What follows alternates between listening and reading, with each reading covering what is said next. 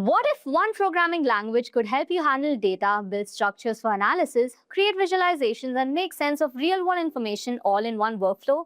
That is exactly what today's session is all about. Hello everyone and welcome back to this Applied Data Science with Python session. In this course, we are not just learning Python as a programming language, we will be learning how to use it as a practical tool for data science, data analysis, real-time decision making, and in the earlier sessions, we explored the core building blocks of this journey. We started with Python, where we understood homogeneous arrays, n-dimensional structures, vectorization, broadcasting, array attributes, and why NumPy is faster than lists for numerical computation. Then we moved to Pandas, where we learned about series, data frame, labeled indexing, positional indexing, slicing, and different ways to create and access tabular data. We also discussed why data science matters in the first place. Data is everywhere, in business, healthcare, finance, smart devices, online platforms, and everyday activity. The real value comes from transforming raw data into useful insights, identifying patterns, and using those insights to make better decisions.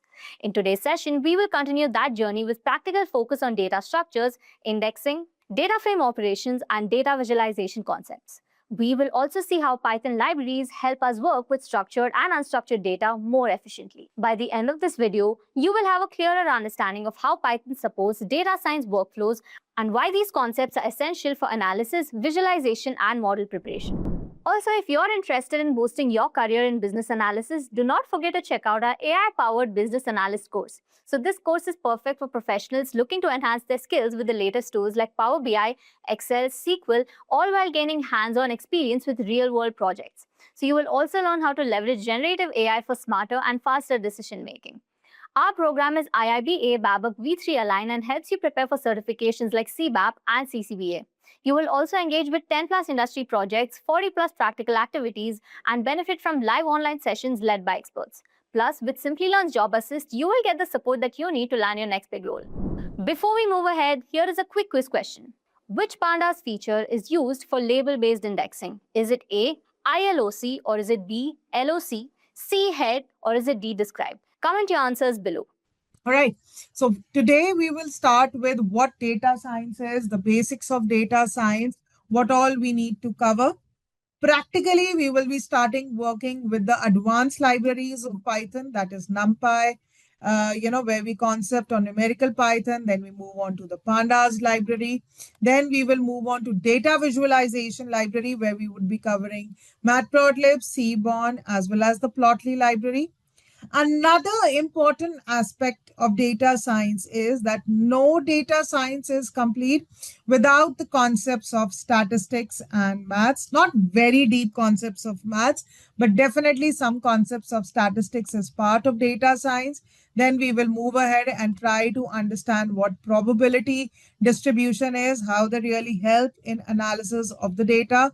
Move on to the advanced statistics part of it, which refers to inferential statistics, data wrangling, and feature engineering. These two are the last points of this particular course, where we would be practically working a lot of data science, how we clean it, refine it, and prepare it finally to be built, to be used into the model. So we would be practically covering and dealing with a lot of real-time data like data imputation, scaling, binning, and grouping operations. Yes, learner, are you all getting this point or not? Right? So these are the course components. So that is why, again, I am requesting you and suggesting you to go through your basic Python, because that would be required. And as already discussed by the LSM, that you already have your LMS, the Learning Management System, where you get your hands-on exercises to practice and gain knowledge, course and projects, as well as ebooks for reference. So now, again, the question comes that what is data? Yeah. Can you tell me what is data? What have you understood? Data science consists of the term data and science. So let's try to understand these two terms. That what does data separately mean and what does science separately mean? Collection of information is data. Is this correct? Another important question is that do you think that data only exists in this today's era, or data has always existed for the human mankind? Next question is, do you think that data exists only for today or it always existed? How did it exist, Ishan? How did it exist? How did it exist? So you just think of ancient man. How did the ancient man, store data when it start communicating? Accounts and banking system. We still have accounts and banking system, Nigam. I'm talking about, you know, a, you know, data existing since the evolution of mankind.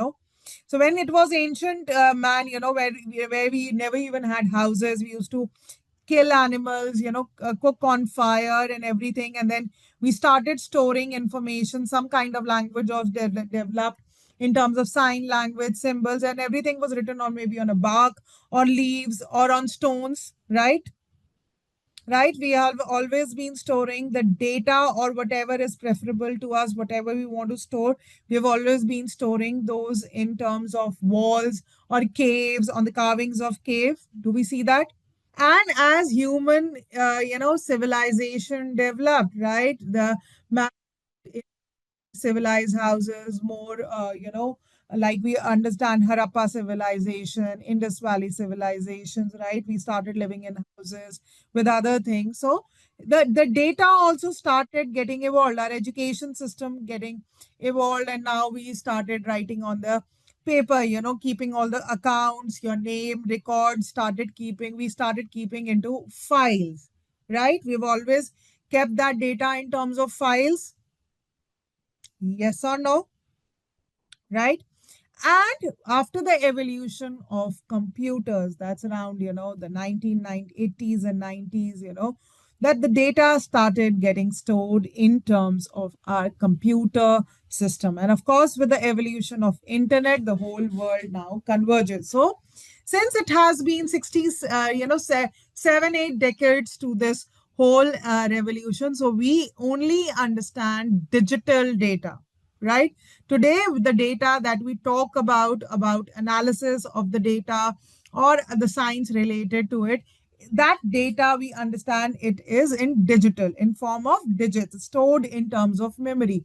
That is why you see a big, noise now about battery systems, semiconductor devices, because these are the lifelines. If this hardware is not there, then the data also does not make sense. You might have heard about this in the AI summit, that people are talking about data centers and the energy and the power to need to store that data, right? That is why there is this big burst, because now data is the new oil of the whole world. Yes, do you all agree? Whoever has power to the data, whether it's China, America, everybody wants to be a big player. That is where that country, or that will be the ruler of the whole world. That will have the whole power, right or wrong? Are you all getting this point? Right? Since you have been born in this, right? So you only understand digital data. That is why it was important for me to make you understand. It has always been part of our civilization, right? But today we are living in the world of digital data, whether it's in mobile phones, whether it's internet. I mean, without internet, there is no lifeline. We cannot even breathe without our mobile phone. Any payment that we want to do, anything that we want to study, anything that we want to do, without mobile phone, we are helpless. Agreed? We all agree? So when we talk about data, data is nothing but facts and figures, observations, measurements that we take. And now we want to do analysis on this data. Why do we want to do analysis of this data now? Right? The numbers, the facts, measurements. Tell me. Why? Why do we want to do the analysis of this data? Quickly, why is there so much of buzz around this data? To fetch meaningful information from raw data. So why do we want this meaningful information, Vaibhav? What do we want to do with this meaningful information? Come on, 100 plus. Come on, NMIT. Come on. Give me some answers, quick answers. MAE, okay, make decisions. Okay. So it helps us to take decisions, right? The company take good decisions, right? Whether we should invest in that particular product or not, we should invest for that advertisement or not. And that's it. So the whole world is running on the profit, right? Sachin says basically to recognize patterns. So what do we do by recognizing patterns? Agree. We recognize patterns. So what do we do by recognizing patterns in the data? Tell me.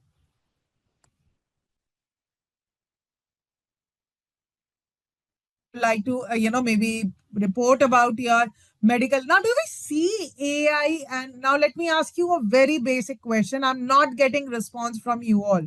Let me be very, very clear with you.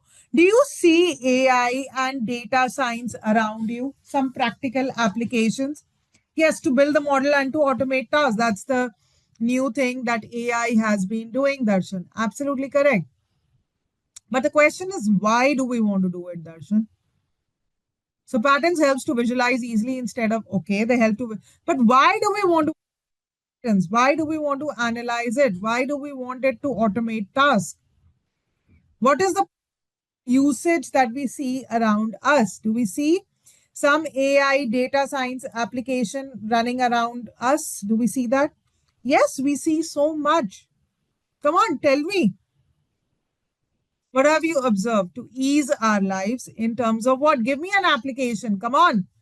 Nobody is able to give me an application where this data science AI is getting used. Come on. It's part and parcel of everybody's life now. No practical application, creating PPT in minutes. Absolutely correct.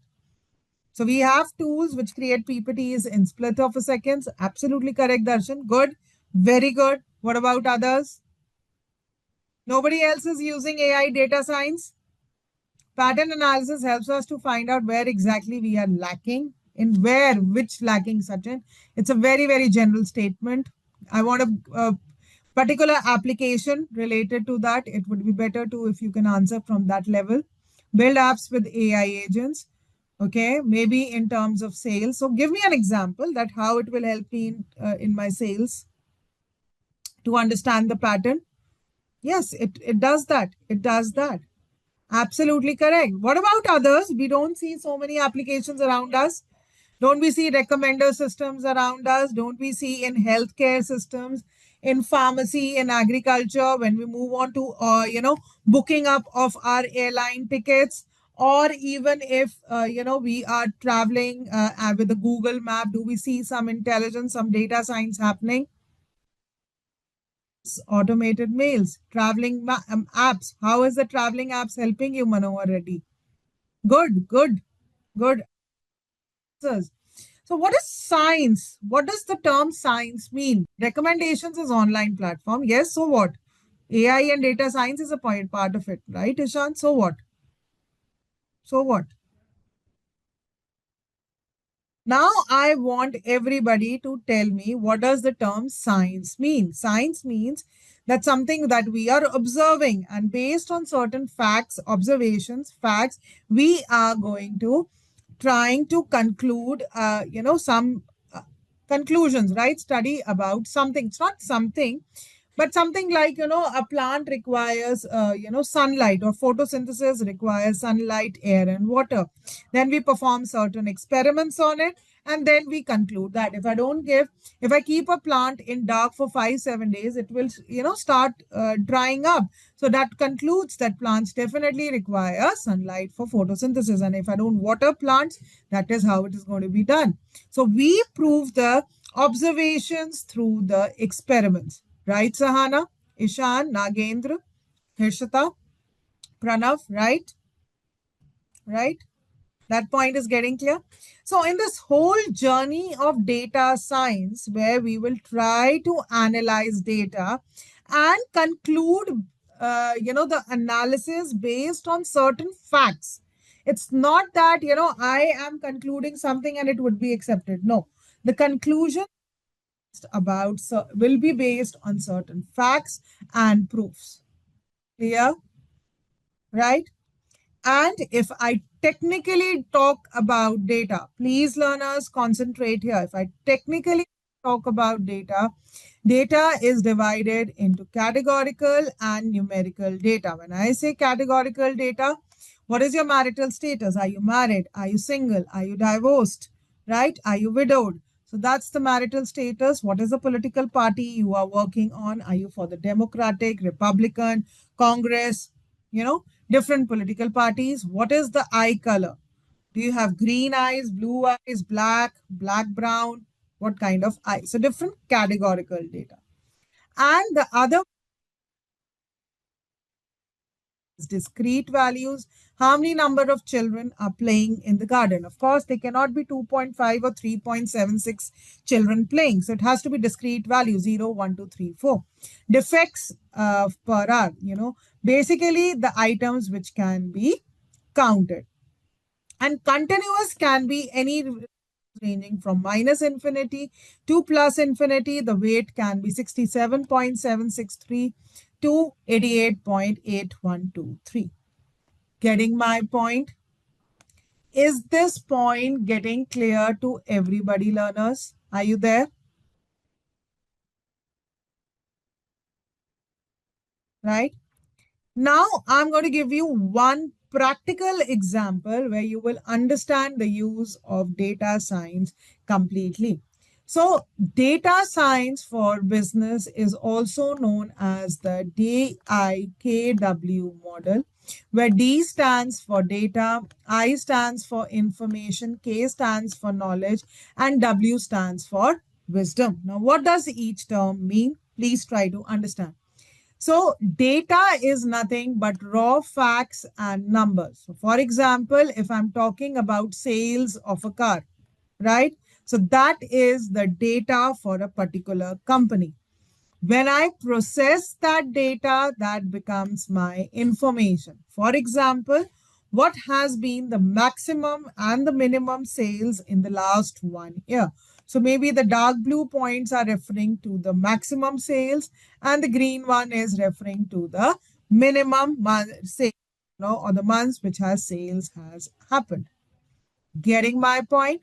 So again, I'm repeating, data is facts and raw facts and figures. Information is processed data.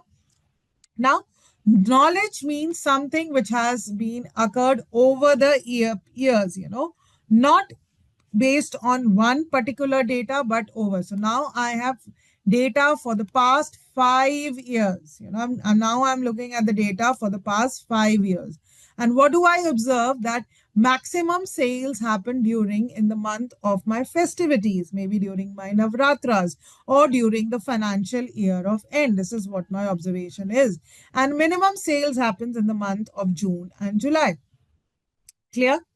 So this is the insight or the pattern that I have analyzed. And based on these insights, I will have a wisdom that definitely, now what we can do is that we can, now we can give our observation to the, sales team or the marketing team that, maybe we can have more offers during the Navratras or the festival times, Christmas times, right? So that our sales can have more increase or bumper offers so that it can actually impact our business. Getting my point? So are you now understanding how data will actually have the impact, or the, what you were saying were all of you were correct, but you were not able to relate the term. So how actual data really has impact on the business by understanding, analyzing the patterns, right? And this is known as the DIKW model. Clear? One more example, one more practical example from the New York Times story that, Hurricane Francis, we see these things happening around us. Hurricane Francis was on its way on the Florida Atlantic coast. So on Florida, there was a hurricane which was about to hit, the Florida. And it was Linda M. Dillman, Walmart's CIO, the Chief Information Officer. She thought that, one of the hurricane had struck Hurricane Charlie had struck several weeks earlier, right? So, what did she think? She thought that, let's try to analyze the data where Hurricane Charlie struck several weeks before and try to understand the history of the shoppers, right? Because we want a good impact on our sales, right? So, what do you think? Now these trends are quite popular that a particular hurricane is about to hit. What would be the items that you would like to buy and keep it for yourself? Or like when you move to any Walmart or any kind of, smart bazaar or D-Mart, what would you like to buy from there? If I say, uh, some natural disaster is about to occur, how do you want to go about it? What all you want to buy? Tell me. Some kind of, remember the COVID times, what all everybody was buying. Everybody wants to buy basic groceries, fruits, vegetables, so that they have sufficient to eat, right? The water bottles, the medicines. Yes or no?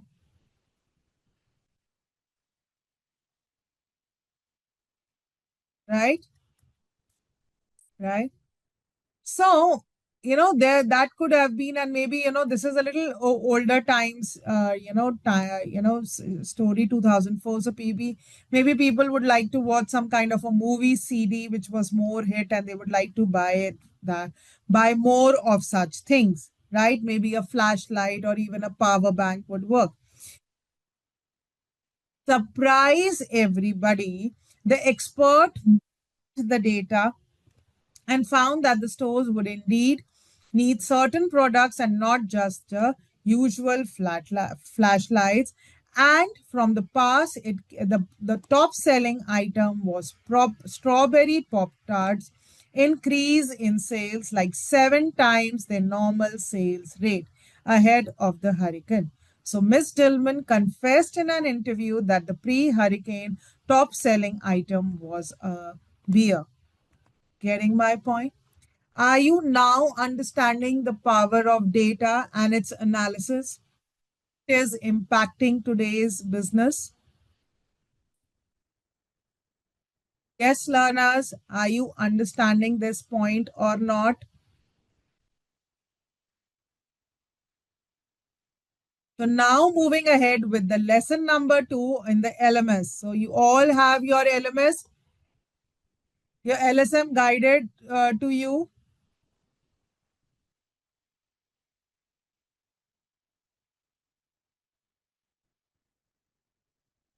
Yes or no? Everybody has the material to access, learners.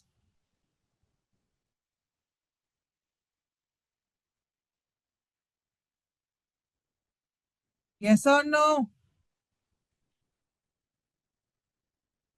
Right? So lesson number 2 is all about basics of data science. So what is data science? What have you understood? Data science is a multidisciplinary field that uses scientific methods, right? So we would be definitely using certain statistics, certain scientific research methods to conclude about our results, processes, algorithm systems to define, to derive meaningful insights and from structured as well as unstructured data. Do we understand the term structured and unstructured data? Structured data means something more related to in the form of table, Excel file, maybe, or SQL that you have done. Unstructured data is in terms of audios, videos, log files. Getting my point? So that is where this is the power of data science that will help us to give conclusion. So using a search engine or making purchase on Amazon provides valuable data to data science driven software system operating in the background. So data science emerges from a combination of expertise, scientific methodologies, and technology. It's not only about data, but it is also about mathematical and statistics model that we would be covering up in this course, how we would be using it to analyze it, and different scientific tools and methods. So there are a lot of tools available, different libraries that are available, you know, but in this particular course, we are trying to be using the Python language to do the analysis or, to find the conclusions from the data. Clear? Is this point getting clear to everybody? So one of the applications of data science in healthcare, which nobody was able to tell me, is that we all are using smartwatches. Is the smartwatch capable of analyzing my BP, the heart rate, right? What kind of stress I have, the number of counts I have done? Then it also advises you to go and take an activity, drink some water. It's been a long time. Do we see that, things happening through the smartwatch? Do we see that? Can I get a response from everybody? Yes or no? Something which is practically that we see around, which we are using. Kishan, Khushi, are we using it or not? Pragna, Purnesh, Pooja, Lokesh, Sachin, Sahana, Sahil, Shrikant, Siddharth, Shusti, Shreya, Tanisha, are you all there? Gagan, Ishan? No? Learners, are you there or not in the session? Amrita, Diksha, Darshan, Dia. Yeah. So if we are wearing that smartwatch, right, and we transfer the data gets transferred to the different servers. And it is the enterprise server which analyzes the data and, tells me, what kind of activity I have been doing along my month, or maybe I have to focus more on my cardio, drinking more water so that I can take more informed decision if I am looking for a weight loss, if I want to have a better healthcare system, right? So we can analyze the data, our own data, how we are living, what kind of water, how much water are we drinking, how much steps we are walking. Based on that, certain decisions can be taken. Google also employs data science to offer relevant search recommendations as users as they type in their query. So it gives the real time, the moment you're typing it, predicts the next word, that what do you want to search, that data science in health or in healthcare course or a healthcare research paper, etc. Similarly, finance domain, using data science can help a loan manager can easily access, whether you are, applicable for a loan or not. So once you have applied for the loan in the portal, like what all is important, right? What is your salary? How many dependents you have? Do you have a medical insurance or not? What are the different properties? Based on those kinds of analysis, what kind of, your CIBIL report is, credit report, approved amount, risk. Based on those criteria, decisions can be taken whether you will be approved for loan or not. Clear? Learners, are we understanding the applications of data science? Have we understood what data science is? So the data science process, what all is required? First thing, as I told you, is definition. Problem definition for different projects, for different domains, for different data. What are we looking at? What are we looking at? The loan application part of the person, or what are we looking at? The healthcare part of the person. So the problem needs to be defined. Based on the problem data, authentic data needs to be collected from the correct resources, right? If you want to know how many people have got, negative side effects after the COVID vaccine, we have to collect that reliable, authentic data.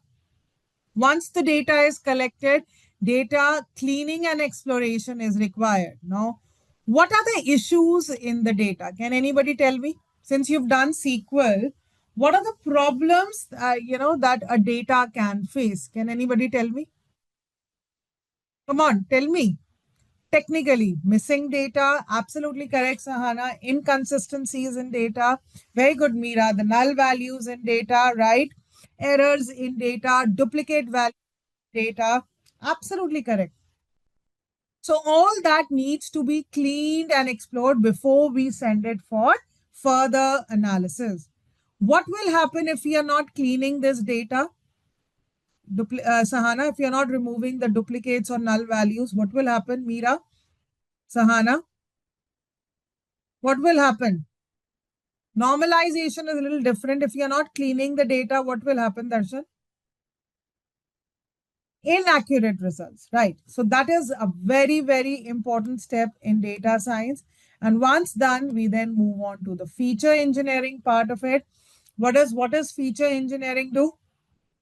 That if any kind of, especially categorical data needs to be converted into numerical data, scaling needs to be done, binning needs to be done, removing of the outliers. So this is still here. We are going to complete our data science journey, right? This course, deals till this particular part of the whole data science process, right? In the next step, as you will move forward in machine learning, model building and training will be covered, or the deep learning models training will be covered. Finally, we can move ahead with model evaluation and the model deployment. Getting my point? Is this point getting clear to everybody? Right? So, the first step in the data science process is clearly define the goal or the question to be addressed through the data analysis. Gather the relevant data set information from different sources, pre-process, handling missing values, outliers. Then we need to transform the new features to enhance the data set's information, model building and training, and finally, model evaluation and deployment also needs to be done. Clear? And here in this particular course, we are going to understand data science from the Python perspective. And can anybody tell me why is Python a hit language? Anybody who can tell me why Python is a hit language in today's world? Come on, we've already done that. Why is Python a hit language in today's world? Is it easy to understand? It's a high level language, it's interpreted language, huge collection and libraries for data science and machine learning. Very good. Very good, Abhijita. Very good, Sahana. What about others? And as we have seen, it has multiple open source packages that we are going to study. That is the NumPy, the Pandas for data cleaning, exploration, as well as visualization. Clear? And one more feature which makes Python a big hit in the market. I discussed it in the beginning. You all forget that feature. It supports functional programming. Please always remember this point. And what is functional programming, Ishan? Good, good, Ishan. What is functional programming? What is functional programming?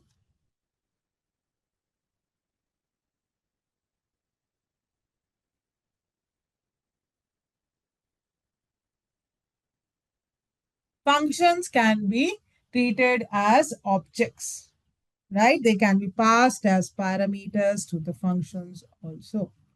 Yeah, so we all are clear. None of you are answering. Most of you, rather, I would say, are not answering. So try to understand the advantages of Python for data science, that it is an open source, it's an interpreted high level language that supports object oriented programming, ease of use and simple syntax, scalability when compared to R, availability of the wide variety of data science libraries and packages, compatibility with all major operating systems, creation of new data science libraries daily by vast number of online user communities, and powerful visualization libraries are there, right? And the different Python packages for data science that we would be covering in this particular courses First, we will concentrate on the NumPy library, which is used for scientific computing that supports large multi-dimensional arrays, matrices, and includes comprehensive mathematical library. Second is we are going to cover Pandas, which is efficient storage and manipulation of structured data such as the time series and tables. SciPy.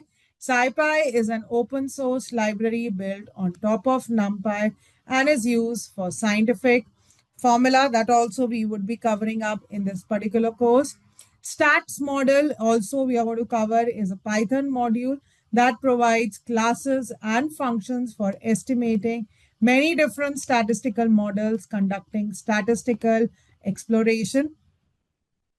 And Scikit-learn. Scikit-learn, we will cover a little bit part of it, not much because it's part mostly used for machine learning.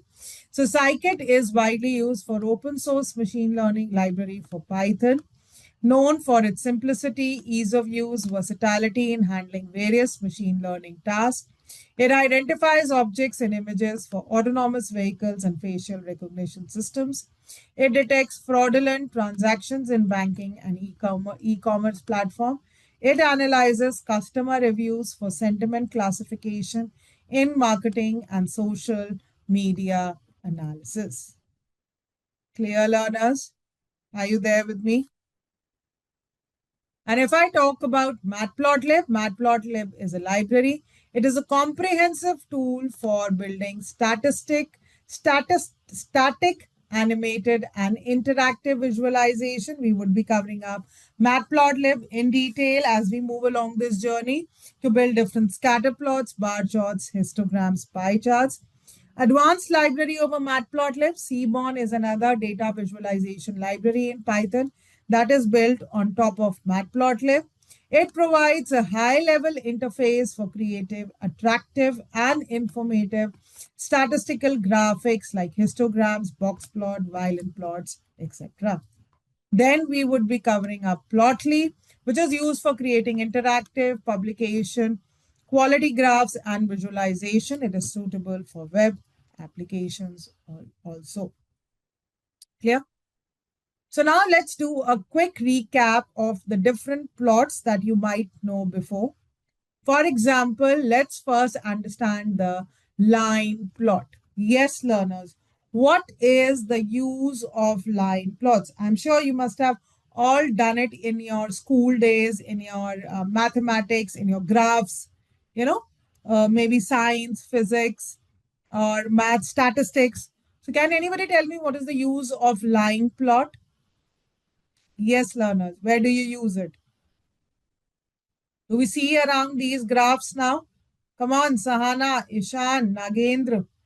Answer.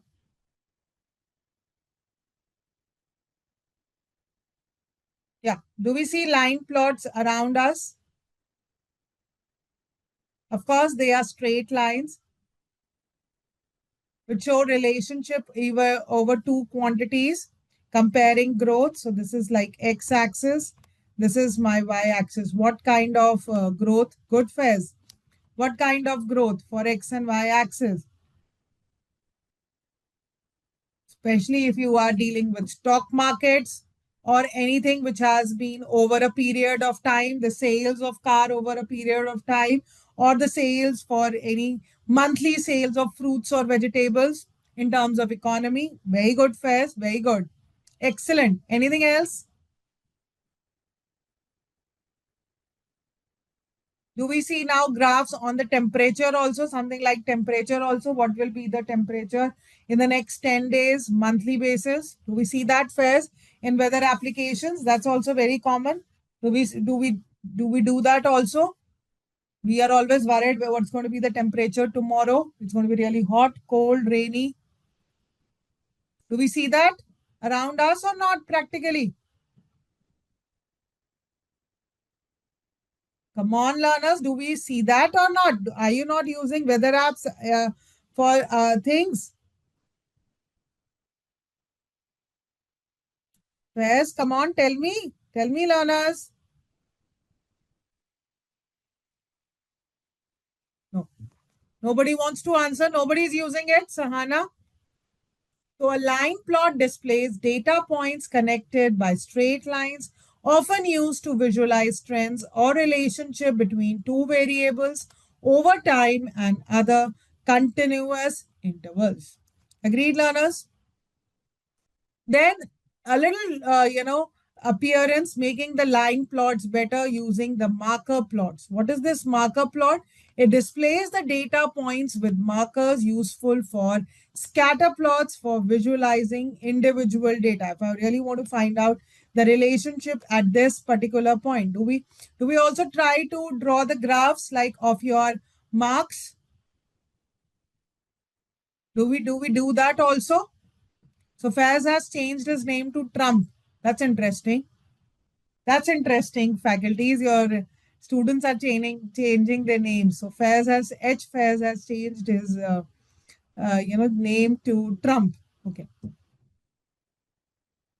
Okay, that's interesting. Come on. So a marker plot is something which can use to highlight certain points. Maybe even it could be the marks or a particular specific condition in the graph. Then scatter plots. Where do you see the scatter plots? Which gives the relationship between two numerical values. Come on, learners. In healthcare data, maybe the BP and the weight. People who are more with the weightage have more BP issues, or two numerical values can be used to compare using the scatter plots, right? Height and weight in a particular population. Then, have you seen some graphs like this, such as area plots, which help us to give the cumulative data? If this is the sales of the company, maybe the blue one is giving the sales for the first quarter. This is for the second quarter. This is for the third quarter. So an area plot visualizes the cumulative data changes over time, such as tracking the total sales, revenue over successive quarters. So where we tried, or maybe, if I want to analyze or give you a report card, so what was your result semester wise? What was your result in your first semester, second semester, third semester? Cumulative results can be easily represented using the area plots. Bar plots, do we see bar plots? I think so. That's very, very common that we see around us. Do we see bar plots, learners? Nothing but rectangular graph that show vertical and horizontal data based on another axis. Which gives the comparisons of the sales of different products over the month. It could be different, we see it as, students as display student grades in different subjects. Grid plots that you might have been using in your science or statistics classes to see the downfall or rise and other things, to mark certain particular points. Yeah. So grid plots basically help in comparison of multiple plots by enhancing the visualization points.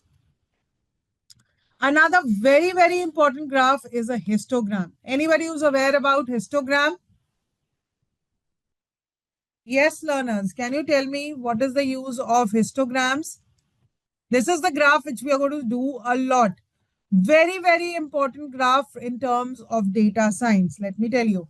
Histograms in which we divide the data into different class intervals and then draw the different values coming in that particular interval. So we say that histogram displays the distribution of data by dividing the values into bars and representing the frequency of each bin with the bars. Right? So histogram visualize the distribution of numerical data like income levels or exam scores. They help make inferences about data characteristic, underlying patterns, guiding decision making process, etc. Yeah, last but not the least, one of the favorite graphs which we all have deal with is a pie chart, where the whole data is considered as 100% and a part of it, or fraction, is shown in different parts. Clear? right? It could be the, the share of languages in in the whole 100% area, or the, the different expenditure of the house in different areas that can be taken. So pie plots show the proportions of the whole, like the market shares or the survey responses, right? Nothing to worry. We will be dealing up with all these charts in detail when we take up data visualization. Clear? Right? So, a quick recap of what we have done. Data science involves analysis and interpretation of data to generate actionable insights. NumPy is an open source library predominantly used when working with arrays. Seaborn is a data visualization library in Python that is built on top of Matplotlib. And Python is a preferred programming language for data science projects across the industry. List one. And what is this concept known as? Can anybody tell me? Concept known as?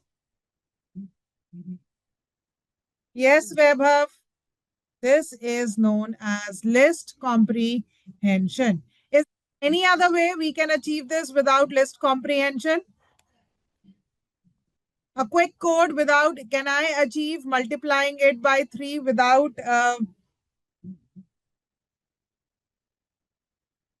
using this list comprehension? Quickly, can I get an answer? Yes, learners. Without list comprehension, can I get a quick answer without using this concept? I have to create an empty set and explicitly run a for loop. Anybody who can give me that solution quickly?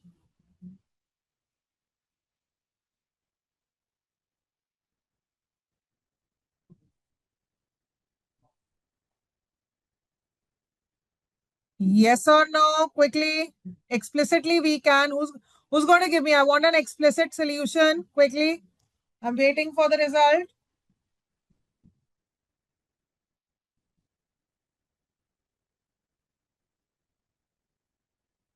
I'm explicitly waiting for the result.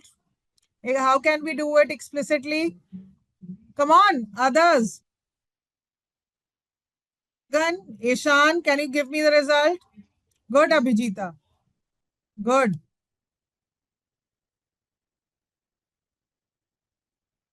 So let me quickly do this. Abhijita, I don't need to give this list. I'm going to keep this thing. I don't even want to give m is equal to 3. Do I need to give the range as length? Do I need to give it as range as length, Abhijita? No. Let me copy your code first. Let me copy your code. No, not really. Your code is little wrong in that sense. It's giving me 30, 60, 90, and 120. But if we look at this, I don't require these two things, right? You kept it as variable, but why range? Why range you want to do it? Okay, you're keeping it as list of I, whatever is the value at 0, 1, 2, 3. Okay, clear. Okay, fine. Let me put it as 3, and this is my answer. So, all right. So now when we did this example, what was the flaw that you saw? In the list and tuple or dictionary, especially the list, which is a mutable data type, what was the flaw that you found out? That when I want to perform a mathematical operation, that when I want to multiply the elements of the list with a numerical value, I have to, imply the for loop, right? Without that, it is not capable of multiplying each of the elements. Do you see that flaw? Yes or no in the list? Yes or no? Asha, Anusha, Abhiraj, Shanmukh, Yadav, Podar. So that is why the NumPy library, advanced library, was being introduced.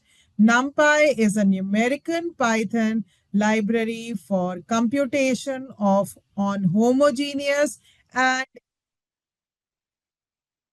this is the power that this library has which helps us to create arrays.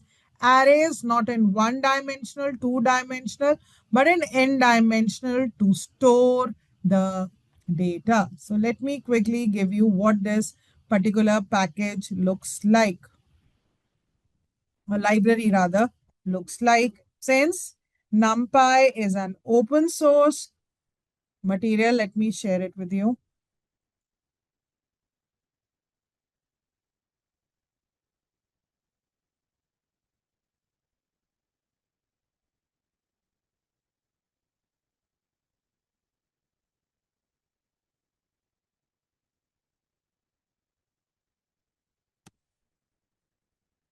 Yeah, do you see this?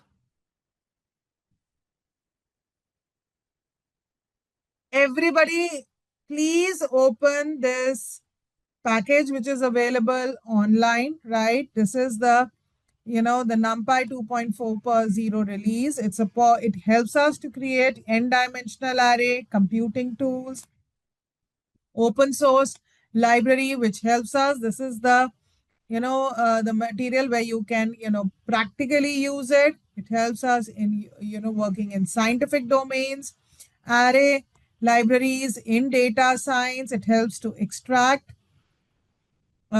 transform and load the data, exploratory analysis, model and evaluate, report and dashboard. All these things can be done with the help of machine learning, visualization, scientific domains, array libraries, etc.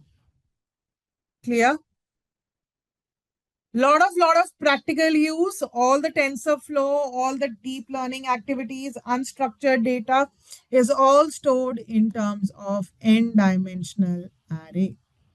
Clear? Are we all getting this? Yes, learners.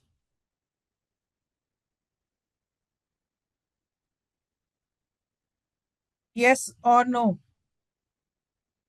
So what is the use of NumPy? NumPy is nothing but a numeric Python. It is a package used for computation on homogeneous and n-dimensional arrays, right? What are the properties of array? They are mutable. What does the term mutable mean? We can, and which is the other data structure which are mutable? Other data structures in Python which are mutable? List, dictionary, and which is immutable? Which are the data structures which are immutable? Tuples are immutable, strings are immutable, int, float, all are immutable. Right. Very good. Good. What does the term homogeneous mean? What does the term homogeneous mean?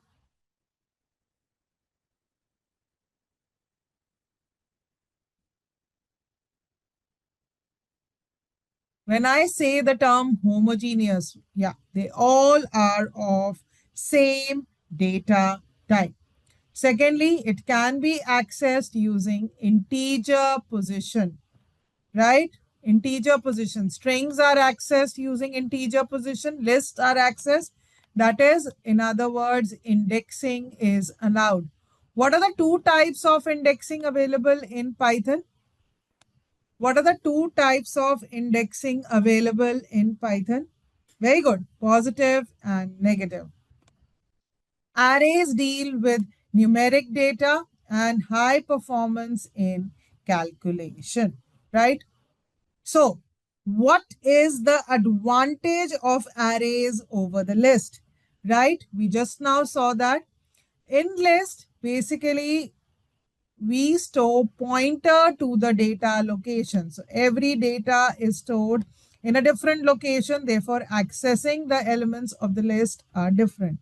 And when I talk about arrays, they are stored in contiguous memory location. First of all, they are of homogeneous data type. Int will store some bytes of information. Float will store some bytes of information. So they all are stored in contiguous memory location. That is why arrays are faster than lists. That's why this data structure was created, because it is much more faster than the list. Clear? Is this point getting clear to everybody? And now let's understand the code, and then you will start writing the code. I want everybody to open their Jupyter Labs and start writing this particular code. I will ask anybody to show the file. I randomly ask anybody to share your screen. I want everybody to start typing and writing this code. And let's understand this code side by side. Learners, please start typing this code on the lab, Jupyter lab that you have.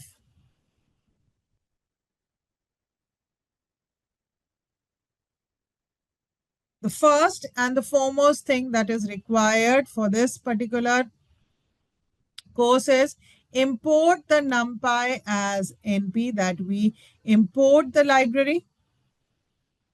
The first step whenever we need to create arrays is, because it's not part of the basic Python, we will always need to import NumPy as NP. I want everybody to type in the code. I want faculties, please look at the learners, students, are they doing it in the lab or not, this particular assignment or not.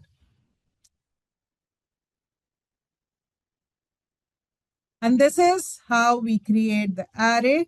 np.array is the name of the function, and these are the elements to be created in the array, that is 0, 1, 2, 3. Yeah, so when I print A, this is the output I have get. And when I do a type A, it seems like a list, but it is not a list because it's an object of class numpy.nd array. So by doing type A, I get the output as type numpy.nd array. Now, a.endm, these are nothing but the attributes of the array. A.endm gives me the dimension of the array. This is a one-dimensional array. The shape, the number of elements or the number of rows, basically it's a column vector. It is written like this, it gets stored like this, 0 1 2 3. So the number of rows over here is 4, and length gives me the number of elements in the array. Everybody got this?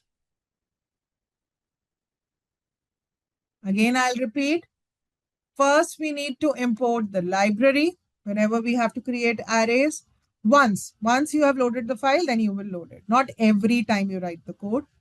Then, by using the np.array function, you are able to create arrays, print the array, give the type A, that is class numpy.nd array. A.endem gives me the dimension of the array. A.shape gives me the number of elements, and length.a gives me the length of the array. Clear? Shape always gives me the rows and column. Clear? Everybody has done it? Anybody who's facing any doubt? Any questions on that?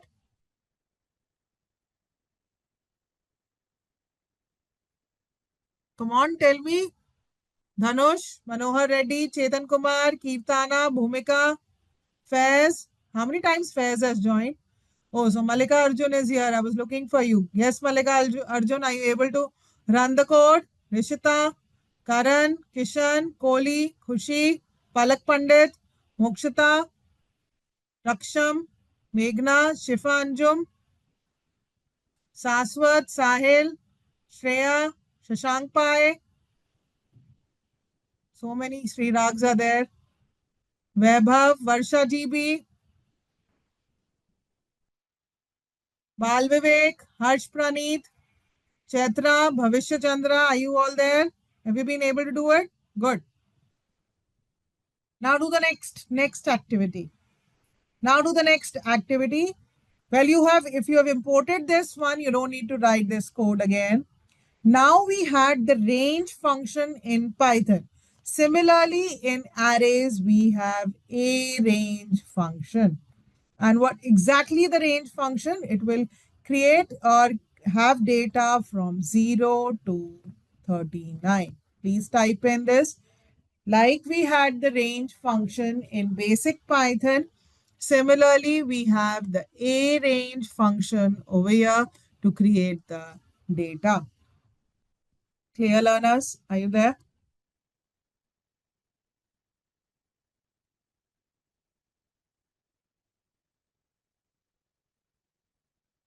Now, by using the shape, can I change the 40 elements into a two-dimensional array?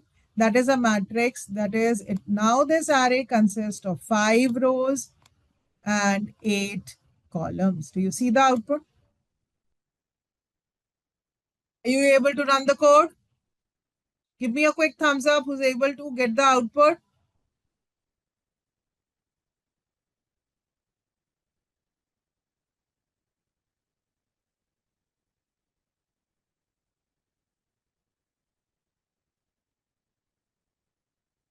Good, Abhijita. Good, good. Others, only two out of 100 plus batch. Now you're 120 plus, and not even 20 of you respond in this batch. Is it possible to change this to 8 comma 5? Is it possible to change it to 8 comma 5? Is it working? Give me a yes or a no. Is this 8 comma 5 working? Very good. Can I change it to 4 comma 10 also? Can I change it to 4 comma 10? That means the multiplication factor is again 40. But can I change it to 4 comma 4? Run it and then tell me. Run it and then tell me, Manohar Reddy. Akash, run it and then tell me. No.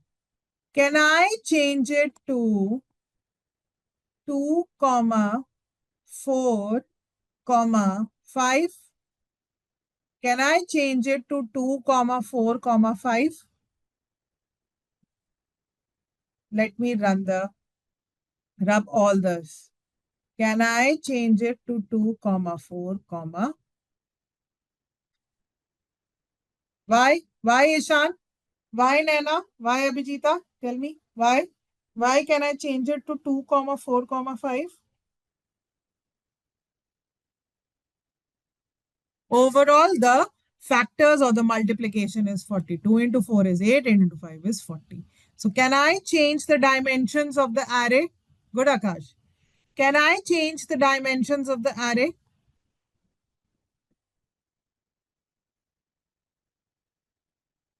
Can I change? So what do I mean by dimension? Everybody is done with the activity? Yes.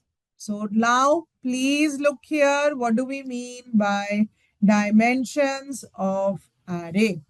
A one-dimensional array, right, will only have one dimension, that is axis equal to 0, and the shape is only having 4 elements, or you can say it in terms of 4 columns, right? So the shape, the axis and the dimensions are very strongly related with each other. A one-dimensional array will only have one axis, and the shape will also give about one dimension. And a one-dimensional array is known as a vector quantity. Please be clear with this concept.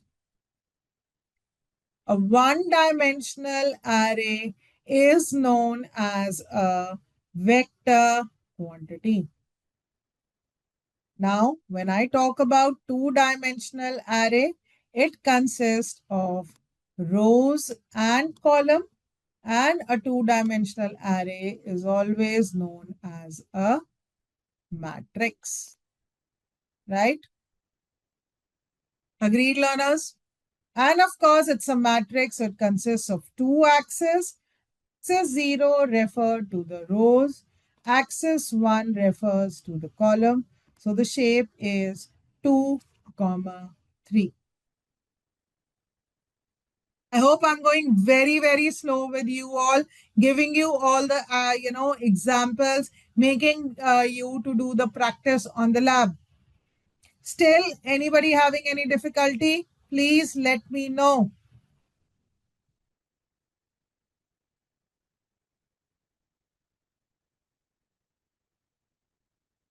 Yeah, are we clear with one and two dimensional? Now, when we look at three-dimensional array, it will obviously get consist of three axes, axis 1, axis 0, axis 1, and axis 2. Axis 0 refers to it. You can consider this as a slice of bread, So each slice, so this particular array consists of 4 slices.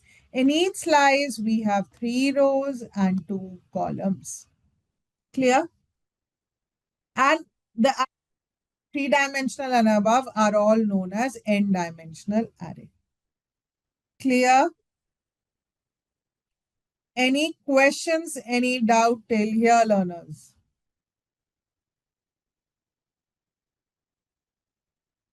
Yes, Stanley, Bal Vivek, Harsh, Bhavishya Chandra, Vivek, Vinaya. Any questions, any doubt? Varsha, Vaibhav, Jagannath Pati, Sameer, Sahil, Suhana, Shrikant, Shrishti, Siddharth. Yeah. So let's do a lot more practice on this. Yeah. So I want, have you been able, has everybody downloaded the material? Has everybody downloaded the material?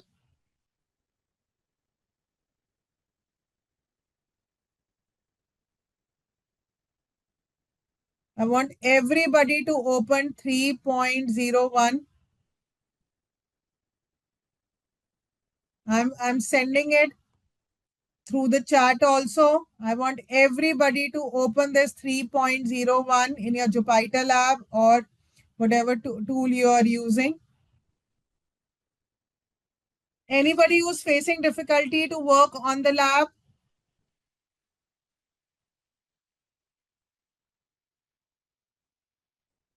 I was there with the lab and I've already opened 3.01. So I'll be opening it in Colab, in Anaconda because it's more clear. So anybody who's facing difficulty, please let me know. You can share your screen. I can help you out with that. Excuse me. Excuse me.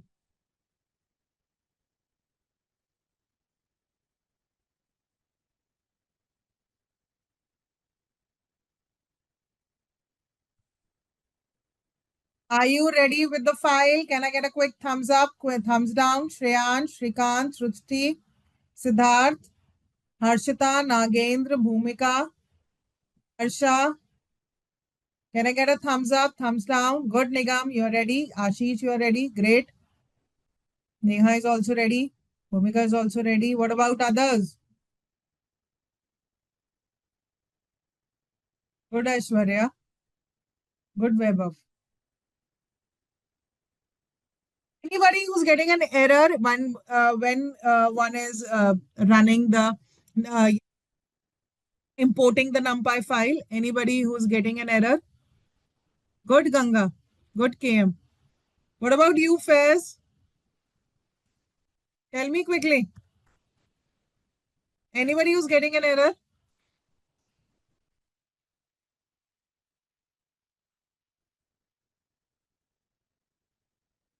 So what is NumPy? Now, if I ask you, see over here, I've already given you the link of the numpy.org, right? I've already shared this, open source link. Now, if I ask you the question, what is NumPy? Who's going to answer this? Come on, learners, respond.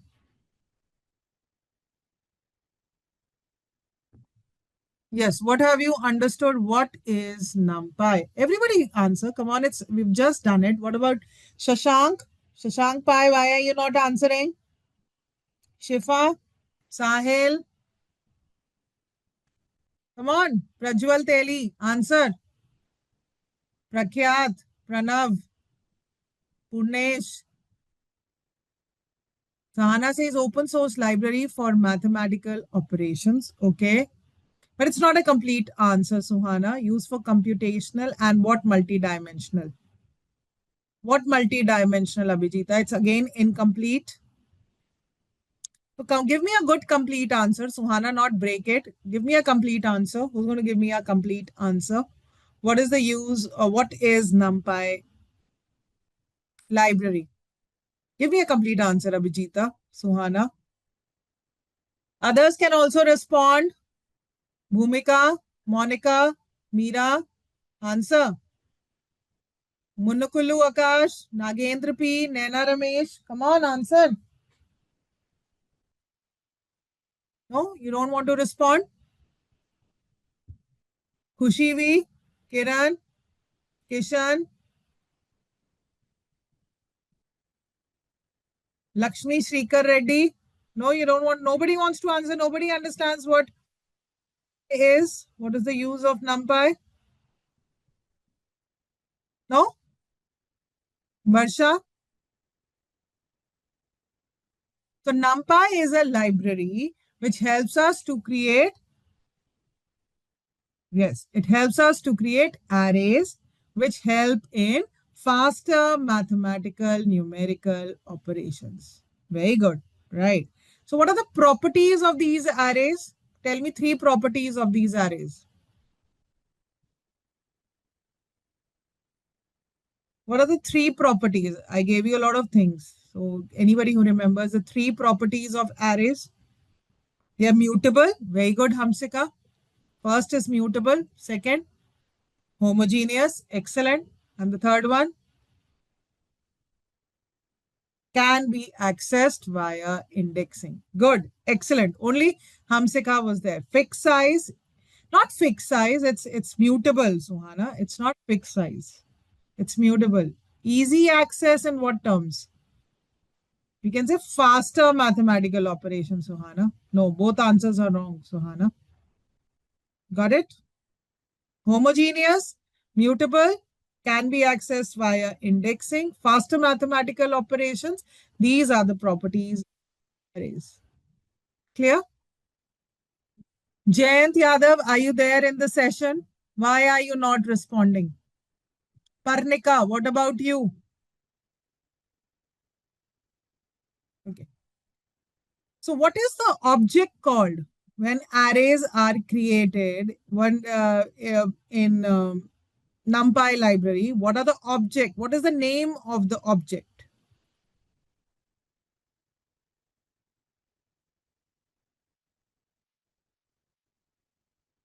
NumPy creates array objects known as, what are they known as? Arrays create objects in NumPy which are known as n-dimensional objects. No, they are not heap objects. Wrong. Wrong, Akash. They are known as ND arrays. Clear?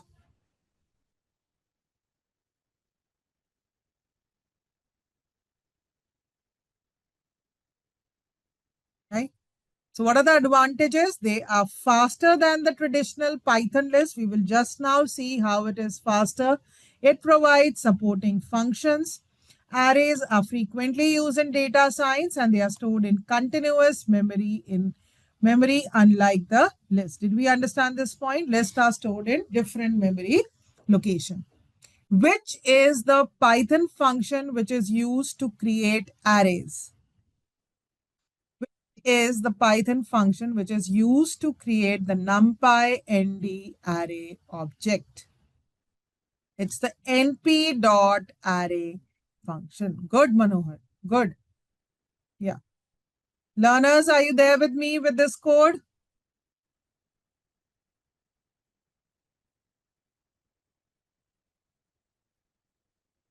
Everybody has this code. So I'm just making a few changes over here. So now do you see the first step in creating this thing is importing the NumPy library. Then I have created this array using np.array. Here my array gets printed. The type is that it belongs to the n-dimensional array object type. Please remember this point. Even a one-dimensional array is an object of ND array.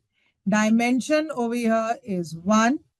shape, the number of element is 3, the length is 3, and the data type is integer data type.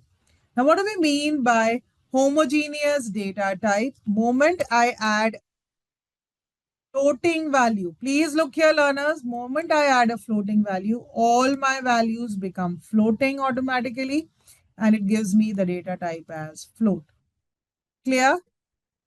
Are you all getting this point? Why these arrays are said to be homogeneous? So when I create this np.array simply learn, it's a string. It's a array of string data type.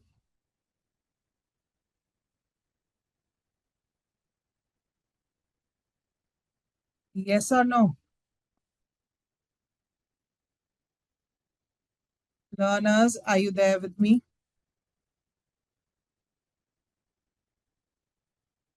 Let me put this over here. Learners, are you there with me? I'm making the changes over here. You can play around with it now to understand the concepts.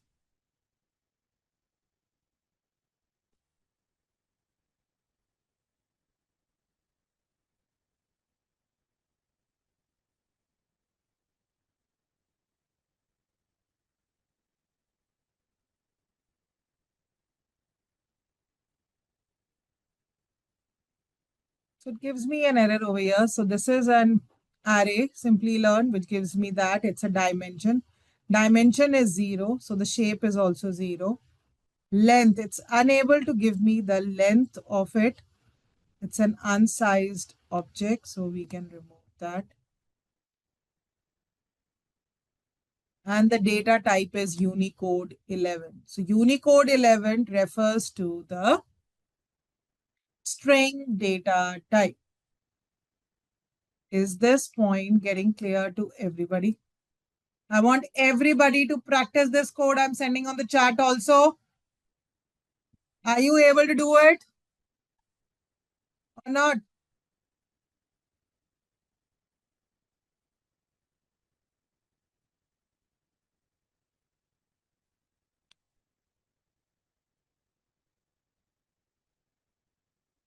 Faiz, Hamsika, Harshita, Parnika, are you able to do it or not?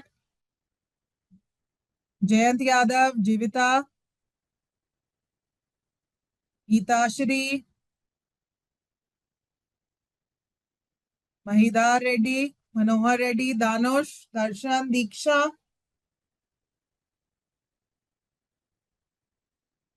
Anurag, Anusha, Anvita, Asba, Ayush, Aditya Yadav, Aishwarya. Good, Neha. Chetan, are you facing difficulty? What about you, Mallikarjun? Tejas, Sushmita.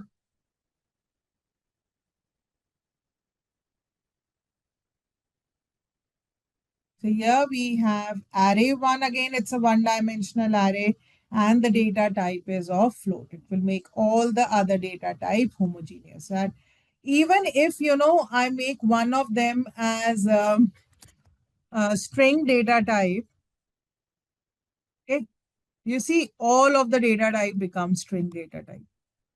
Have you understood this homogeneous property of arrays now?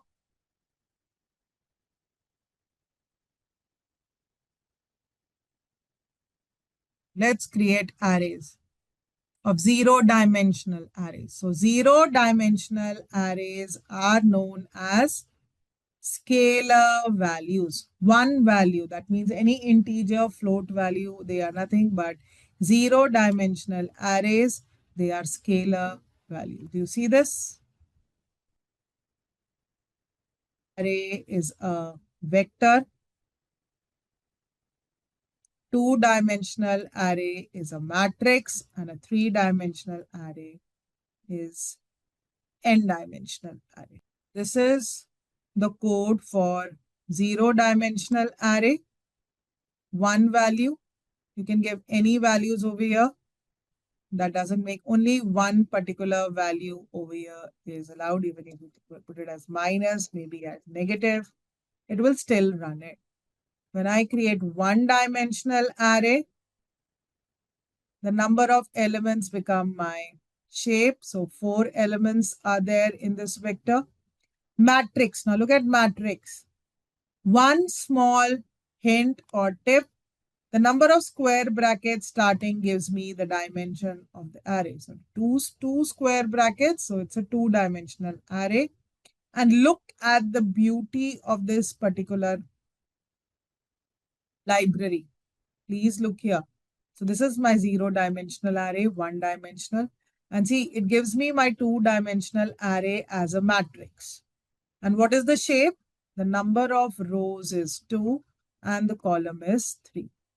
And what about three-dimensional array? Please look here.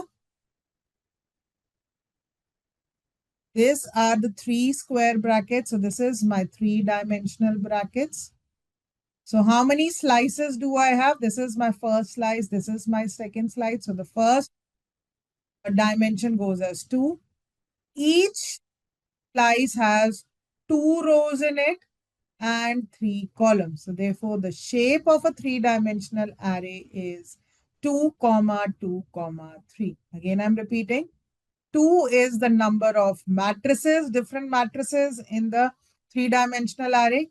Each matrix has 2 rows and 3 columns. Now let's understand arrays versus list. So which one is a better data structures, arrays or list? Yes, learners, tell me which one is a better data structure, arrays or list?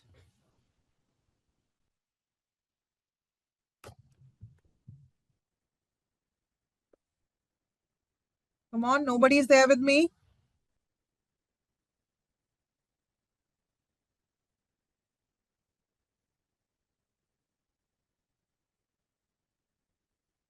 No, nobody is able to answer this question. Again, I'm repeating it.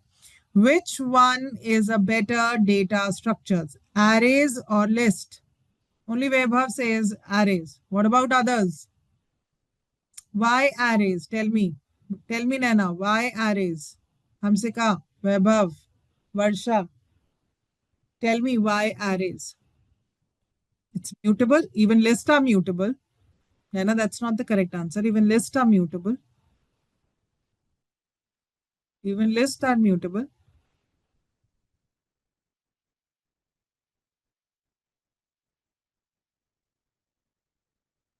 Why, Vaibhav? Tell me. List is better, Varsha. Why? Why list is better, Varsha? Why list is better? Tell me, Vaibhav. Tell me.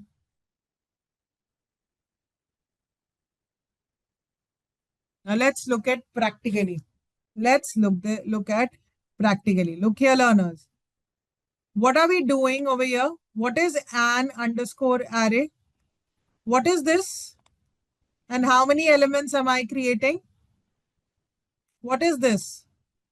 An underscore array. Tell me. By using the arange function, it will have elements from 0 to how many? If I look at over here, 99 lakhs 99,999. Agreed? That means how many elements am I creating? 1 crore. 1, 2, 3, 4, 5, 6, 7. Yeah. Nobody talks less than crores now. So this is 1 crore elements I've created in this array. Agreed? Similarly, I've created in the list 1 crore elements. Agreed? Naina, Varsha, Vaibhav, Mika, Harshita, Hamsika, Gendra. Are you there or not? Okay. When I print an array, it gives me a beautiful answer, right? But when I try to print the list, it gives me that data rate exceeded. It doesn't give me the output. So why arrays? Because arrays are stored in homogeneous memory location.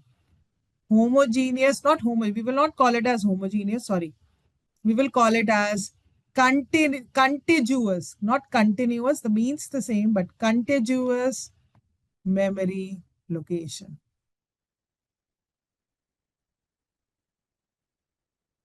Now clear? Everybody is getting this error? Or somebody is not getting this error or this warning rather. Now, what am I trying to do in this particular code? Look here, learners.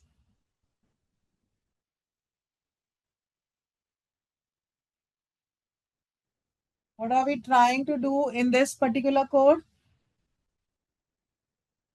We're trying to calculate the time, the CPU time taken by, multiplying each element of the array with 2, but 10 times. So what answer am I getting? It takes 438 milliseconds. And the same thing, I want to do it with a list. Now look at over here, the beauty. I'm only using an asterisk symbol, but here I have to use explicitly for loop for multiplication. So which one is faster? Arrays or list? Which one is faster? Now tell me. Varsha, Vaibhav, Abhijita, Tuhana, tell me. Arrays are faster or lists are faster? Which one is taking more time? Or which one is taking lesser time? Which one is faster? Quickly.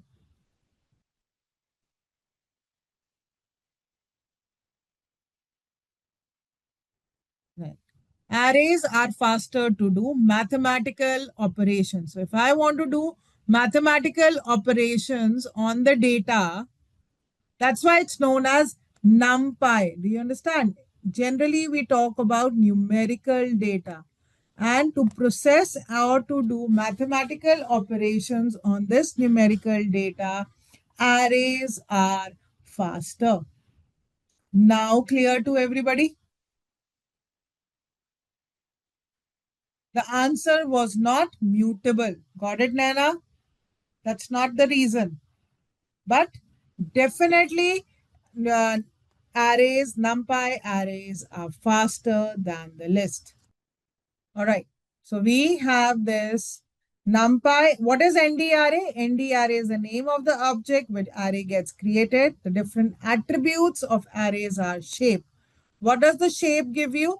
The number of rows and column of the array as one dimension. What is a one-dimensional array known as?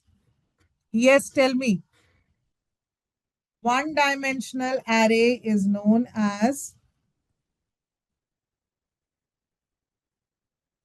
vector. A two-dimensional array.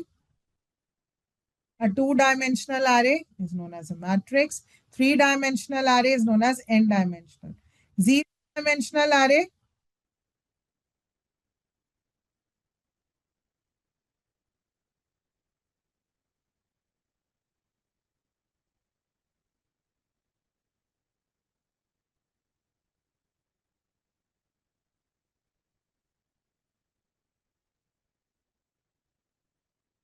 known as a scalar value. Good. What does ndim give you? What does the ndim give you?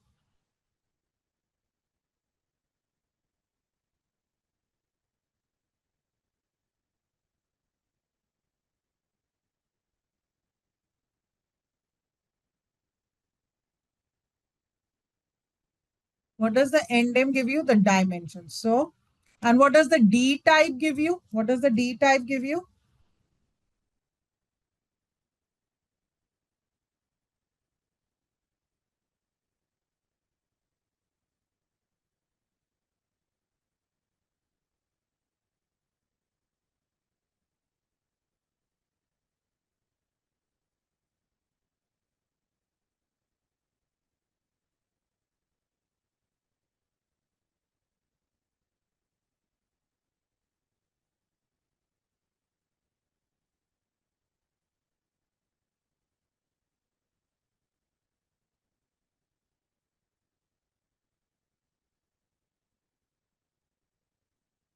Yeah, the data type. And what does the item size give you? Good, Chetra. What does the item size give you?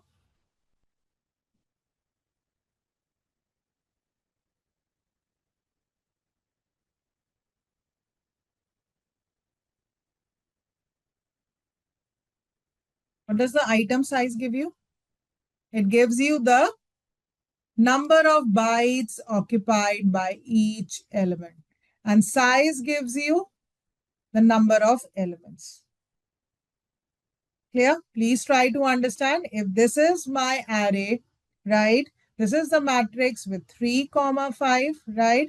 The shape is number of rows are 3. The columns are 5. The dimension is 2, right?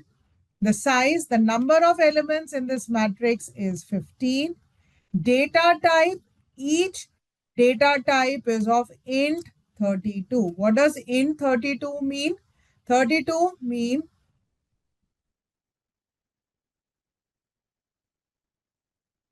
right?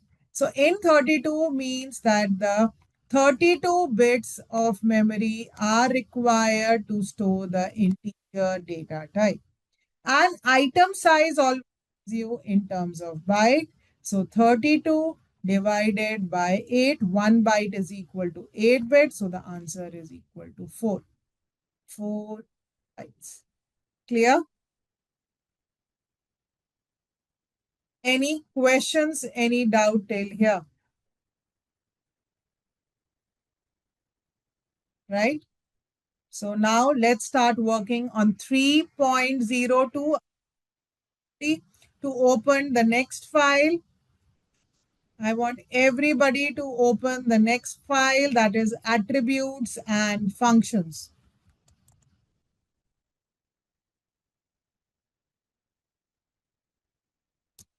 Anybody who's facing difficulty in opening attributes and functions?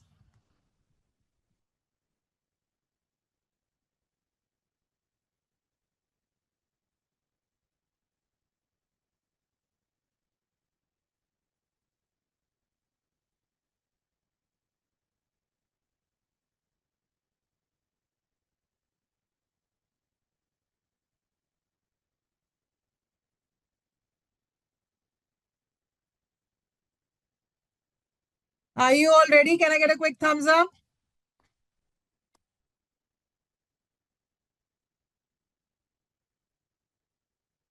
I will not be able to share this file, Vaibhav. I want everybody. Okay, let me share it with you. I want everybody to now work and be ready with the files tomorrow. Will you be able to do that? Today I'm sharing it, but tomorrow you have to be ready. Will you be able to do that? I'm sharing the whole folder with you all. Can I do that? I'm sharing the whole folder. Vaibhav, does that help? You should be ready with the file tomorrow. I want everybody to be ready with the file tomorrow. We've only started working on 3.01, 3.02. Tomorrow we will be covering up 3.02. We'll be doing a part of it. That's just the attribute. We will cover 3.02 tomorrow again with functions. Then we will move on to 3.03 with NumPy, arithmetic, statistical, and string functions, indexing and slicing of NumPy. Clear? After completing NumPy tomorrow, then we will move on to the Pandas data structure.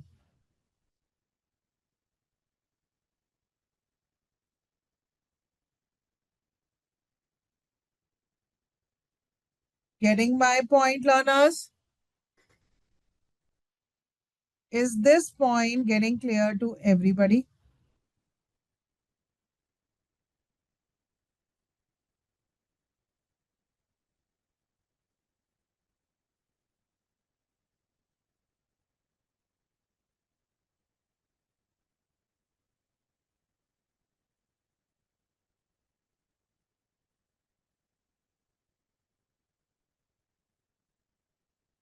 Any questions, any doubt? Quick learners, tell me. Let's begin with 3.02. Are you ready now, Vaibhav? Bhumika? Nana? So what are the different attributes of NumPy array? Data, item size, the shape,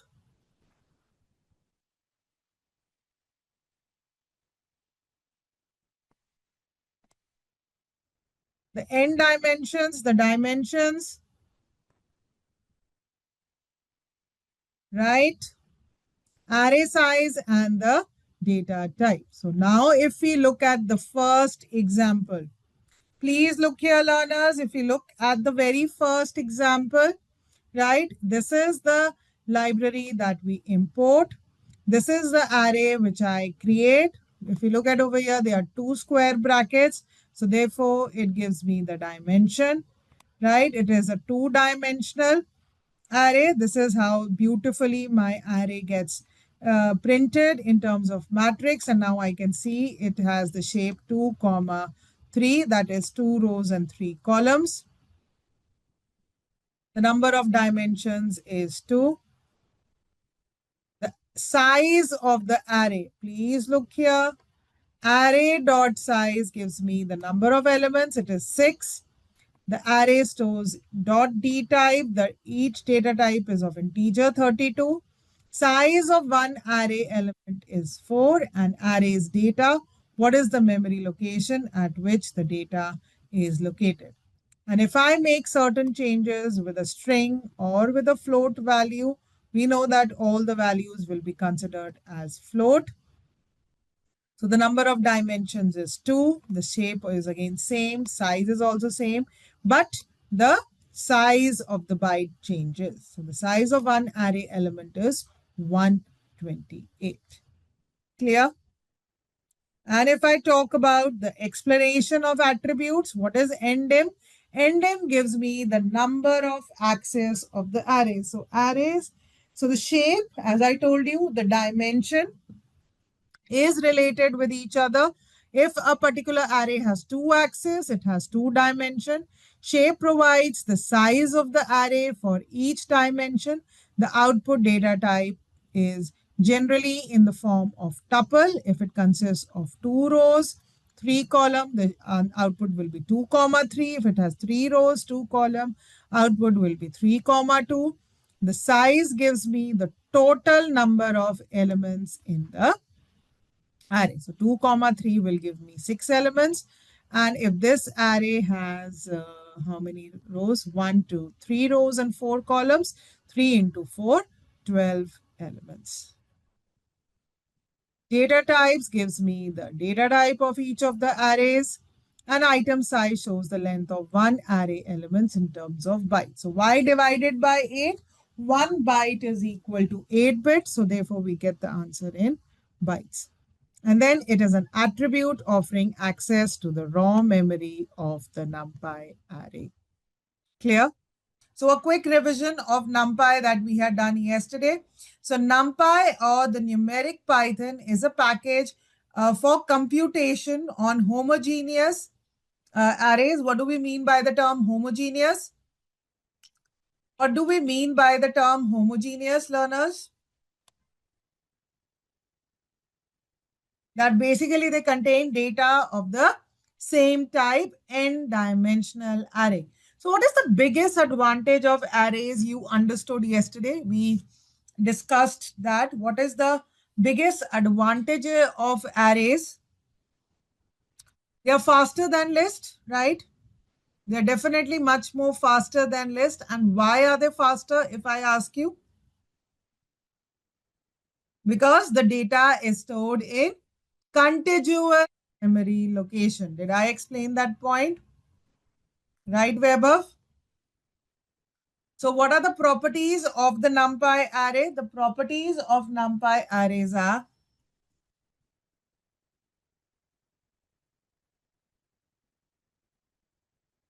that they are mutable. That means they can be changed. Homogeneous, they are all of the same data type. Can be accessed using integer position. Arrays deal with numeric data, and it gives high performance in calculation. Clear? Are we clear with all these points, learners? And this is what we were talking about. List stores the pointer to the data location. That is why lists are slow as compared to arrays. Arrays, the data are stored in continuous memory location. Clear? Vaibhav, Ganga, Bhumika, Nagendra, Prajwal, Meera,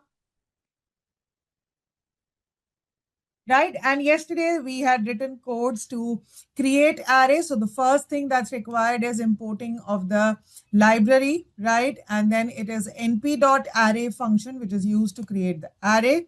What are the different attributes of an array? Can anybody tell me what are the different attributes? Ndim gives me the dimension of the array. Shape gives me the shape of the array, the number of rows and column of the arrays, right?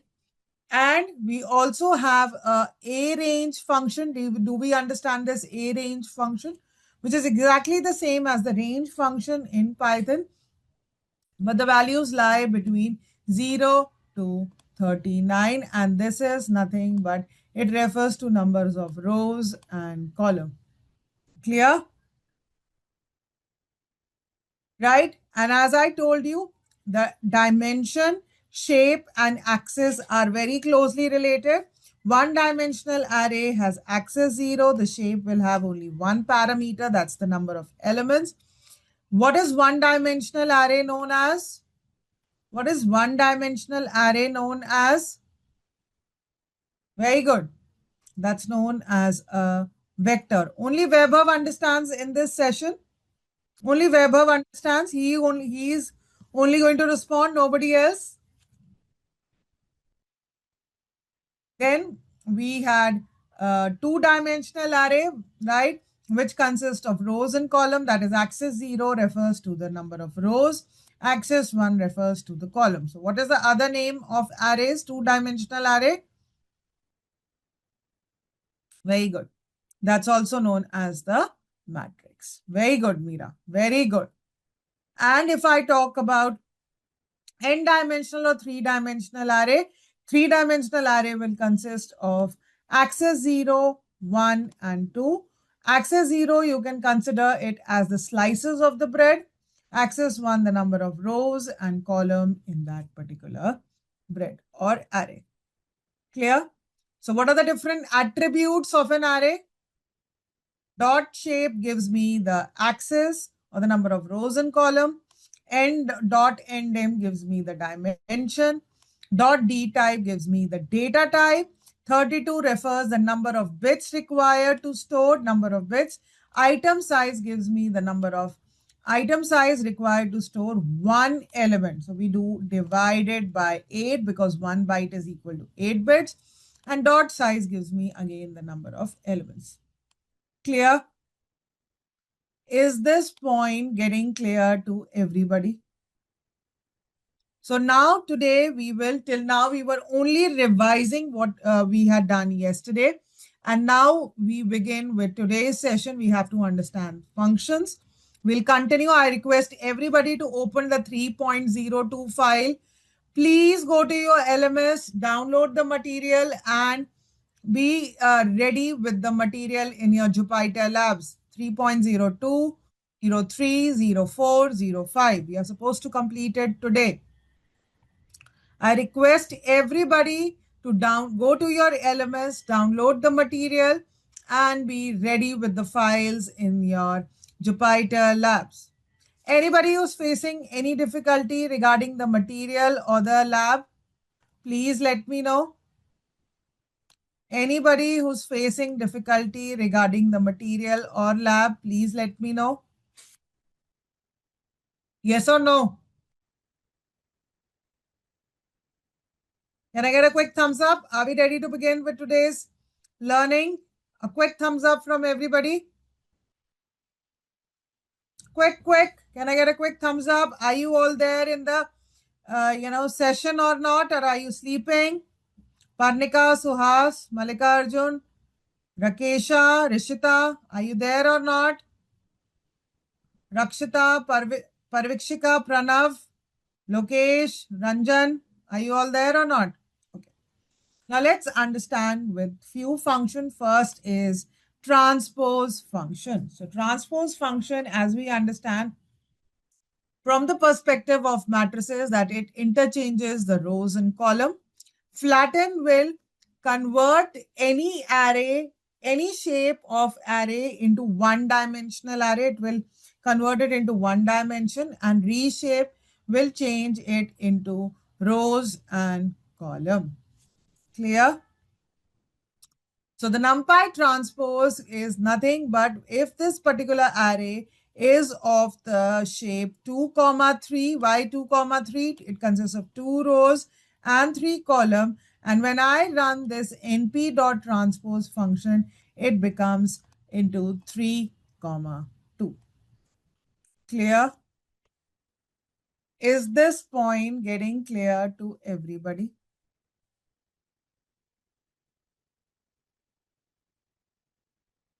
When I talk about flatten, now the arrays of any shape, it's not that two-dimensional arrays, it's applicable to two-dimensional. Transpose is also not applicable to only to two-dimensional, but any n-dimensional array. Similarly, when I use the word flatten, any n-dimensional array can be changed, is always changed into one-dimensional array. Please be clear. So what can be the two ways in which flattening can happen? One is row major, that I take this as my first row, right? So the elements of the first row are placed first, and then the elements of the next row, and so on. But if it is column major, I have to change the order equal to F. So first the elements of my column get flattened, and then the elements of the second column get flattened. Clear?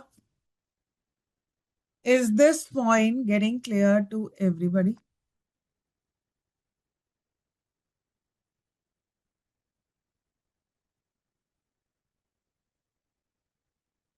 Is this point getting clear to everybody? Yes or no? Ishan, Bhumika, Neha, Nagendra? And when I talk about reshape, we can change it to any shape.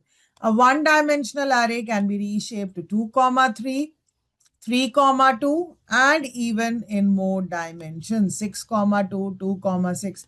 But can I change this 3 comma 4 to 4 comma 4? Can I reshape this 3 comma 4 to 4 comma 4? No. Why? Because 4 into 4 is nothing but your elements are 16, which it will give me an error. Clear? Is this point getting clear to everybody? Now there is this activity. I want everybody to open their Jupyter Labs and start writing this first code. I want everybody to open their Jupyter Lab. Faculties, please take a note of this, that learners are practicing this particular code. I want everybody to first do this code. Copy code quickly.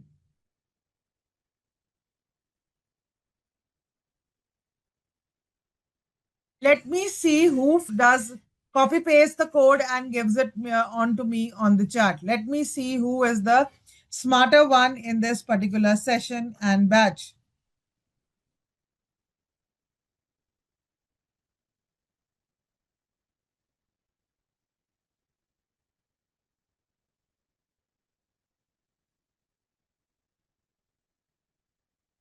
Yeah.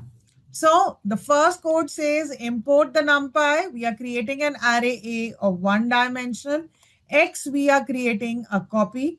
And here we are trying to change the value of one of the positions of the second array, like 0, 1, and 2.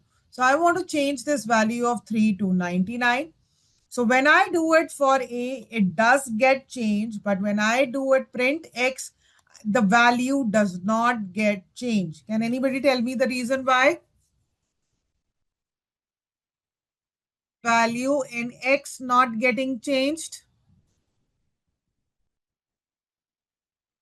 Because X over here, we are creating a new variable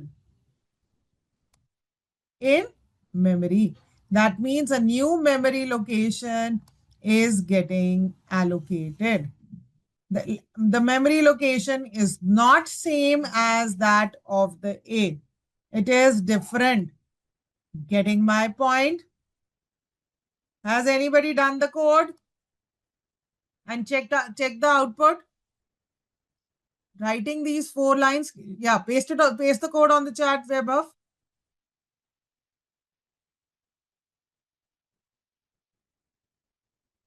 Good, good, Nana. Good, very good. So did you see the change? Did you see the change? Yeah. Similarly, but when I create a view of the array, now run this code, quickly make the changes in this. Now, instead of copy, create a view, and now you will see that both the values are getting changed. It will give me an output change in B also, as well as X also. Getting my point?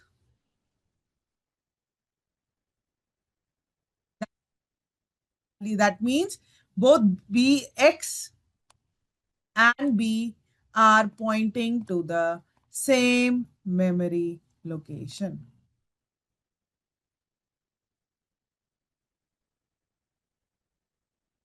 Everybody is able to view this? Everybody is able to do this particular activity or not?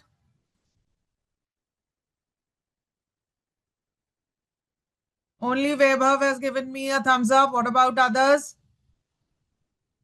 Is it that difficult? So now getting back to the file, I want everybody to be ready with 3.02. Are very clear with the functions of the NumPy. Good, Suhas. Are we clear with the attributes of the arrays? Let's start with the functions. Can I get a quick thumbs up? Thumbs up. Everybody is ready? Are you ready with this?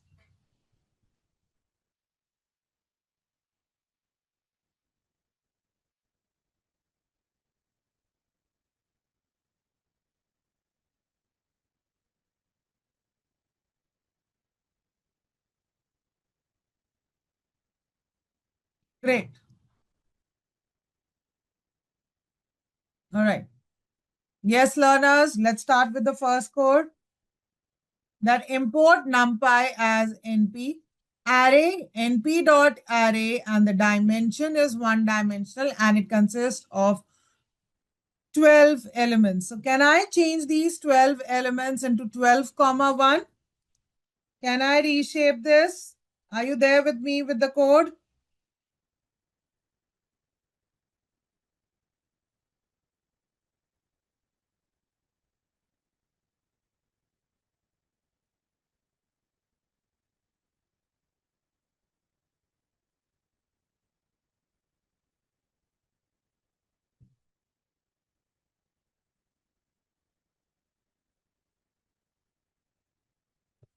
Yes, learners, do we see that? So now we see this one-dimensional array now changes to two-dimensional with the shape 12, comma 1. We can also reshape to 3, comma 4 because the total number of elements 3 into 4 is 12, 2 into 6 is 12. So we can reshape it. Can I reshape this particular array into 3 dimension? 3, comma 2, comma 2. Is it allowed? Yes, learners. Is this allowed?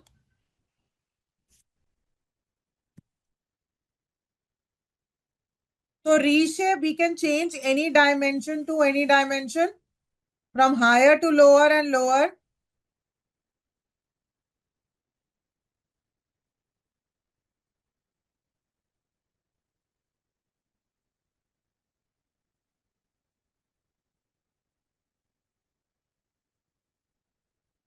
Yes. Can we change it from, can we change arrays from lower dimension to higher dimension and from higher dimension to lower dimension using reshape? Yes or no? Tell me. Reshape function can be used to change any dimensions to any. Yes or no? Of course, when the number of elements are the same. Can I change the dimension from 1 to 3 and then 3 to 1? Is it possible? Vaibhav, Bhumika, Meera, Prajwal. Yes, we can too. This is the power of reshape function. Only Vaibhav understands in this particular batch. Nobody else? Anya, what about you? Mamata, Monica, Nagendra? Why are you all not responding? Aishwarya?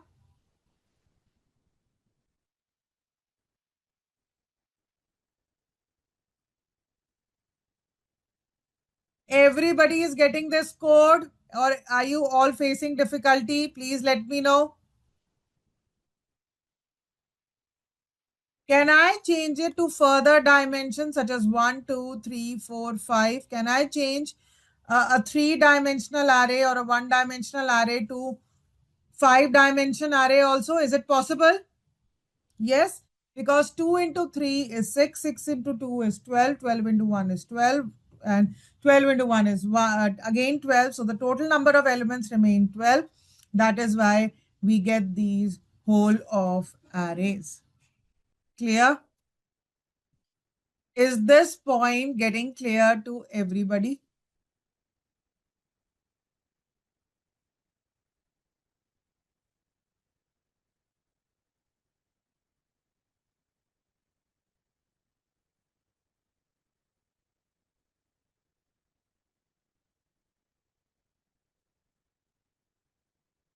All right.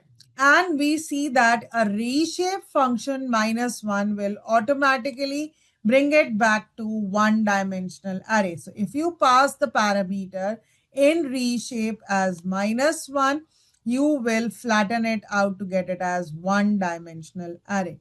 But there is one more function which exists in NumPy array, that is flatten. It consists of these attributes. C means flatten array elements into row major C style. F means in column major style, as I told you. So it's either, row major style or a column major Fortran style. A and K are not used nowadays so much because A means to flatten array in a column major order if A run contiguous in memory or row major wise. So now we have, evolved from these issues. So, the two main orders or the, types of arrays that exist are C and F. Then we have K, which means to flatten array elements in order of the elements laid out in the memory. Clear? Is this point getting clear to everybody? All right. So now what is A? Can you tell me the dimensions of A? Quickly tell me. Who's going to tell me? What is the dimension of this array A? Highlighted array A. Yes, learners. What is the dimension of, it's a two-dimensional array. And when I do a flatten, right, normally by default, it will do it row-wise. So it will take order is equal to C. Okay. And C is equal to A dot flatten, order is equal to F. So what is the difference? If this is my two-dimensional matrix, so if I do row major, it becomes 1, 2, 3, 4, and column major 1, 3, and 2, 4. Do you see the difference?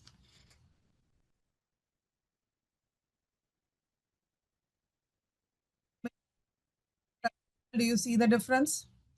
Another important point that you have to understand over here is that B is the copy, not the view of array A. What is the difference between copy and view?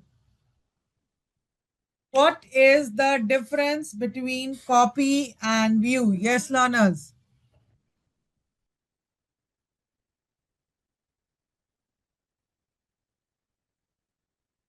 None of you understand this?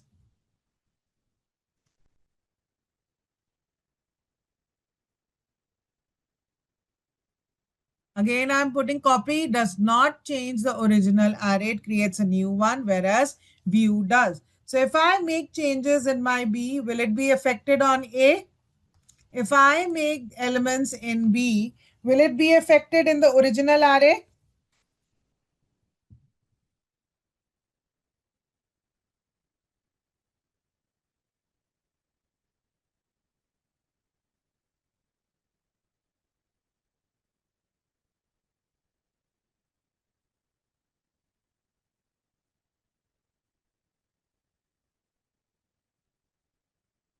Yeah, it will not have that effect. Good, Darshan. Ishan, are you there?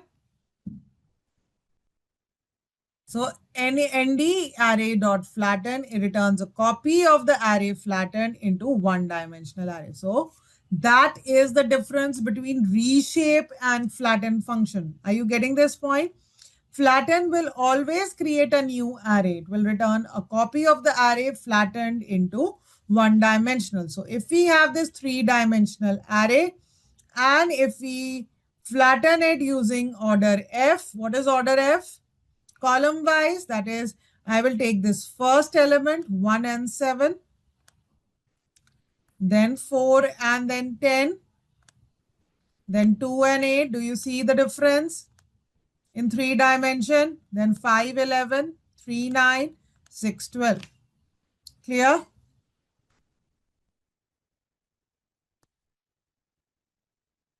If I want to change the order, what will be the output? Let me put this.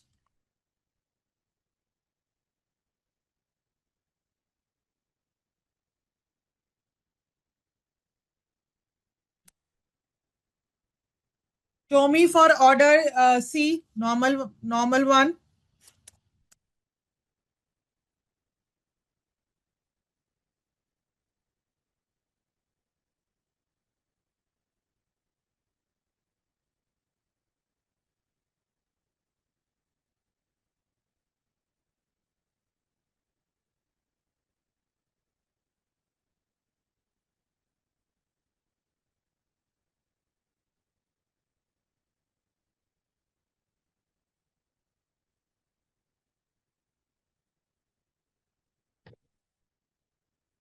Naz, are you doing it along with me?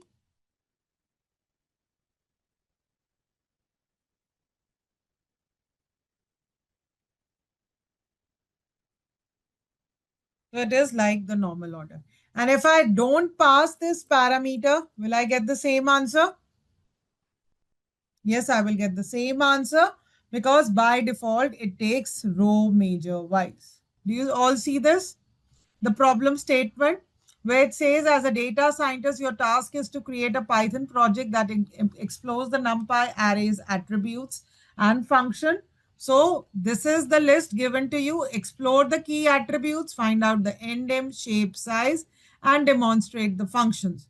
Will you all be able to do this assignment? Will you all be able to do it? All right. All right. Okay.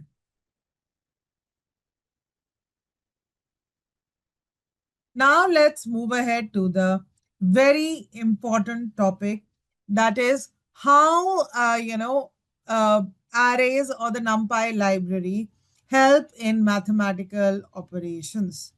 So please try to understand. If you know NumPy, these are the two concepts that is you are expected to know, that the arithmetic calculations in NumPy are completely based on two main concepts. First is broadcasting. Second is vectorization. I want everybody to understand these 2 points because if you don't know these 2 points, that means you don't know what is NumPy if you're not able to answer this. For any arithmetic operations to be performed on arrays, both the arrays have to be of the same shape and size. Okay, so of the same shape, rather not size, but the same shape, making the arrays of the same shape. Then we also saw that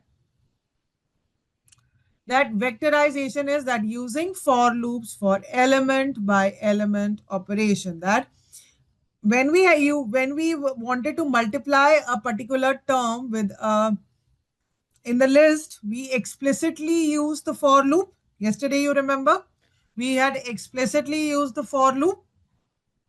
But in arrays, you don't need to define that explicit looping.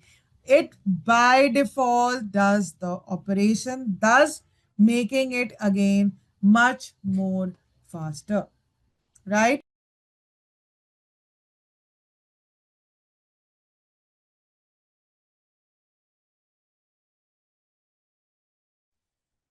Clear? Is this point getting clear to everybody? So what is the idea? That if suppose you have a list and I wanted to multiply the elements, so I had to explicitly use the for loop to multiply 2 with each of the elements, right, to get the answer. But when I am talking about arrays, first of all, the two arrays have to be of the same shape and size. That means broadcasting will happen. What is broadcasting? That it will make the two arrays of the same shape. Both will become vectors with 2 and 2. And by default, the implicit for loop runs to give you the output. Is the concept of broadcasting and vectorization getting clear to everybody? Neha, Vaibhav, Bhumika, Meera, Aishwarya.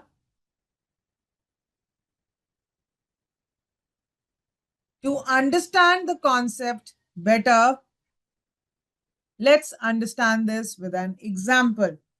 Learners, please look here to understand this with an example.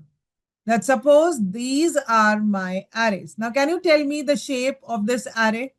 This two-dimensional array. Quickly, learners. What is the shape of this two-dimensional array? Yeah, this is 4, comma 3. Good. And what is the shape of the other one? That is also 4, comma 3. Are the two shapes same? Yes, they are. So can arithmetic operation happens? Yes. Element by element. This element will get added with this. This element will get added with this. This element will get added with this to give you the output. Clear, learners? Right? So that means in these two arrays, no broadcasting is required. Only vectorization happens and the arithmetic calculation is performed. The first case is clear.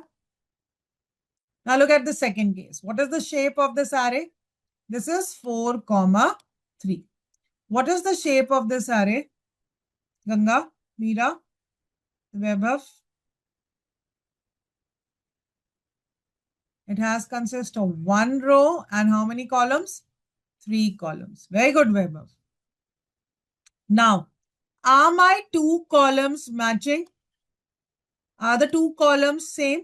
Yes, they are. And broadcast this one to the same number of rows now. So broadcasting is possible in this case.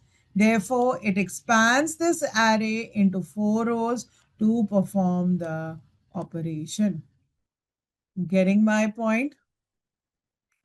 Is this point getting clear to everybody?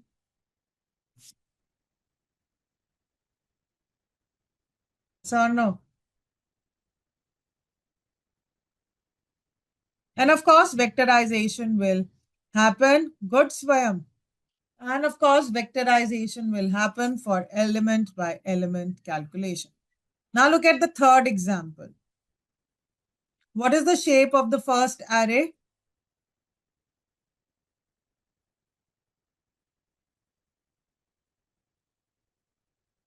It has consist of 4 rows and 1 column, and this is again 1 row and 3 column. Good, Chetra. Good, Bhumika. Now, how is broadcasting possible? You have to check that if one of the rows is 4 and other one is 1, right? So can we expand it to 4 rows? Yes, that's possible. And if this column is 3 and this is 1, can I expand it to 3 columns? Yes. So broadcasting can happen. It cannot, it is not necessary that the broadcasting happens every time. And it is not necessary that it will happen only for one array. It can also happen for both the arrays also. So here the both arrays again become of the same shape. Then the vectorization happens and then you get the very, very important concept. One more example. Please look here. I'm sorry for the marker which is being run over here. Yeah. Now, np.a range. What is the shape of this array? It is 1 row and 3 columns. Agreed? And a range function is giving the value 0, 1, 2. And when I do a plus 5, what is plus 5? It is a scalar value or a zero-dimensional array. Broadcasting will happen? Yes, it will broadcast it into 5, 5, 5, and then the vectorization operation happens. Clear? I'll again repeat it. Here in my first example, this is my one-dimensional array with the shape of 1, 3 values. This is my scalar value. So broadcasting will make both the shapes same as 1, 3, and then vectorization will happen in the output. Clear? Is this point getting clear to everybody?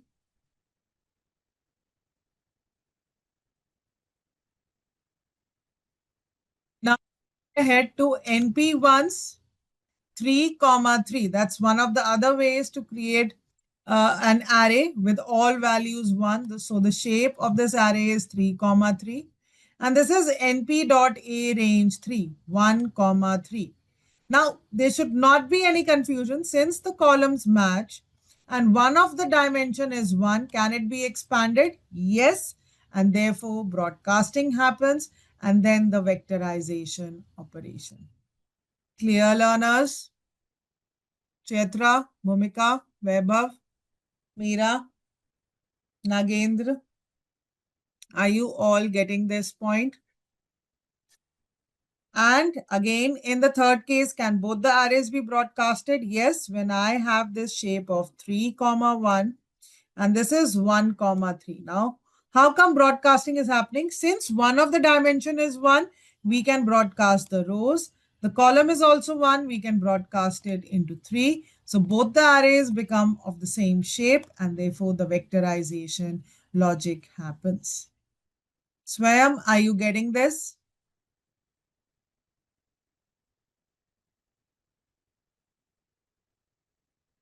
Is this point getting clear to everybody?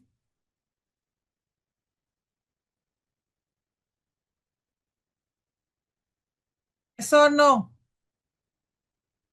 But where broadcasting doesn't happen.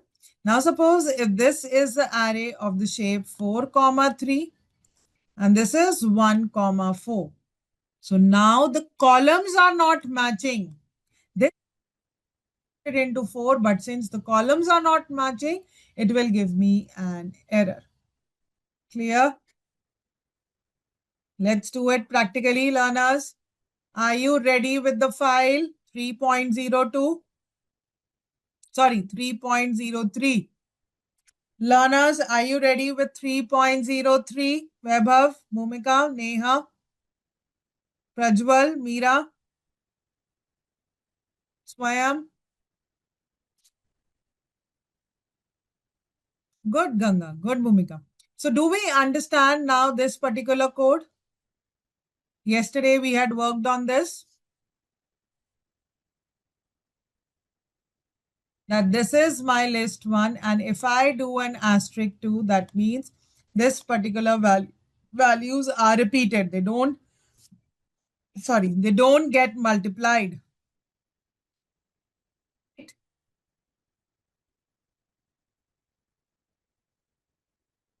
Right? But if I want to multiply it, one of the way is by I create an empty list, I run the for loop and then each of the elements does it. But a beautiful way was solved by way above that we can also use list comprehension to get the output. Is this point getting clear to everybody? Are we clear with these points? Yes, learners.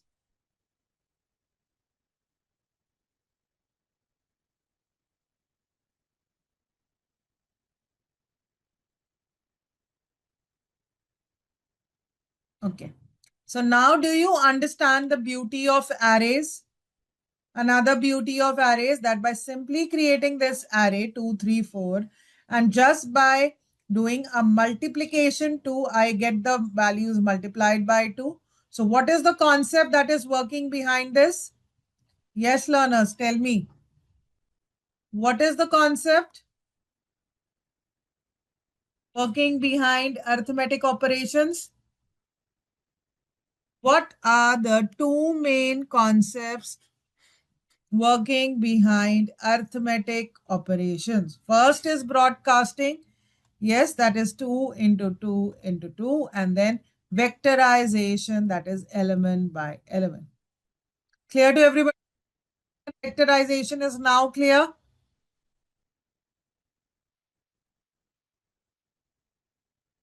All right. So different arithmetic operations are possible. One way is by using this plus operator, or you can also use the np.add function for addition. Minus is for subtraction, subtract. np.negative is a unitary method. You get all the values as negative. Then we have multiply, that is multiplication. np.divide, that is single division. Can anybody tell me what is the difference between divide and floor divide? Who's going to tell me this? Tell me, what is the difference between divide and floor divide? Yes, learners, tell me.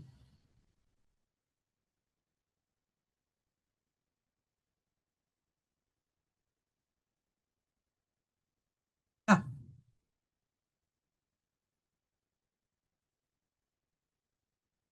Come on, tell me. None of you can tell me the difference between divide and floor divide. That's basic Python I'm asking. Weber gives, large gives integer value. Are you sure? Floor division gives only the integer values for him. Divide gives the division value. Floor divide gives the remainder. No. Swayam is correct.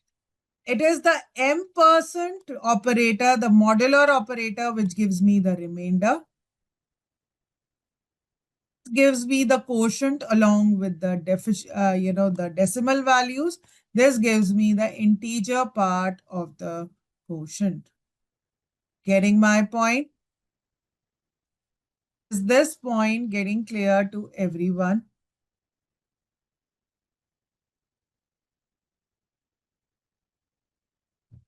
Mod gives me the remainder. Clear above? Please be clear.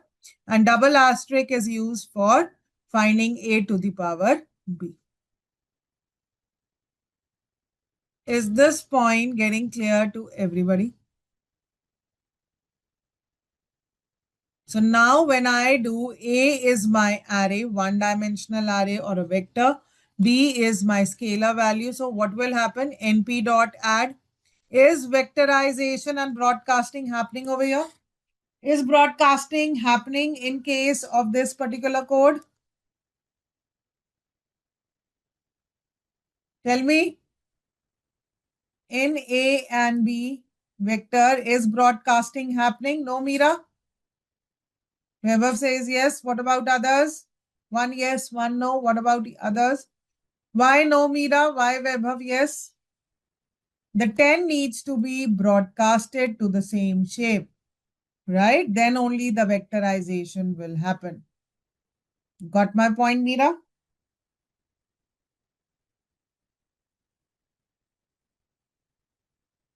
Yeah, so broadcasting is happening over here. So either you can use an np.add function or even a plus sign can work. Clear?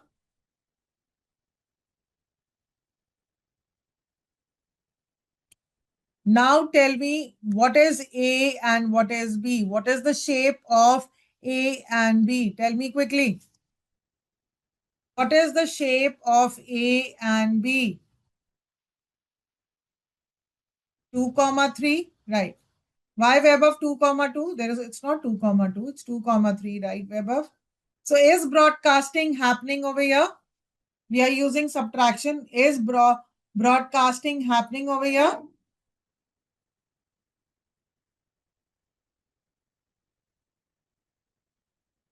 Is broadcasting happening in this example?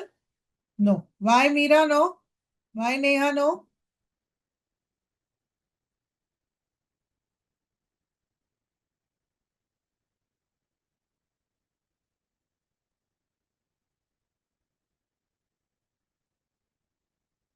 Yeah, because they are of the same shape. But vectorization is happening. Very good, Neha. Very good, Meera. So, but vectorization is happening. Is vectorization happening?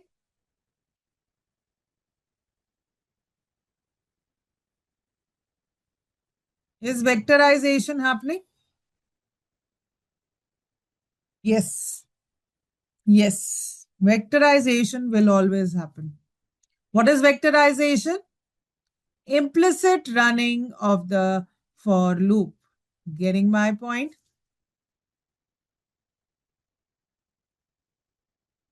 Yeah. Similarly, we have A and B, both are of one-dimensional array. So either we can use np dot multiply A into B. So is broadcasting happening over here?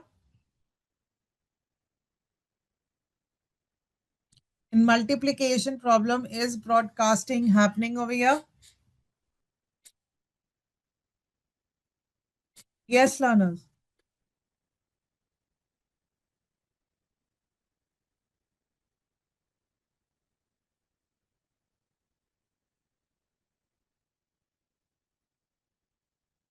Is broadcasting happening in multiplication problem or not? Come on, Neha, Meera, Vaibhav, answer. Bhumika, no, it is not, because again, they both are of the same shape. Yes or no? No for what, Neha? Are you understanding it or not? And vectorization will definitely happen. That element by element multiplication will happen. Clear?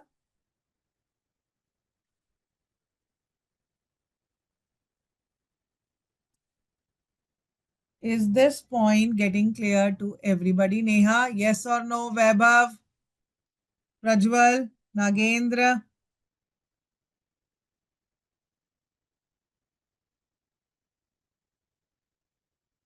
If we talk about division, A is two-dimensional, B is one-dimensional. Is broadcasting happening over here? In division, is broadcasting happening? Yes, because they both will be made of the same shape. And that's how we get the output. And if I talk about power of A to the power B, so 2 to the power 2 is 4.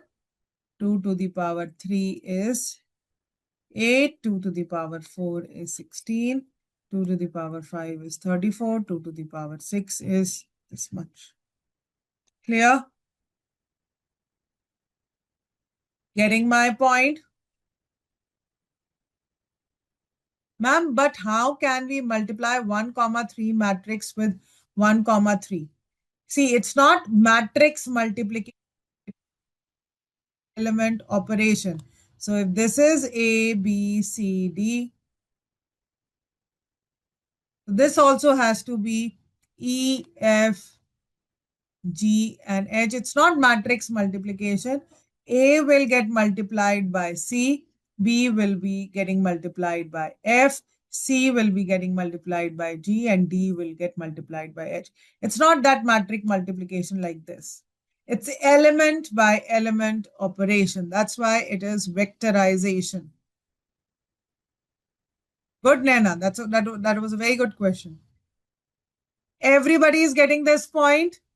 Now, as I've been telling you, statistics is going to be a very, very important part of our whole data science. So, do we understand different statistical function? Do we understand the difference between mean and median? Can anybody tell me the difference between mean, median, and mode? First, tell me between mean and median. Yes, learners. Come on, tell me. What is the difference between mean and median? Anurag, come on, answer. Anvita, come on. Are you there in the session? So respond. Hamsika, what about you? Mahir Reddy, Geeta Shri, Parnika, Jivita, Kiran, Kishan, Kohli, Shrikar Reddy, Lekha. Come on, answer. Palak, Purnesh. What is the difference between mean and median? Tell me. Chetra, Varshini, Veenal, Vinaya, Bhavishya Chandra.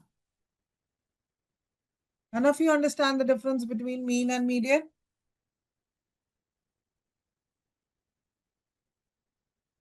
Come on, come on. Tell me, tell me, tell me, tell me.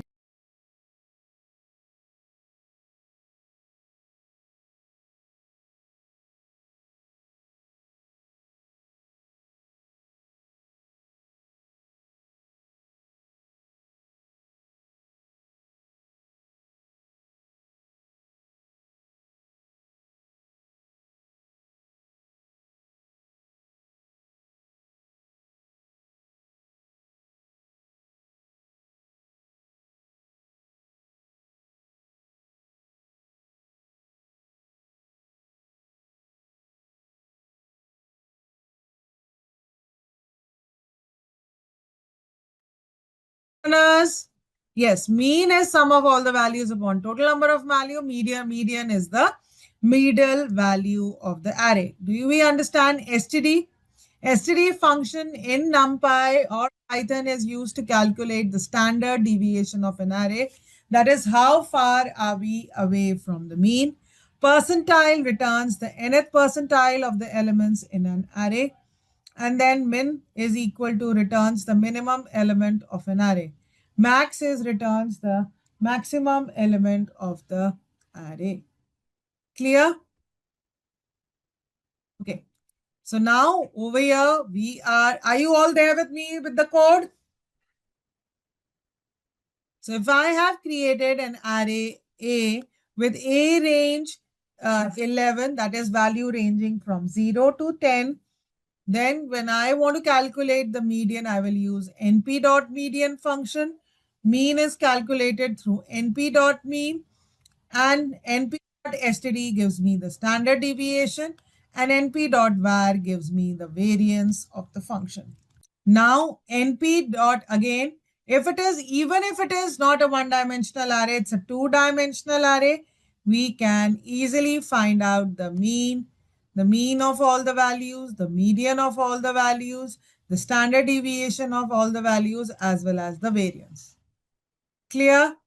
Are we understanding how NumPy library helps to calculate the mean, the median, the standard deviation, and variance of the data?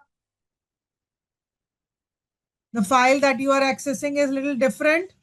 Meera, you want to copy all this code?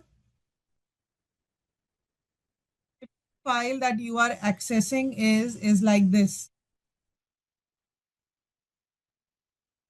I'll show you the file. Is it like this?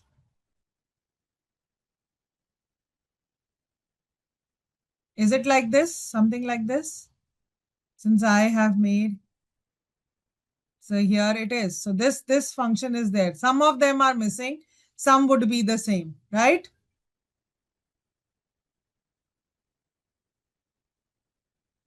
Okay, now let me work on this only. Yeah, so this one is there now. This is what you are talking about, learners. Now fine, let me use the same file. I'll not use mine. Let me use this. Yeah. Now are we clear? Better?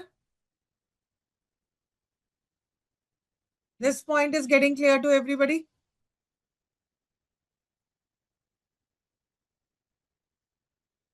Good. It means that you are working along with me.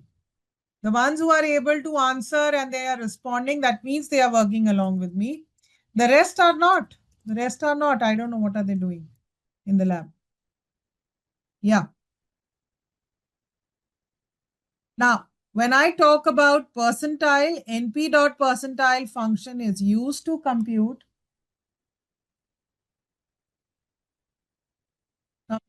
nth percentile of the array elements. The nth percentile value should be in between 0 to 100. So when I want to calculate the 50th percentile or the middle value, it comes out to be 4. Yeah. The moment you feel there is any discrepancy, please let me know.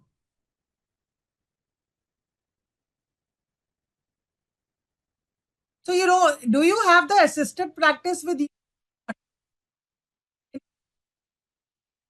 Assisted practice or not? No, I don't see this assisted practice. Do you have the assisted practice or not?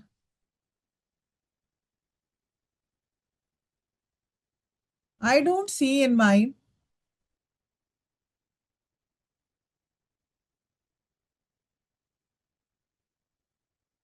Okay. Okay. Okay. Fine. Okay. Fine. Then perfectly fine. Now moving on to the string functions in NumPy. Some of the files have been. So now the string functions. What are the different operations that can be performed on the strings?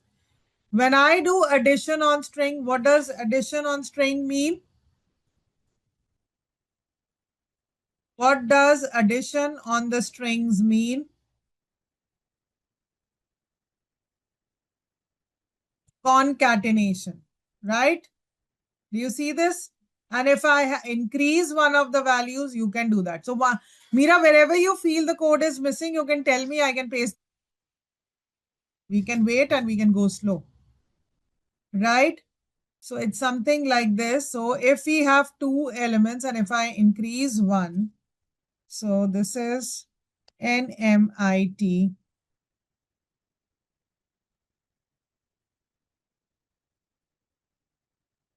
session. You see this? How it can concatenates the two elements at the same position. And if we, want to replace something, I want to replace this hello with a hi, I can use np.char replace function, which replaces this hello with an hi. Or if I just want to replace this capital H with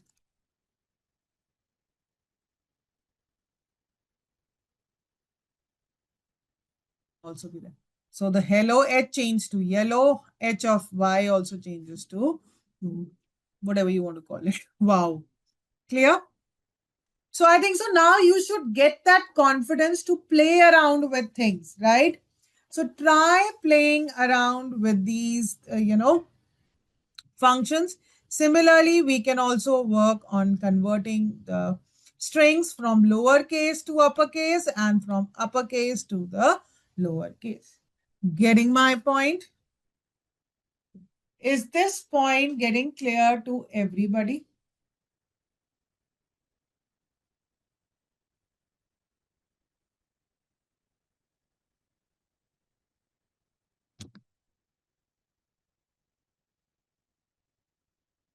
If we look at further thing down, you see this assisted practice? Arrays for arithmetic operations, for statistical operations and string of functions. Will you be able to do all these functions? This is the assisted practice that you have. Meera, Bhumika, Neha, Vaibhav, just confirm. Vaibhav says no. Why no? Please go to your LMS and download the material.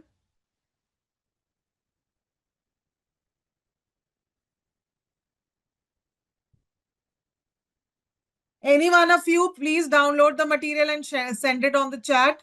My material does not have that, Vaibhav. You took it from my material. My material does not have it. That is why you're saying a no. Neha, Bhumika, can you do that for me?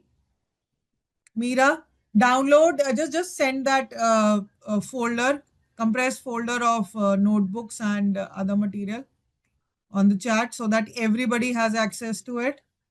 I'm not sending mine because I have all the solutions. So I don't want to give you the solutions. Neha, Meera, Bhumika, will you do that? Please do that for me.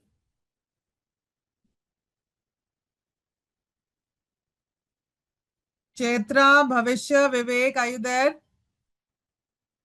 Oh, good, Naina. That's good. Very good. Vaibhav, not yours. You have it from the LMS. Yeah, from the LMS. Yeah, good, good, Vaibhav. Good. Yeah, please check it out. Everybody work on assisted practice. Tomorrow we don't have a session. We will be meeting next week and I will first discuss and ask any one of you to share the screen. Okay. So the faculties who are there, please make sure that the learners have completed this assisted practice. Now move with the next concept, that is indexing and slicing. So what are the two types of indexing available in Python? What are the two types of indexing available in Python?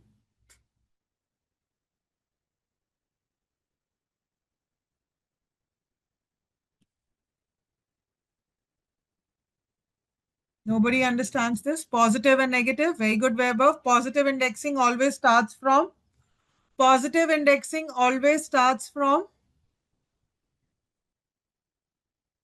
0 and negative indexing always starts from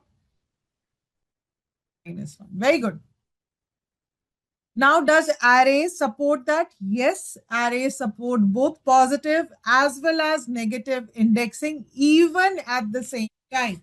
That was not possible in list or tuple, right? But in arrays, it is possible to use positive and negative indexing at the same time.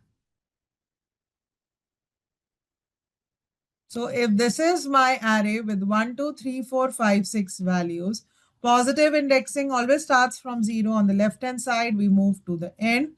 So when I say a to the power 2, what will be the value? What is the value at index number 2? What is the value at index number 2? Come on, learners, tell me. For this index, for this array, it is 3. Only Tejas got it.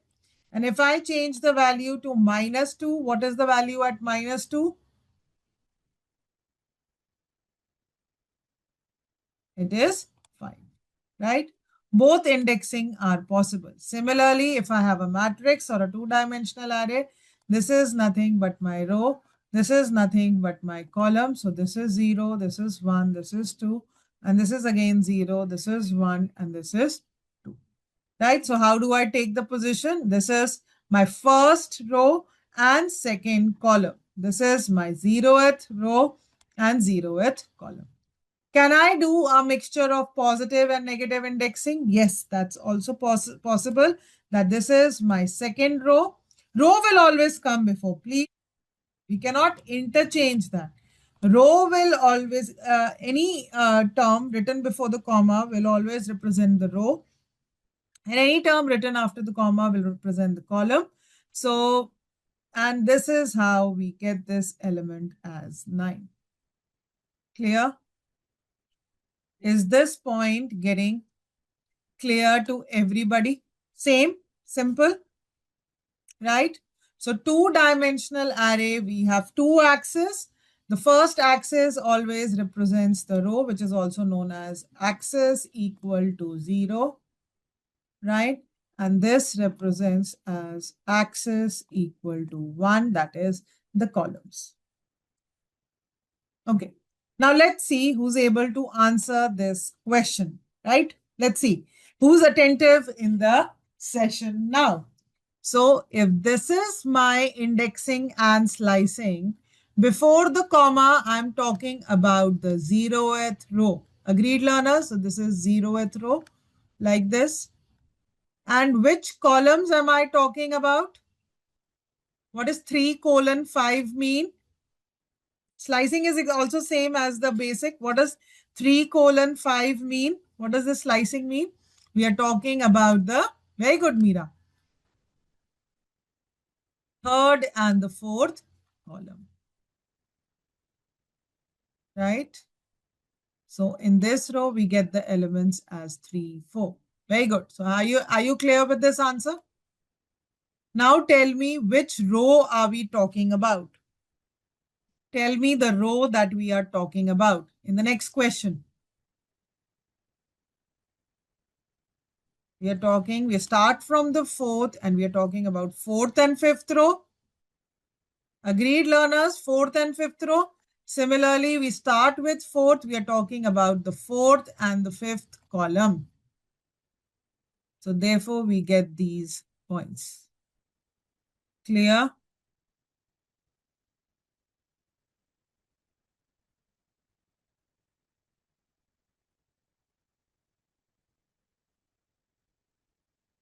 Got it, Vaibhav, Neha, Bhumika, Prajwal, Meera?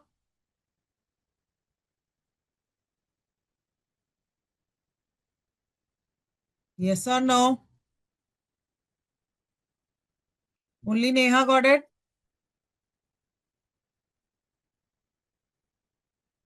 Vaibhav only got it? Now tell me the answer for this question. Tell me the answer. Which rows are we talking about? Which rows are we talking about?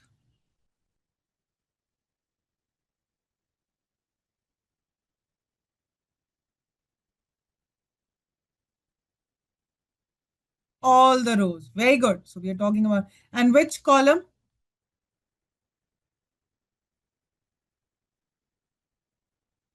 Second. Very good. Very good. So we are talking about these elements. Got it? Now tell me the last one. What is the concept that is getting used? What are these two colons known as? What is the concept of two colons known as? And an end position, we are talking about slicing. If we have a step parameter also, what is that known as? Yeah, what is that concept known as? Good, Meera, it's start, stop, and step. But what is it known as? What is that concept known as?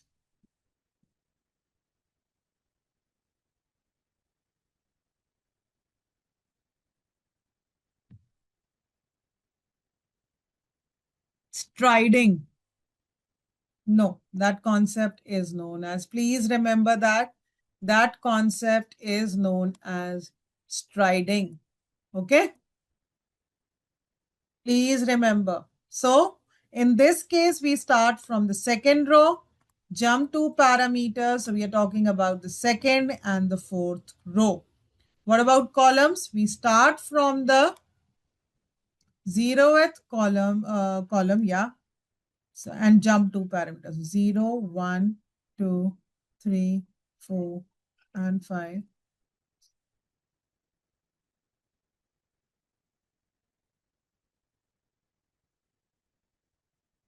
So this is 12, 14, 16, 24, 26, 28.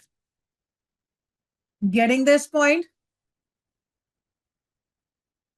Have you been able to check the output? Understood the output? Meera, Vaibhav, Neha?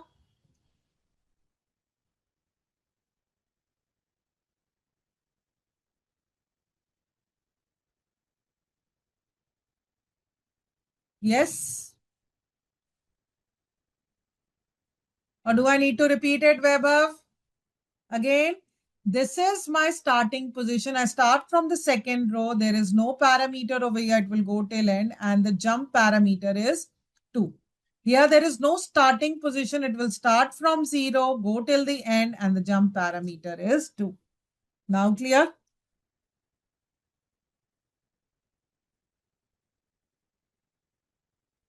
Everybody to be concentrated here, and then we will go in for a break, because now we need to understand how does the three-dimensional array slicing indexing works, right?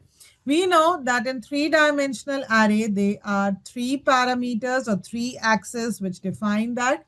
Axis 0 selects the matrix, which is the slice of the bread that we want to work on. That selects the matrix. Second index is J, which selects the row. And the third index K, which selects the column. First point is getting clear.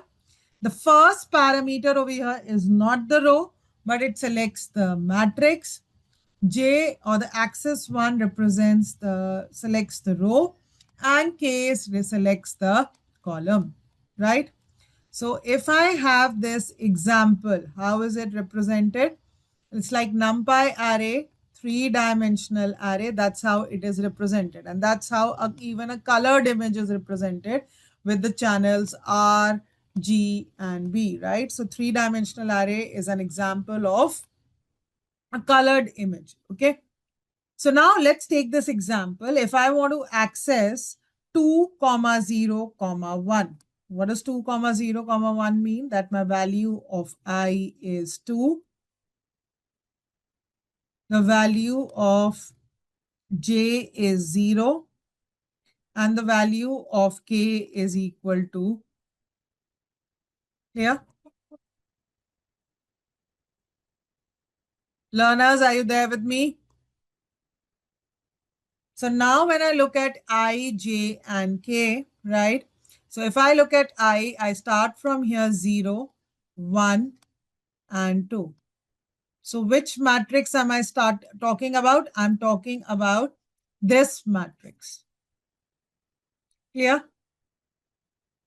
Then it talks about rows.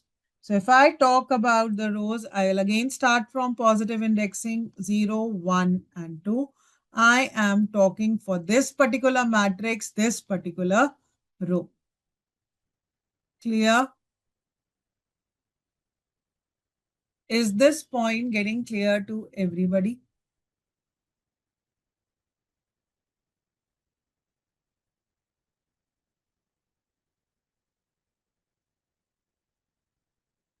When I talk about k is equal to 1. That is 0, 1, and 2. So first column, so the element 31 gets picked up. Got it, Meera, Vaibhav, Neha?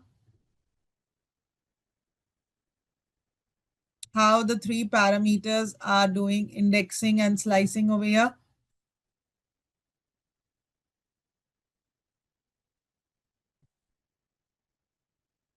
And taking it forward, if there is slicing and striding, please look here now. This first comma before the comma is representing my I. This is representing my J. And this is representing my K. This is I, J, and K. All right.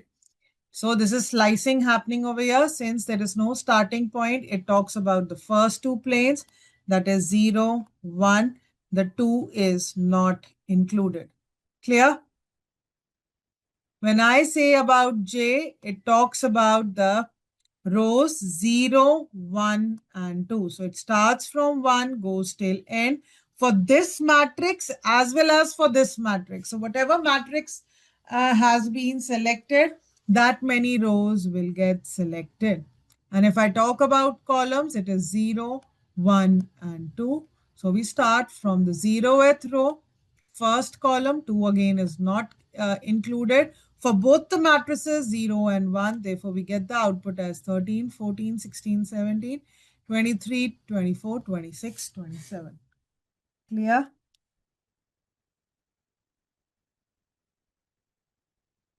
Is this point getting clear to everybody?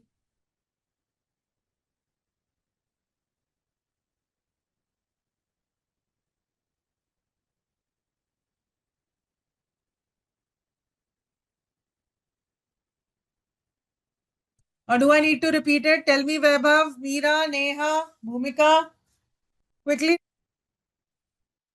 Understood indexing in 3 dimension. Tejas, Varsha, Manya, Monica, Nagendra, Malika Arjun, Chetan Kumar, Aishwarya, Abhijita, Ashish. Are you all getting this point or not? Let me quickly repeat the 3 dimensional array for all of you. Let me quickly repeat it. So whenever we are talking about 3 dimensional arrays, 3 dimensional arrays are, represented by 3 axes. Axis 0 represents the matrix. J is axis 1, which selects the row.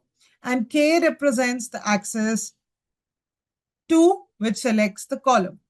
So if I have these 3 values, okay, I is 2, J is 0, and K is 1. So I is selecting the matrix. So we start from 0, 1, and 2.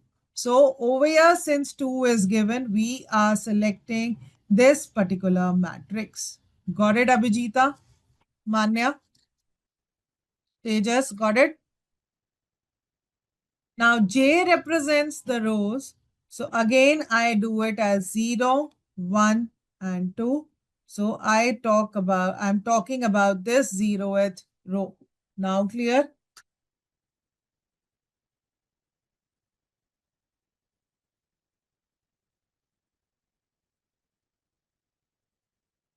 And if I say K is equal to 1, K represents the column 0, 1, and 2. So K is 1, I get it as 30. Now better, Tejas? And if we look at over here, there is this slicing happening for I, J, and K. So if I talk about slicing, it starts from the 0th matrix. 2 is not included. So I'm talking about the first two matrices. When I talk about the rows, it is 0, 1, and 2. So I'm talking about the first two rows. And column, again, I am talking about the first two columns. Rows, I'm talking about the last two, and columns, I'm talking about the first two. Therefore, I get the output as this. So NumPy practically in today's world of data science has a lot of practical applications in terms of data analysis, finance, machine learning, NLP, signal processing, astronomy, physics, climate science, robotics, chemistry, biology, etc. Right? So can we add the elements directly? Yes, if I add the element at array position at 0, at one position is 2, and at 0 position it is 1. So 1 plus 2 will give me the output 3. Are we clear with this particular output also? And if we talk about two-dimensional arrays, then we have to pass two accesses. That is, before the comma, we are always talking about the row, and after that, we are talking about the column. So at the 0th row and second position, we get this output. Right, learners?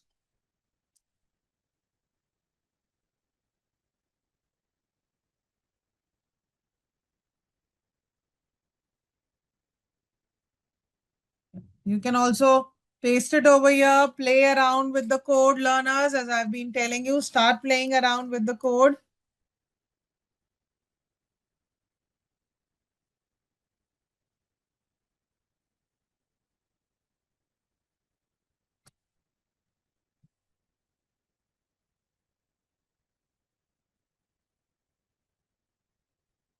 Yeah.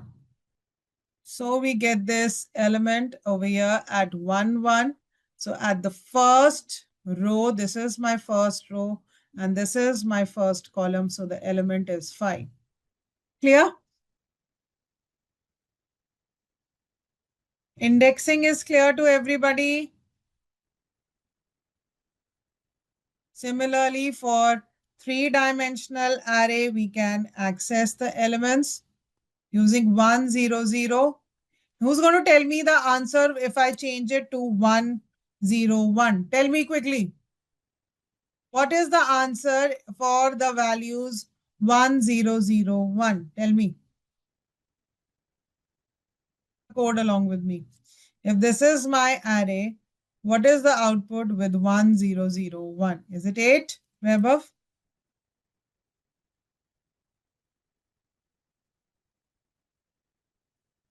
Only Vaibhav has done it.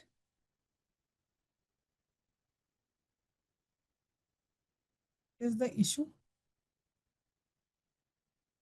What is the error? I missed out the square brackets. Yes, the answer is 8. Negative also exists over here. So when I do negative indexing for the one-dimensional array, I get the answer as 4. Even is a mixture of positive and negative indexing allowed? In arrays, is mixture of positive and negative indexing allowed?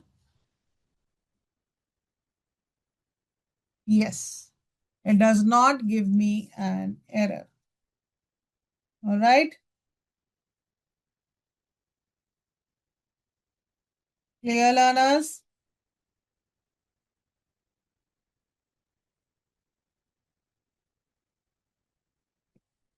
And again, you have this assisted practice. Everybody has got this assisted practice. Will you?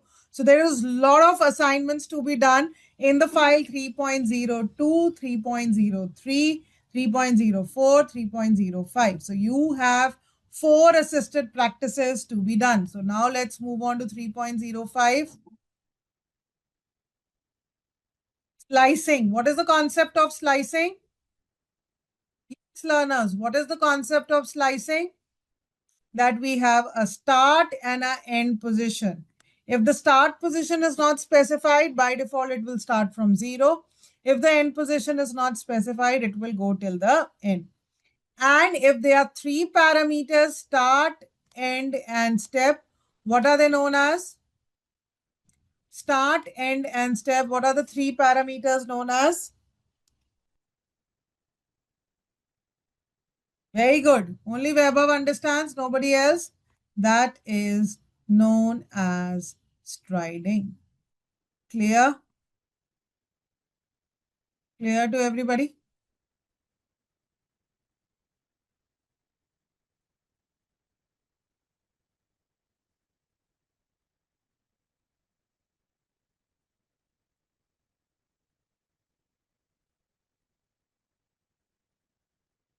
So let's start with slicing over here. Yes, learners, are you there with me? So this is my array. This is 1:7. So it will start from which position?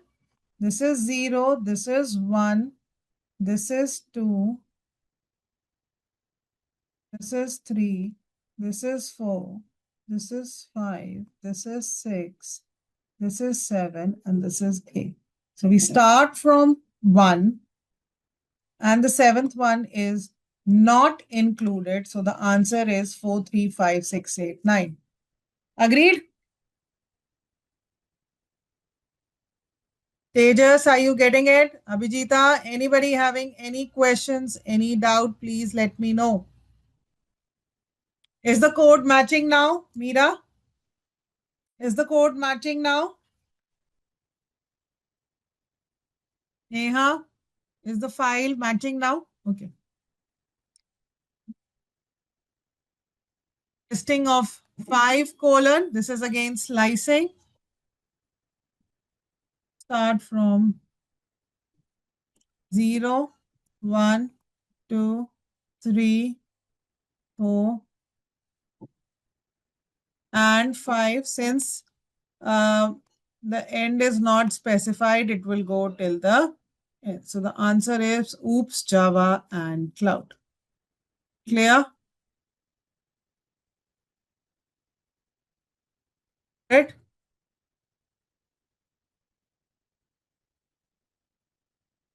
What is this? Striding.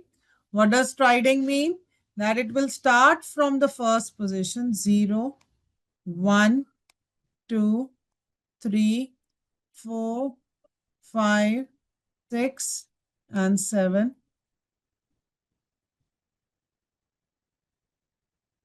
It will not include the 6th. It will start from first and jump. So 1, 2, 3. So the answer will be 7 and 4. Output is getting clear, everybody? All there with me? Is the output getting clear to everybody?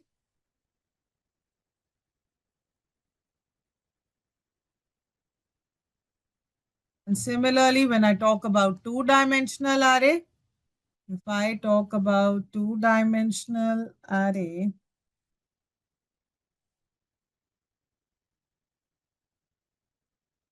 so here we are talking about the 0th row and which columns? 0, 1, 2. So the third is not included, so only the second column. So the answer is 33. Clear?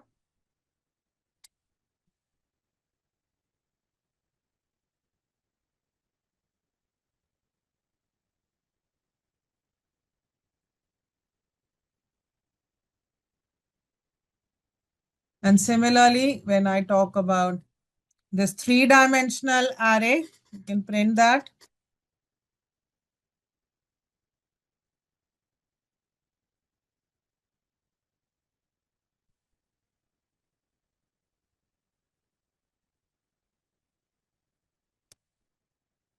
We get this answer as 5 and 6. Why are we getting it as 5 and 6? Please look here. This is my 0th matrix. This is my first. So we are talking about this matrix. Okay. I is clear. J is 1 colon. That means we are talking about this particular row, 1 colon, right? And if you're talking about columns, so 0, 1, and 2. So it will start from 1 and 2. So the output is 5 and 6. Clear? Got it, Abhijita, Vaibhav, Meera, Prajwal, Neha, Bhumika?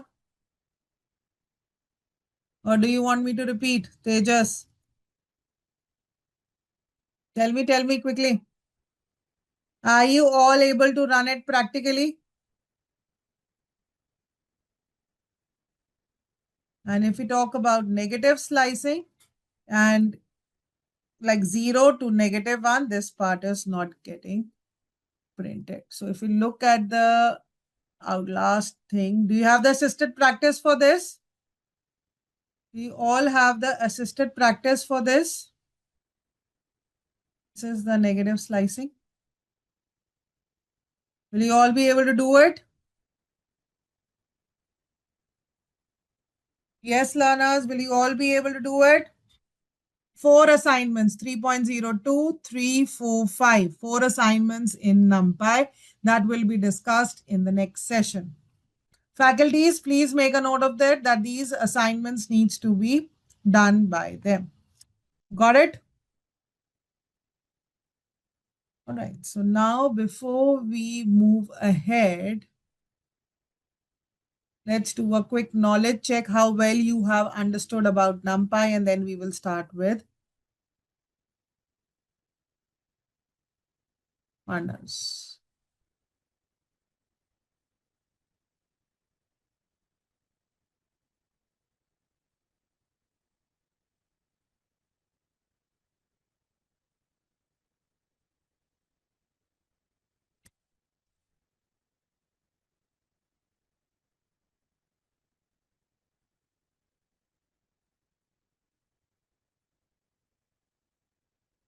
Right.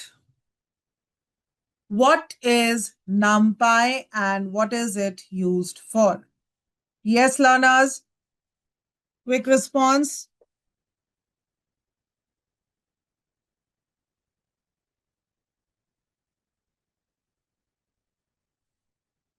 Yeah. So you answer, everybody's answering B. Great. So the answer is B. Yes, it is used for mathematical operations in science and engineering applications. Second question, what are the key attributes of n-dimensional array? What are the key attributes of n-dimensional array?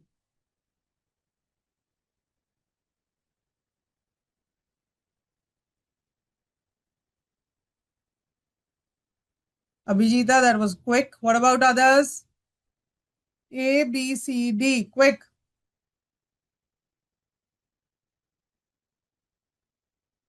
Yes, Chetra, good Neha. It is n dimension, which gives the dimension, shape, size, data type, and item size of the array. Okay, this is a good one. Which of the following is used to change the dimension of the array? Any dimension, not specifically to a particular, any dimension of the array. Which is the correct answer? It is absolutely correct. A, the reshape function. Transpose will only interchange the rows and column. Flatten, as I told you, will convert always into one dimension. Good. So are we clear with NumPy, learners? So now we'll move from we did the NumPy. So what was the basic advantage of NumPy? What was the basic advantage of NumPy that you saw, that why this library has been built? Great, Ishan. Great. Yeah. Give me the biggest advantage of the NumPy library. Speed for what? What speed? Mutable is not the correct answer, Abhijita. Even list is mutable. Dictionaries are mutable. That's not the correct answer. Speed and what, Vaibhav? Be very clear and specific.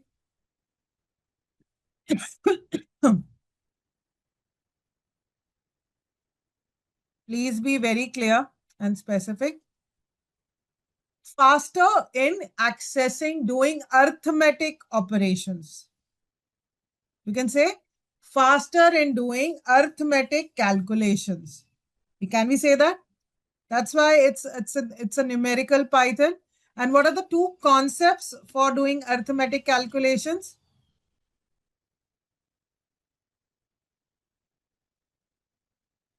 What are the two concepts for doing arithmetic calculation? The concepts in NumPy library, I told you not to forget those concepts. Come on, quickly answer. Nobody? Broadcasting and vectorization. Broadcasting means having arrays of the same shape and size, and vectorization is element by element operation. Very good. Good. Now, another most important library of Python, that is the Pandas library, without which no data analysis can be completed. So if you say, I know data analysis, it is assumed that you understand this Pandas library. Why is it important? Because it helps to represent the data in the form of tables. When we say tabular data, that means data in the form of rows and column. This is how we generally see the data in terms of SQL Excel files, that these are my rows, right? And these are my columns. Agreed, learners? This is what we generally see as data, structured data, to put it more precise. That's how. So a column is generally of the same data type, right? Right. And this can be represented as a one-dimensional array, right? And the whole of the table can be as two-dimensional array or in the form of matrix. Can we say that?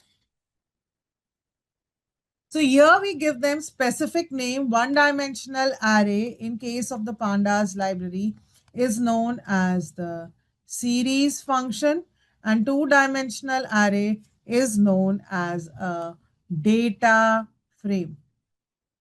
Please try to understand. So the two data structures available in the Pandas library are Pandas series and Pandas data frame. Pandas series is nothing but one-dimensional labeled homogeneous array where the size is immutable, and the data frame is two-dimensional labeled array which is a mutable structure. Now the question arises that when we already had one-dimensional and two-dimensional array, right, then what was the need of these data structures? So the need of these data structure is in their label indexing. Please try to understand. Here there are two types of indexing available. We can define our own label. That means here we don't have to give 0, 1, 2, 3, but every column will have its own name or index. So the column name is known as the label index. And similarly, I can give my own names to the rows also. It is not necessary that it will be 0, 1, 2, 3, etc. Clear? Is this point getting clear to everybody?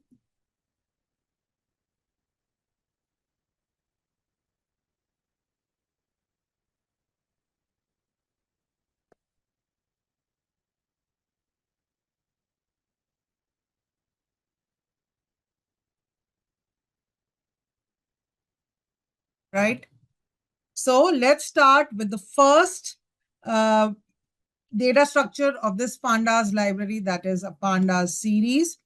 Series is nothing like a column in a table, and it is a one-dimensional array holding data of any type. Over here we see it as the default indexing, but you can define your own labels also. Getting my point? You can define your own labels also. All right. So a series has a series name, a values associated with it, And of course, you can define your own index value, right? So how do we go about it? I want everybody to open their Jupyter notebook and start writing this code. The first thing that you will write, I want everybody to do this activity. Import pandas and PD. Everybody open your Jupyter lab and start working on this activity. The first line is going to be importing of the library. That is import pandas as PD. And here I am creating my two lists, one with the name temperature, other with the days. Quickly, I want everybody, let me see, paste the code initially. And the function which is used to create the series function is pd.series with the value temperature and index equal to days. Got it?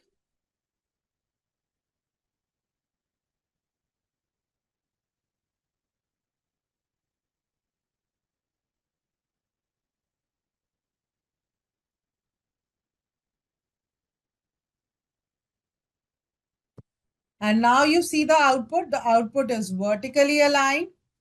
First difference. And rather than having my index as default 0, 1, 2, 3, I get this as Monday. The temperature is this, Tuesday. Anybody who's got this output? Quickly. Who's pasting the code first? Vaibhav, Meera, Neha, Suhana.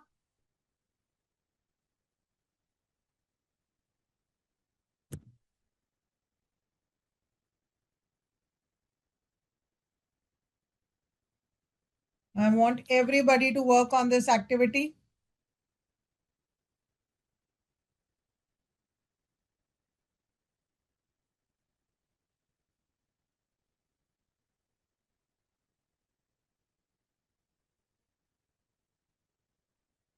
So Naina was quick. So have you been able to do it? Series from the list. Now I want you to change this code right over here as days, comma, and write index is equal to temperature. Do that for me, Naina. And then give me the output, then check the output. Good, Naina. Interchange the attributes of the series function, parameters of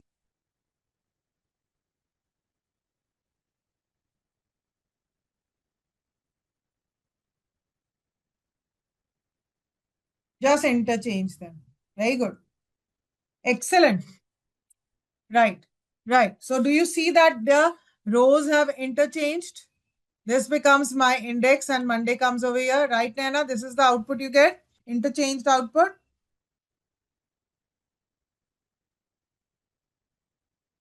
Good, Abhijita. Very good. Very good. So you've done it. Very good. Others have done it. Meera, Vaibhav, Neha, Bhumika.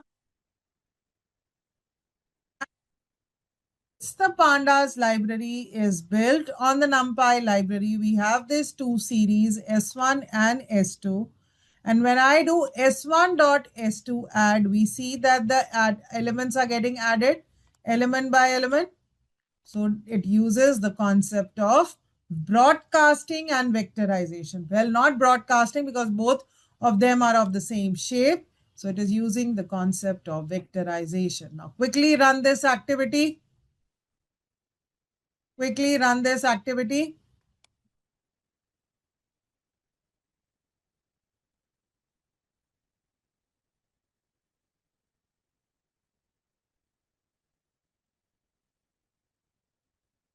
Does it first.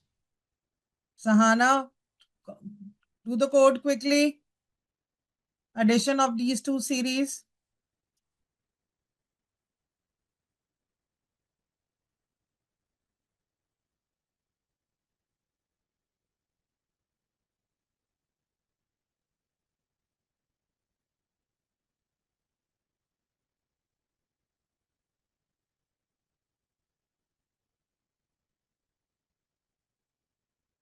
Very good. Very good, Meera. And similarly, you can do S1 to subtract S2. Good, Meera. You're getting this output? And if I do not pass any index value, I get default index value as 0, 1, 2, 3, 4.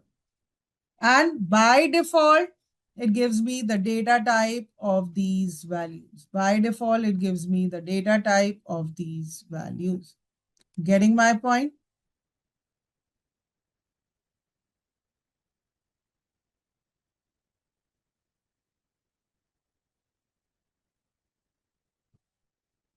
So Pandas is nothing but an open source library built on top of NumPy and is used for data manipulation. It introduces data structures like data frames, series that make working with structured data much more efficient. And the advantages are that alignment, it gives the data type along with it. Also, it uh, me data standardization. It's a structure, intrinsic data alignment along with your label index. That's the advantages of the Pandas library. The two data structures available in the Pandas libraries are series and data frame. Series is one-dimensional labeled array, supports multiple data types, and data frame is two-dimensional array, right? Which can be a combination of series also, right? So now let's start with the very first code. So first thing, what is the first step that we need to do? We need to import the Pandas library. What is data? Can you tell me the data type of this data? What is this data? It's a list. Index is also a list. So now pd.capital series data is, I pass it as my data, and index, I pass it as ABCD. And that's how I can check my output. What we can do is I'll just do a copy paste so that it's easy for us to just understand the outputs. So just you can paste it and then do series with index. Do you see this? Index is ABCD and output is 1, 2, 3. Yes, learners, I've just done a copy paste over here. Nothing more than that. If you want, I can just show it to you. Paste it on the chat also. Yeah. So this point is getting clear.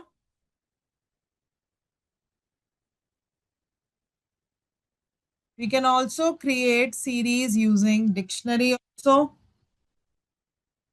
The beauty with dictionary is that, the keys become my index. The values become my data.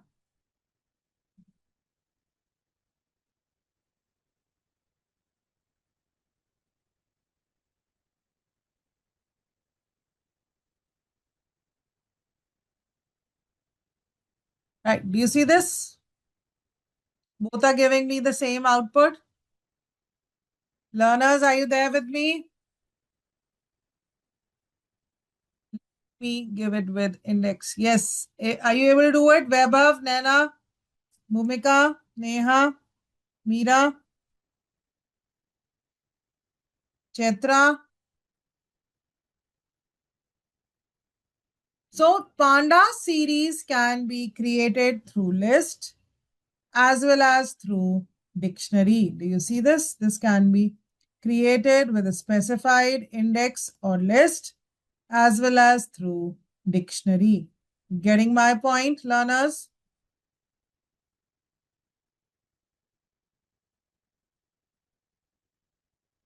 And how do we do indexing? If I want to access any of the elements, default indexing is also there. That is 0, 1, 2, 3, 4, and 5. So it says to get the value 2. So it will give me the value 3, or I can access only the element for B. Clear?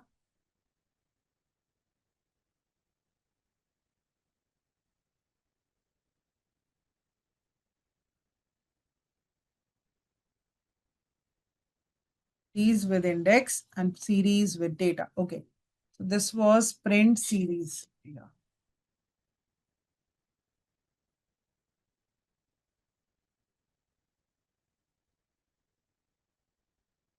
You see the difference? If I do not pass the index, please try to understand over here, learners. Just add a print series over here. If I do not pass the date index, it will by default give me 0, 1, 2, 3. And if I pass it with index, then it will use the index value. Clear? This point getting clear to everybody. Now let's understand some basic functions in the series, right? In the Pandas series. These functions collectively help analysts summarize and understand the characteristics of the data, facilitating effective data exploration and data analysis. So please try to understand these functions. Everybody to be concentrated over here. Very, very important functions which will be used in data analysis. The first is this head function, which gives the first n rows. If I have passed the parameter 3, it gives me the first 3. If I pass it as 13, it gives me the first 13 rows. And if I do not pass any parameter, default value is equal to 5. Okay. Then the default value is equal to 5. Tail is the last 3 rows. Shape gives me the dimension, rows of column. Of course, when we are talking about series, series will always be one-dimensional array. Agreed, learners? Series will always be one-dimensional array. When I move ahead to the describe function, it gives me the statistical analysis. Uniques, it gives me the unique value of the function. Please use these functions, and n unique gives me the number of unique values. Got it, learners? So it doesn't print anything. So we can print one of them. So what I can do is, learners, you can also make the changes in the file. That's why I keep making changes in the file. So it becomes first.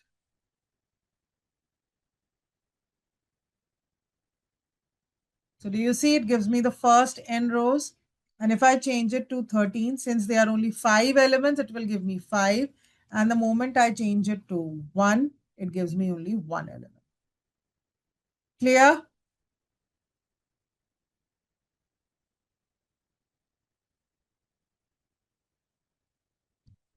Are you all getting this point? Learners, are you there with me? And then we go in with last n, the last 3 rows.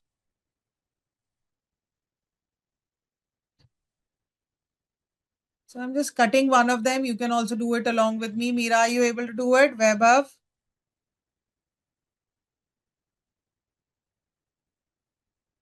I'll share this file with you. It gives me 5 elements. Describe gives me the stats part of it. Just copy paste it. That's it. Just print the outputs. It gives me the average values.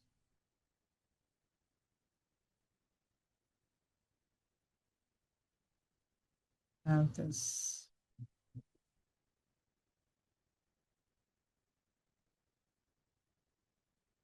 Unique values.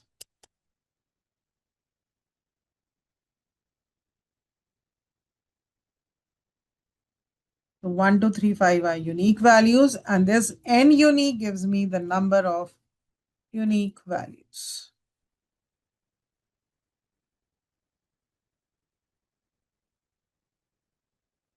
which is 5. Clear? Vaibhav, are you able to do it? Neha, Bhumika? Now I've just broken those information and seen the output. Just simple functions. Got it?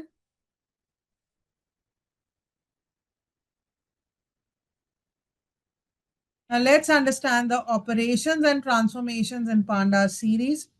Operations and transformation in Pandas series are crucial for modifying and enhancing. All these operations help in cleaning of the data. So if I want to see the element by element addition, series plus series with index, right? So basically over here, it will, if the indexes are common, then only I will get the output. Yeah. So 0, 1, 2, 3, and then the other one is A, B, C, D. None of them are common, so I get the output as NaN. What does NaN stand for? Not a number. Then I am doing the squared of the values. Again, I'm just doing just copy paste, cutting it and just checking out the output.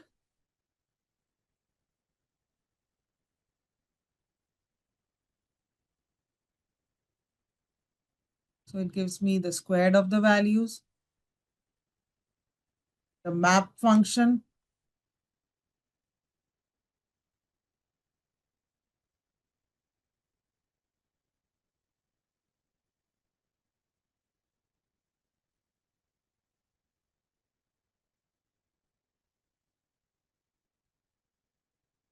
Right? Since I have given that 1 will become my 1, right?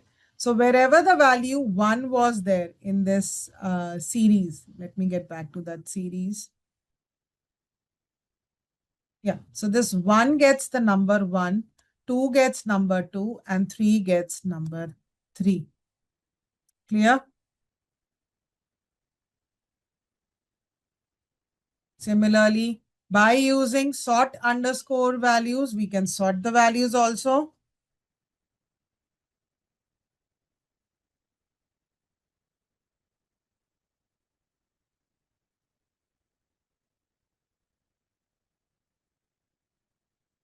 Well, it is already sorted, so nothing to be missed over here.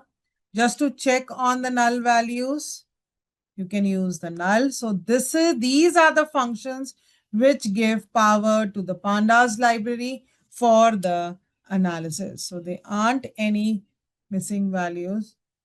So the answer is going to be false, false, false. Right. And finally, it is if there are any missing values, null value, it will replace it with 0. So we will do a lot of, practical, data with this. So nothing to worry. So nothing changes. So are you there with me? Got it? So just to recap, basically you can do element-wise addition in series, apply each of the function mapping using dictionary values, sort underscore values to sort the data, and to check the null value is the isNull function. Yeah. Are we good to go? Can we move on to the next file? Not the next file, next topic, that is querying a series. So if this is my series right over here,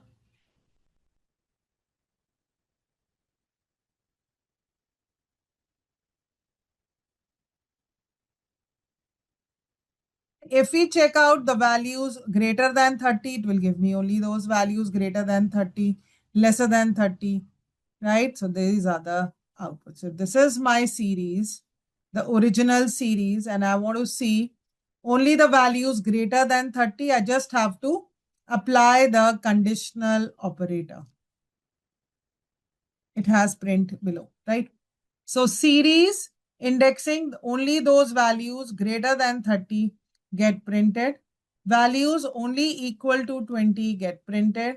Values not equal to 40 get printed. Values greater than 20 and operator is also clear. Lesser than 50 get printed, right? And is in. One of them is series and the other one is data frame. Series is one-dimensional array. And we also understood data frame as two-dimensional array, right? And how is Pandas library different from NumPy? Can you tell me quickly? What are the distinguishing factors, Neha, Sahana? that we can define our own labeled access, right? Do you remember that? We can define labels, right? So if we talk about Pandas library, they help in manipulation of real-time data in which is represented in terms of rows and column, right? Right? And the two main data structures in the Pandas libraries are series and data frame.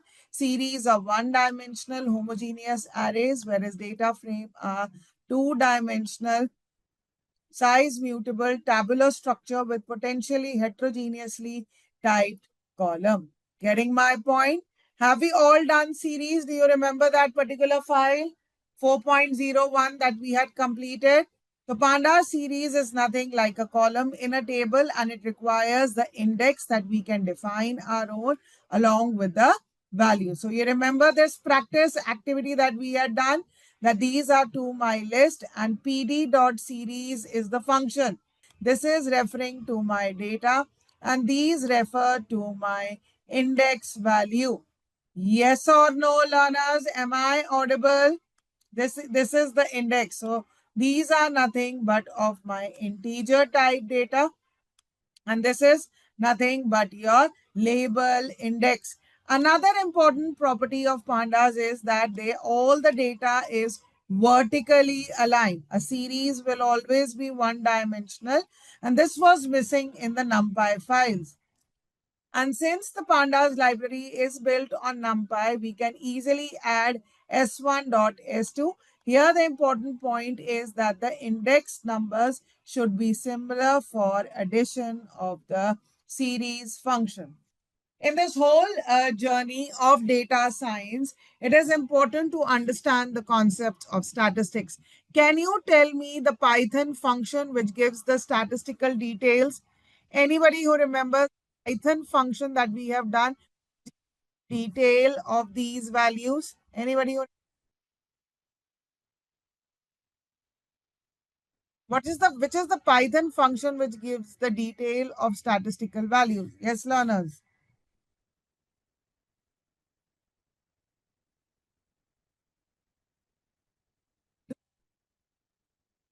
Function of head. What does the head function do? Yes, learners, do we remember head gives the top 5 values by default? Do you remember tail? Yes or no? Nobody remembers? I think so. We need to do it today. And then did the describe function, right? Which gives the, the mean, the standard deviation, minimum, maximum, and the quartile values of the, getting my point?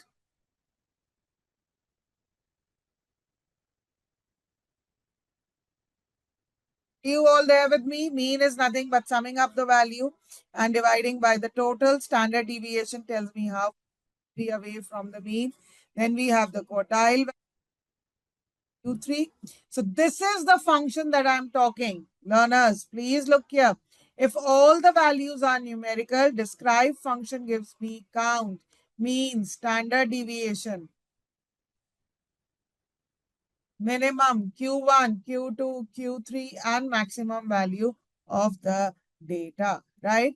And if we talk about if all the values are characters as P, P, Q, R, and if we do the describe function, and if we do the count value, it gives the 4 letters. Unique gives me how many unique values are there. Top gives me the top letter is P. Frequency gives how many times the top item has been repeated. Now moving ahead to the next concept today, that is data frame.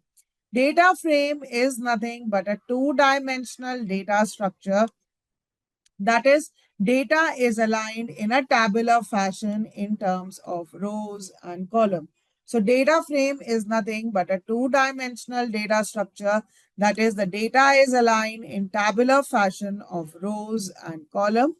Data frames are, are of different types because every column is different. It could be one of them could be int, float, or string type. Definitely, data frames are mutable. They have the labeled axis in terms of rows and column, and it can perform arithmetic operations on rows and columns also. Getting my point?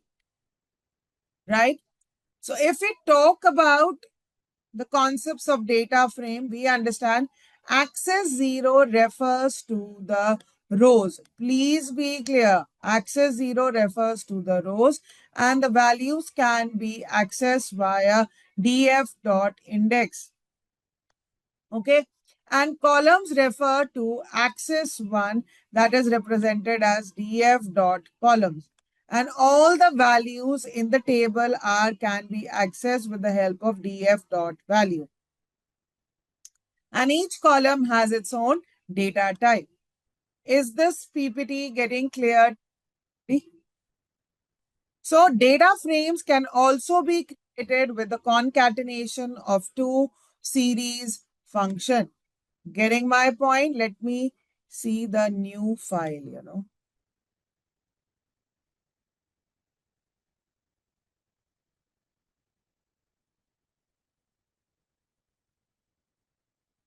Okay. So are we clear with the key features of the data frame, that it is organized as tables and rows, labeled axis, it has heterogeneous type of data, it is versatile also, right? Now, do you see this particular data set? This is the file, learners. Do you see this file?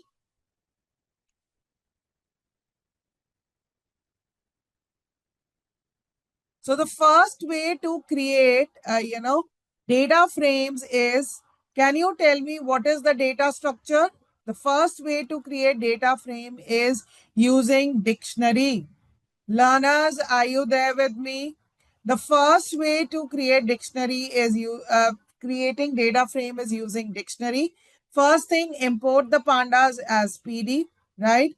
Secondly, the key values automatically become my column heading, and these are my list or the data points. Getting my point? This is nothing but my data frame, pd.data frame. Everybody is able to run the code. I've just split the code so that it is easier for us to understand the different ways to create data frames.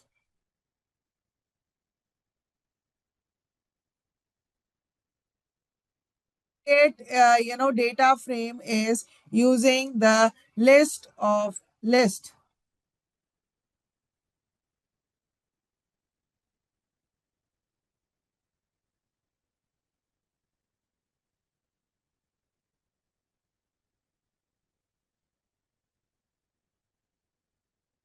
Yeah, do you getting this? So this is pd.data frame. This is the data list and this is the column list. Are you understanding the different ways to create data frames, learners? Are you able to run the code along with me? The way to create is array. What is the dimension of array that we are using over here? What are the dimensions of array that we are using over here?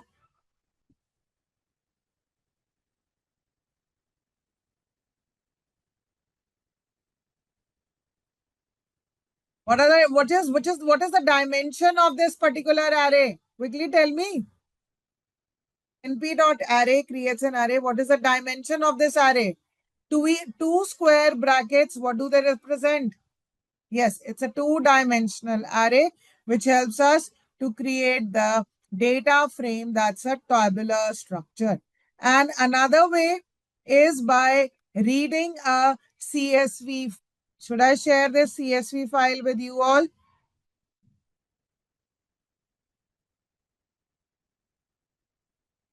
I'm sharing the CSV and Excel file. Please download it and copy it into the same folder.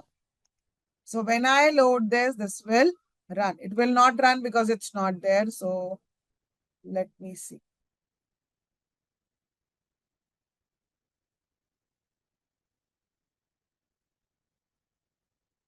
This is house prices. Please download this particular file. You'll find all these files in the dataset folder.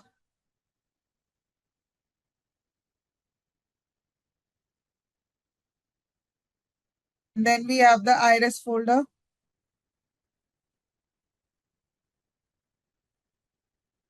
Once you have downloaded it, it should be present in the same folder. So how do we go about it?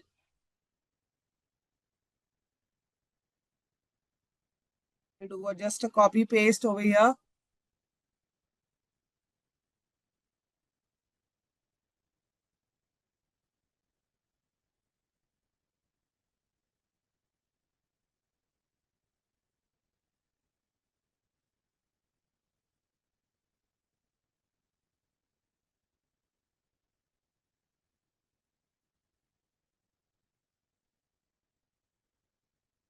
Right, learners, are you there with me? Do you see I've already copied the CSV file in here? And now if I run my code, it's able to give me the output. You see this, learners?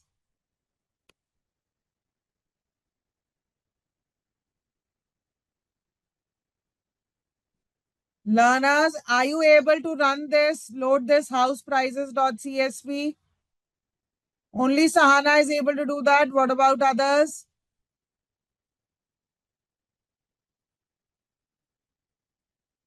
Anybody who's not able to do it? So data frames can be created from dictionary, list of lists, NumPy array, reading the CSV file, reading the Excel file, right? And when I read this Excel file now, the iris.xls, that's how I get the output.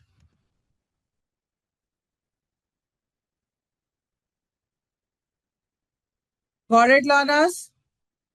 Anybody with the thumbs down who's not able to run this code, please let me know.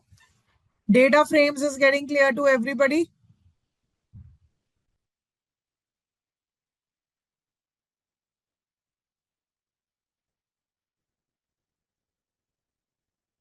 Right?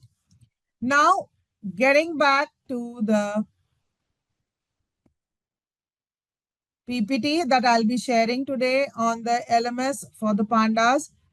So this is what it is, that data frames can also be created by simply using the pandas read underscore CSV function and passing the path of that CSV file. So this columns get converted into a data frame along with rows and column. Clear? And another way that we have understood is using a dictionary. The keys become my column heading, and it is the head function which gives me the top n values. Got it? Right? Now, who remembers that what are the types of indexing available in basic Python or NumPy? Anybody who remembers that what are the two types of indexing available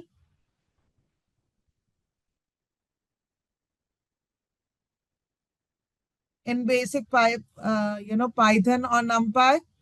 Nobody understands basic indexing. It refers to positive indexing as well as negative indexing. Please look here.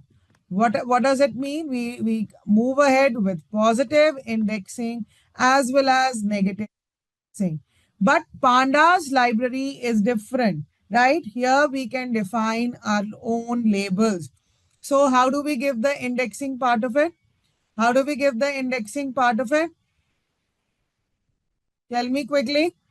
That's known as label indexing, represented as .loc, and integer based or position based indexing known as ILOC. Do you remember that point in series or not?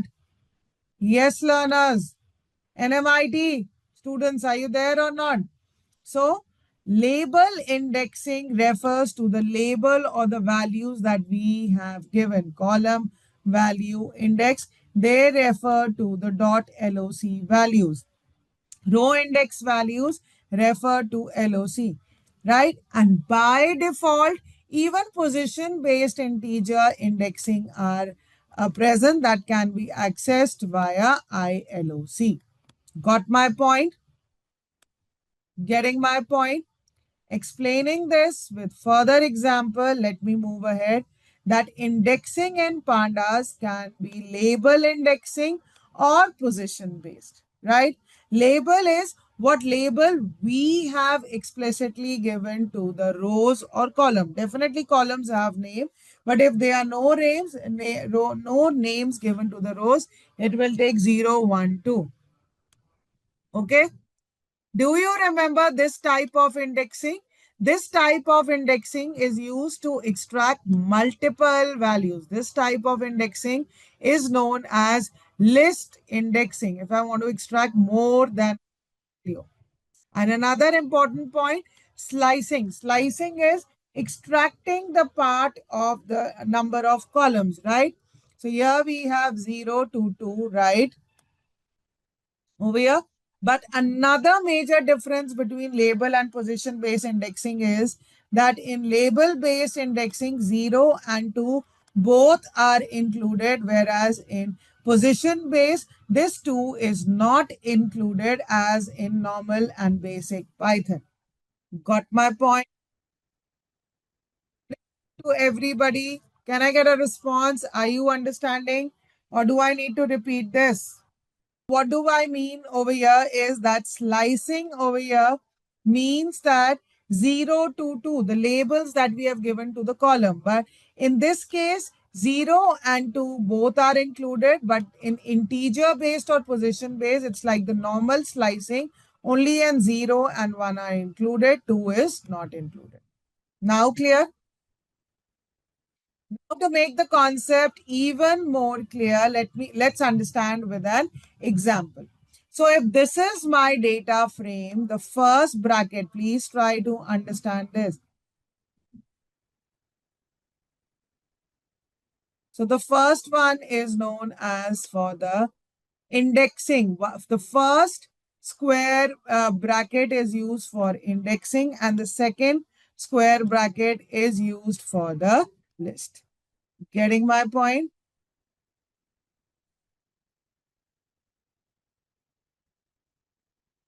This is known as the list and this is used for indexing. So what does it do? That it extracts the two columns automatically, that is employee ID. If I want to extract age, that I can also add. Getting my point now? Right? And if I say integer based indexing with 0th value, it refers to the first row because here I am, can you tell me data frame? Data frame is like two-dimensional element is like row, comma, column. So if there is no comma given, so it becomes row, comma, C. Getting my point? Right? But again, if I want to extract multiple rows, again, I can use the concept of list indexing also. Now getting clear, Sahana, Aishwarya, Neha, Nana, right? And do you remember this concept now, learners? Do you remember this concept? This is label-based indexing.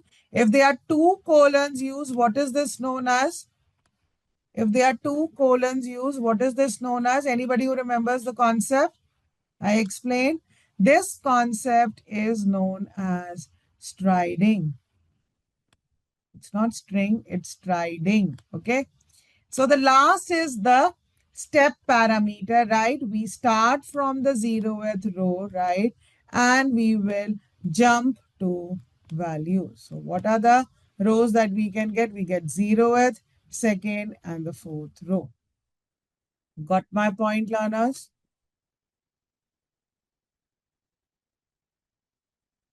Since this is before the comma, this refers to the rows, and this is after the comma, it refers to the column. So over here, what is the idea? That the employee ID is also included, the skill is also included, as well as the age is included. This is another difference. I hope this example in the PPT is making the concept clear. Yes, learners.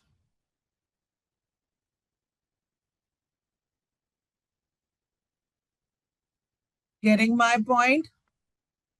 Is this point getting clear to everybody?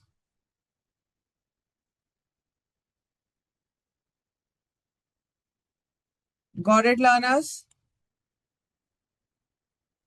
So now let's get back to the practical file.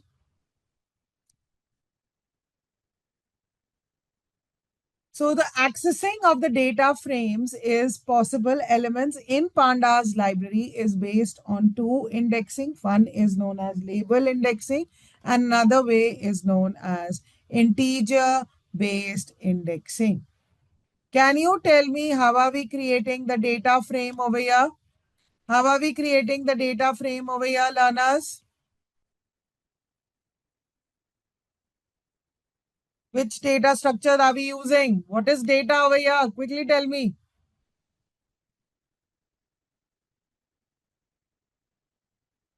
We are using dictionary to do that. So I'm just separating the code. If you want, you can do that. But so that gives me, a little more better, easier thing. Or if I remove this, this is how I get the data frame. Clear? Yes, learners, are you there? Everybody's able to run the code. How can I access a single column? Just by giving the column name, it prints me the column data. If I want to access multiple columns, I can use the concept of list indexing. Clear? Difference between accessing single column and multiple columns is clear. Everybody is able to get this point just by single column name. And if they are multiple, then I can add the list onto it. What is ILOC? Integer based indexing, where I access the specific rows. The first row is given as the output. Everybody is able to run the code along with me.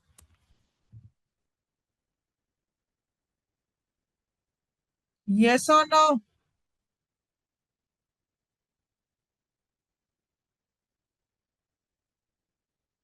If I want to access the rows based on condition, I just do it because I think so it's easier to run the code and get the output rather than first see the code and we would keep on doing the scrolling. That's why I'm just cutting the code and checking, giving you the output. So only those columns get printed with column name greater than 15. Got it, learners? Another way to access single cell by label is using is at. This is the 0th column and the column name, or we can also give the index value. Both will give the same thing, or we can also use the label index. So I think so 3 will give me the same output.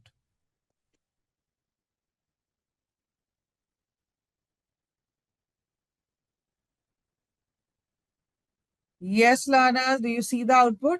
This is 5, this is 10, this is by label, and this is LOC. So why the position is not giving me the output? Position is not giving me the output because if I give 0, then I will get all the same values. Clear? So you would say that, ma'am, what is the use of label or integer base? They are exactly same methods, but different ways to access the data. It's completely up to you. You want to use the index position or the label position. Clear? Getting my point? Is this point getting clear to everybody? Neha, Meera, Gautam, Sahana, Hamshika, Malatesh, are you there or not? If I want to do certain kind of conditional access, that can also be done. Clear? Are we good to go, learners?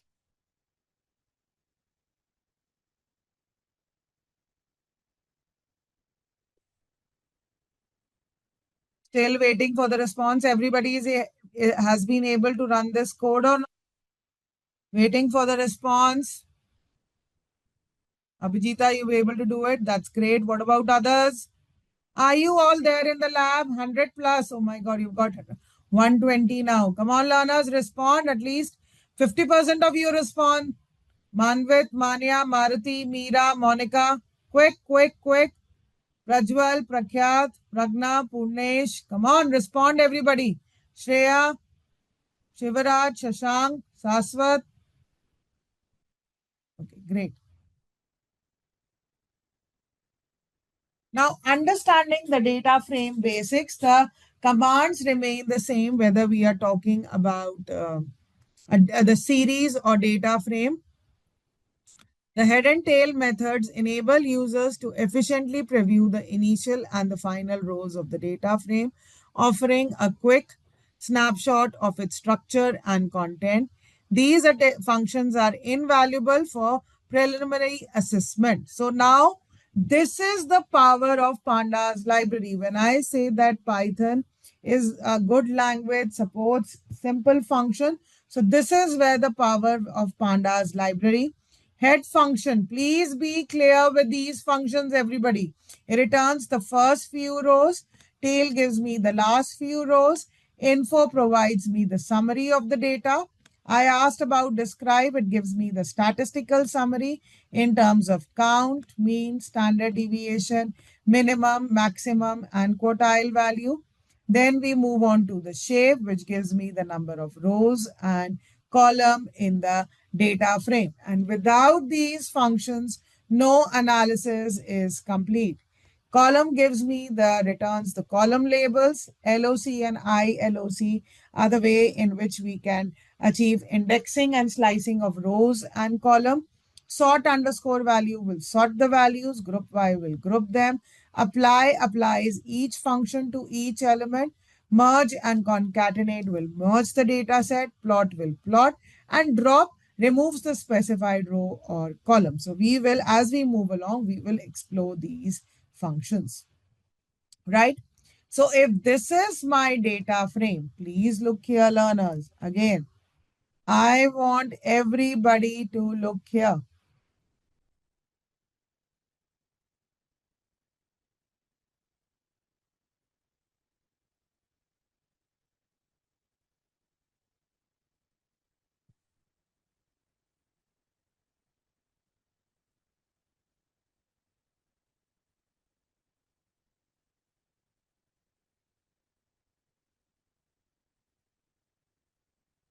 So if this is my data frame, right?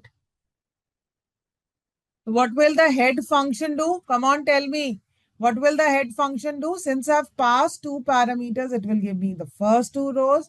If I have passed only one, it will give me the last row of that particular data frame. Then if I give info, it provides the comprehensive summary of the data frame. And here it returns a tuple representing the dimensions of the data frame. Learners, are you able to run these first two rows? The info. Have we understood this basic operations? Head, tail, info, shape.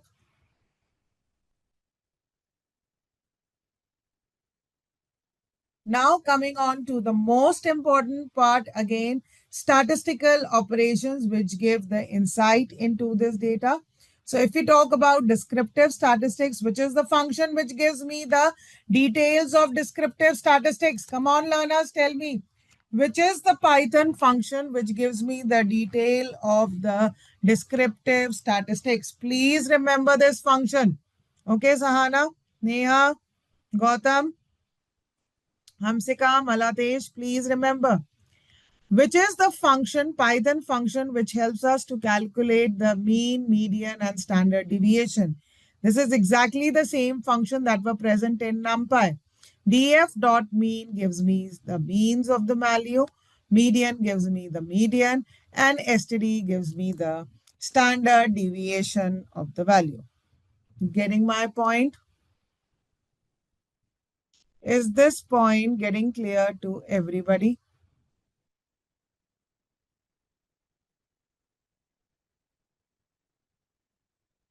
Are you all getting this point?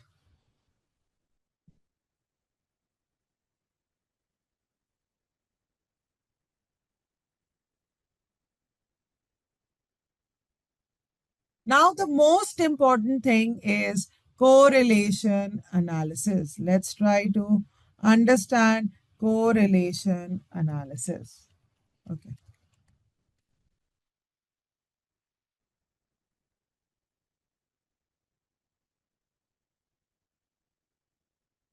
Now, there is another important parameter which is part of the data frame that is known as the in place function. How will you override the existing data frame? So, do you want to override the existing data frame? If yes, then we will always make the in place parameter equal to true. And if we do not want to make the changes permanent, then we will make in place is equal to false. So that we will see once we do it practically. But before that, we need to understand correlation. Another very important aspect of statistics. Please try to understand. This is the formula for R, that is Pearson's correlation coefficient. What does it help us to do? It helps us to find out the relationship between 2 to 3 variables. So Carl Pearson's coefficient of correlation, where value ranges between -1 to +1, which gives tries to give the relationship between x and y. So what does -1 represent? -1, if the r value of the r is -1, it shows a strong negative correlation between x and y. What does negative relationship mean? That if x increases, y decreases. All right. On if y increases, x decreases. That's the negative correlation. And when r is equal to +1, what is the positive correlation mean? X increases, y also increases, or x decreases, y also decreases. Getting my point? That if x decreases, then y also decreases. Getting my point? Is this point getting clear to everybody? And when r is equal to 0, that means there is no relationship between the data points. Got it, learners? Very, very important to understand the in-depth of the column. For example, if this is the data that has been loaded for your maths, physics, and history marks. Simple example I'm giving. Simply, we have loaded the CSV file or the Excel file containing the marks of maths, physics, and history. And when I run the function df.core, it tries to create an n by n matrix. Please try to understand. Since there are 3 columns, so a 3 by 3 matrix is created. What is the use? It gives me relationship between maths and maths.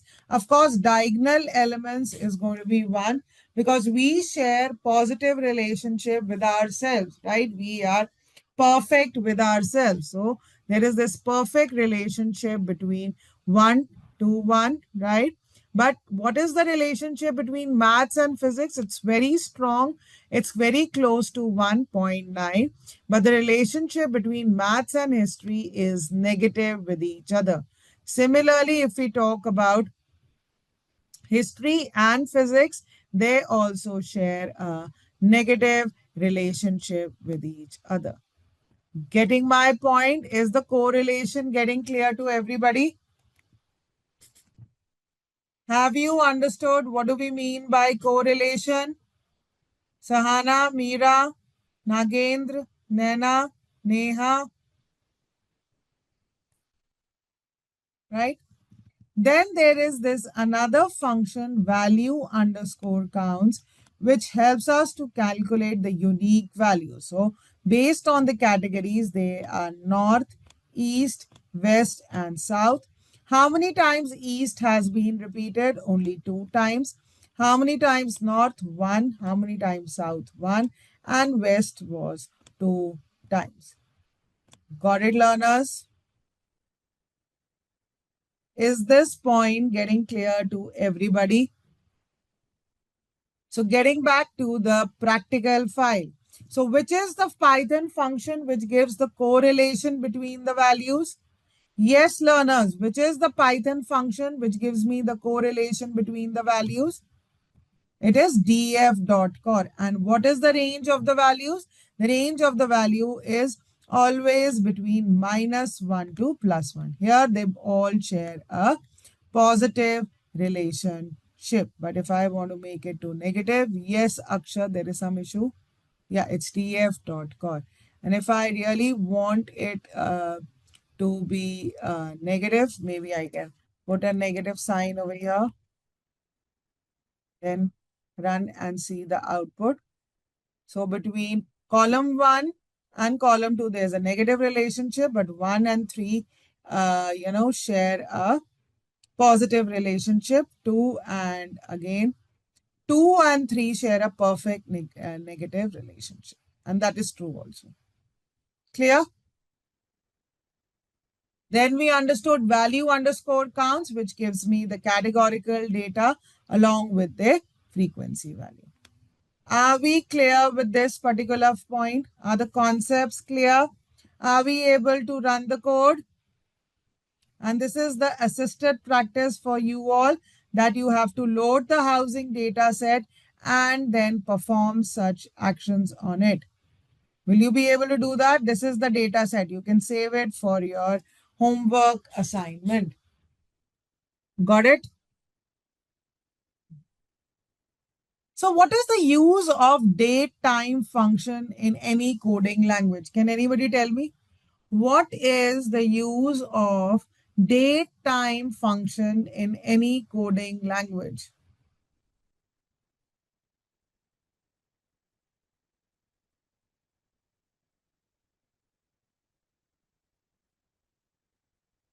No? For example, if I, now look at over here, I am creating this.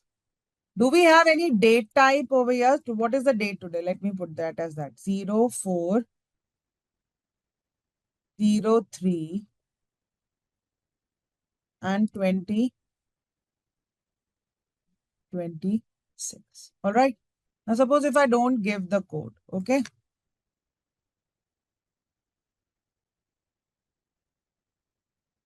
Right. Do you see? It doesn't allow me to even print this. Suppose it's saying that no literals are allowed.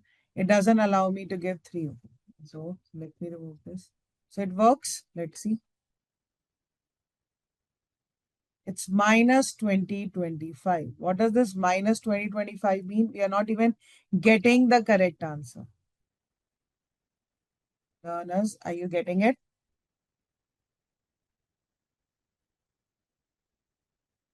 So that is why a library has been built in Python to deal with date time objects.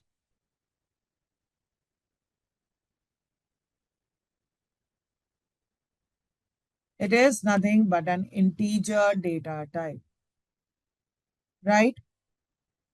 Got it, learners? And if I do a date plus 1, do you think I'm getting the correct answer? Do you think I'm getting the correct answer? No. Right? So that is why to deal with date time, most of the time the real time projects will contain columns which are, of date and time. It could be arrival, departure of the flight, when that particular recording was done, how long the session went on, right? And who bought at what particular time, when the items were sold, whenever they were shipped. Every real time data requires this date time analysis. Got my point? So in Pandas, the date time module provides robust functionality for handling date and time. So Pandas library, because Pandas is a library which helps in data manipulation, real-time data.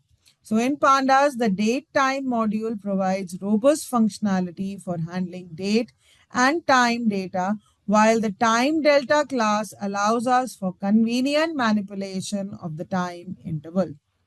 This combination is particularly useful for time-based analysis and working with temporal data in the data frame, right? So if I want to access what is the date time now, then what is important over here is that we need to import the date time module. The first thing over here, please try to code along with me, learners. Import date time. Okay. And if I say, I'll just send the code today is equal to date time dot now.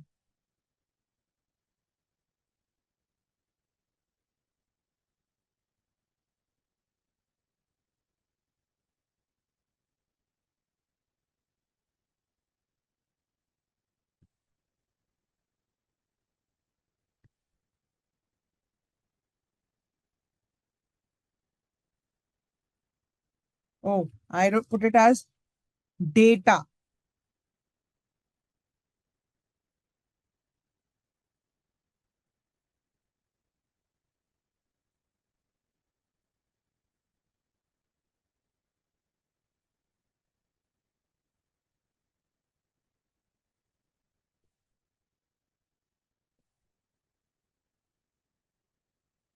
So it doesn't have now, or if let's see then today. It's not working. Let me see.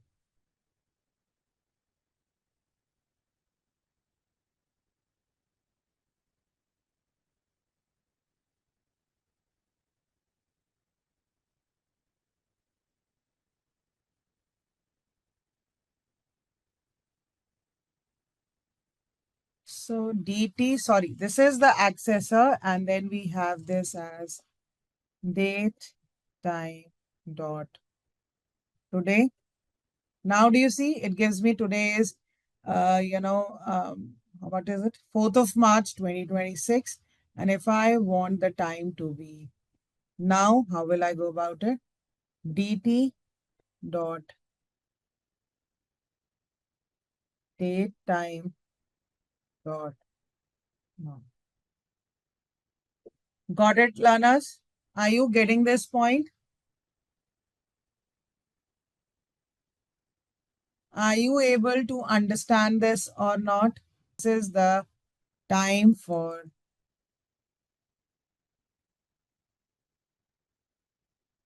today and now. Clear, learners? Neha, everybody's able to run it. Should I copy paste the code? Yeah.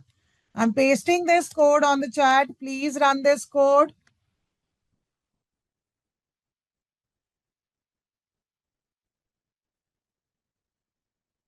Yes, learners, are you able to run it or not? And if I want to do any arithmetic calculations on that, then I can use this time delta function. For example, if today's date was 26th June, it would have added 6 days to that to get me this output. Clear? Rather 5 days. It is actually 5 days, so there is this error. So it is 5 days which can be added. We'll just see. Getting my point, learners? Are you there with me? So that's why data handling is very, very important because it involves handling of the real-time data set. So first thing, how do we create a date range in Pandas? So the date range function is used to generate a sequence of dates with a specified range. So we can generate sequence of dates. It's a powerful tool for creating time indices or date column. For example, if I want to create dates starting from 1st of January 2023 to 10th of January daily, I can pass this as frequency equal to D. And if you want to start it from today, let's start. Or you might be thinking that, ma'am, do we need to pass always the year? Let's see if I can pass the today's date 04/2/03 2026. And maybe I want to go till 14th, 03 to 2026. So let's understand, is the format important or not? So we are getting a blank index over here. It's not able to interpret the output. So if I give this as 2026, so there is a format in which it understands, right? So 03, and maybe I can give it till 20th, 2026, 03 till 26. Now it gives me the output from 20th to 26th March. Got it, learners? So this is the format in which the date works. It is year, 4 times year, then the month, and the days. Now look at the beauty of this. If I enter a wrong date, for example, in the month of, let's put it as February and put it as 29th. Was this a leap year? No, it wasn't, right? And then till 26. Does it allow us to do that? Let's see. It gives me an error automatically. Day is out of range. Automatically, it will give you the day is out of range. So that is the beauty of using this date time library. Are you all getting this point? What I'm trying to say over here is that if I give 28, it will not give me error. But the moment I give 29th February, which is obviously not a valid date, it will give me an error. Clear? Is this point getting clear to everybody? Are you there with me, learners?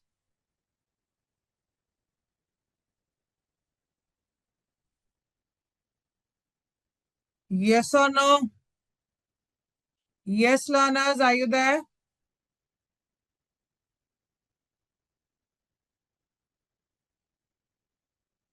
Maruti, Pranav, Neha, Nagendra, Naina. Okay, so now if I want to extract the part of the date, okay, so what is this? Here I have created a data over here. Again, I'm just doing a cut paste to make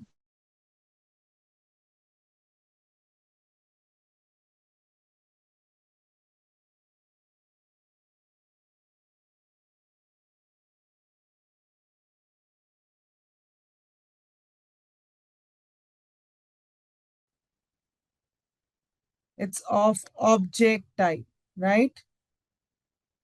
Or it's like this. Can we do it like this? No, it doesn't work like that. Or does it work like this? Let's see.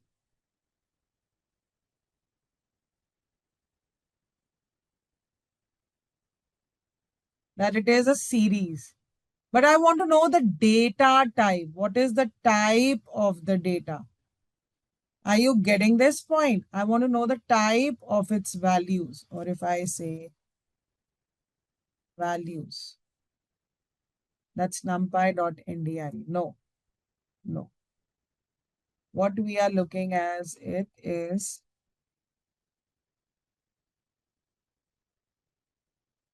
AS type. Yeah. Please try to understand, learners. Are you able to run it?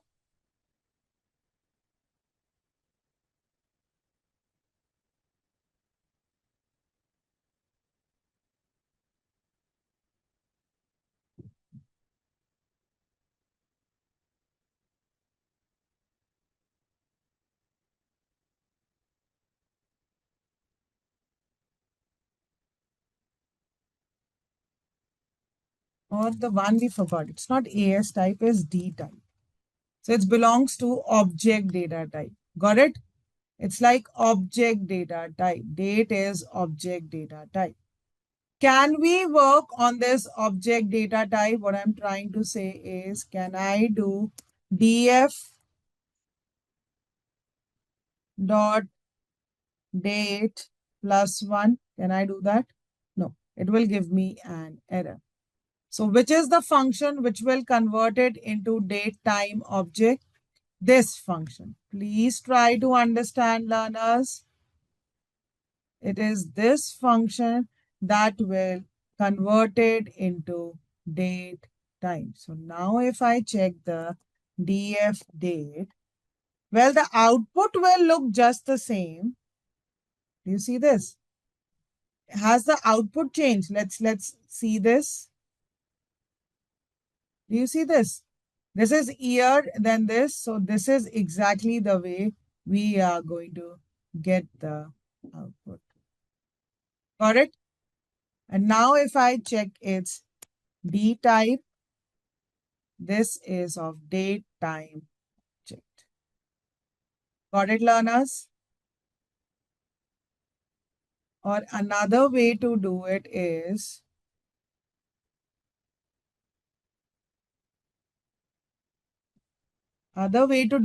please look here, learners, what I'm doing is, let me just cut this. Rather than D type, let me do an info. It will give me that this is a date time object, consists of one column. Now I'm adding one more column into the data frame, right?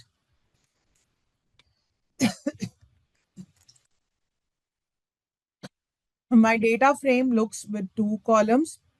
And now look at the difference. They both look the same, but they are not. So now if I do a df dot info, the first date is of date time and the second one is also of the date time. Did I convert that? Oh, earlier we have done that. That is the reason. Again, I load it. So this is the df. Again, please look here, learners. I'm going to give you the code. This is the data frame that we created. And if I check the info of this,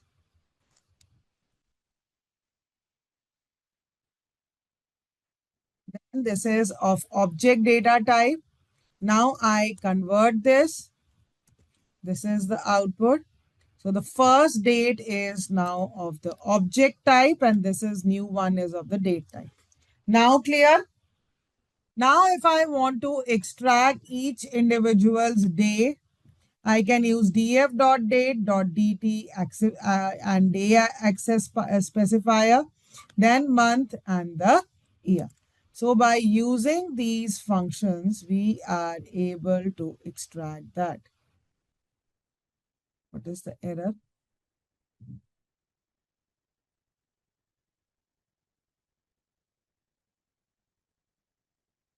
Okay. So you have to change this to date 1 because now we had changed it to date 1. Yeah. Now do you see this?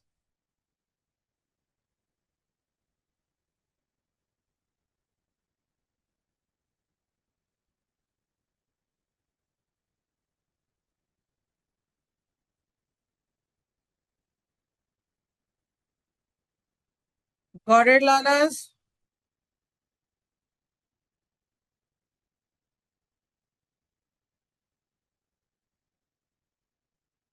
Getting my point?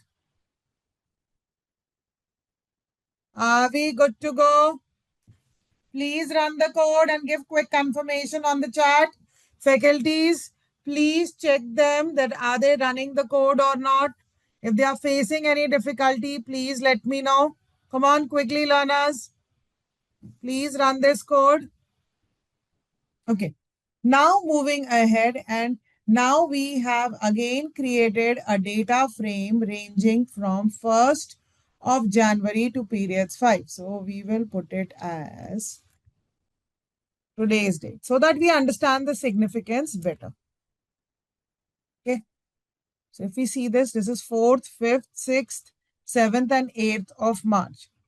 Weekend. Now automatically what happens is at back end, can you tell me 6th, which is the day on the 6th?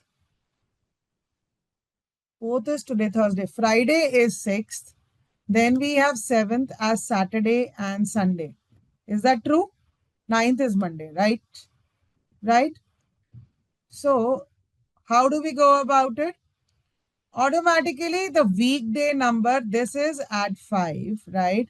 And let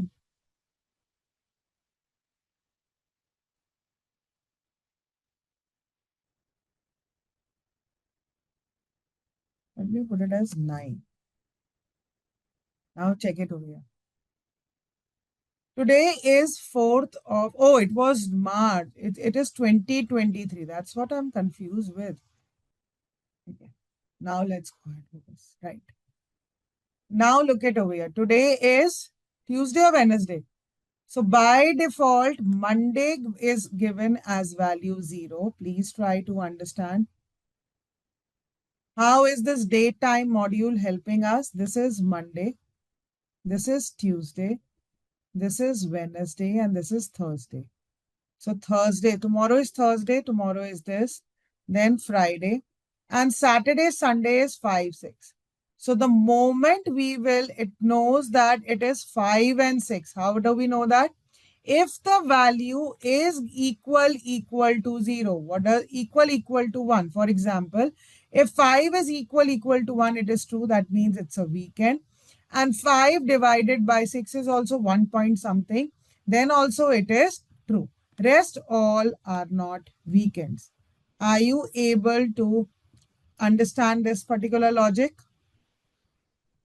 Here we are trying to find out weekday and weekend information. So simply by using data accessor weekday and using the logic of dividing it by 5 equal to 1, able to get it in true and false, whether it's a weekend or not. Clear? Is this point getting clear to everybody?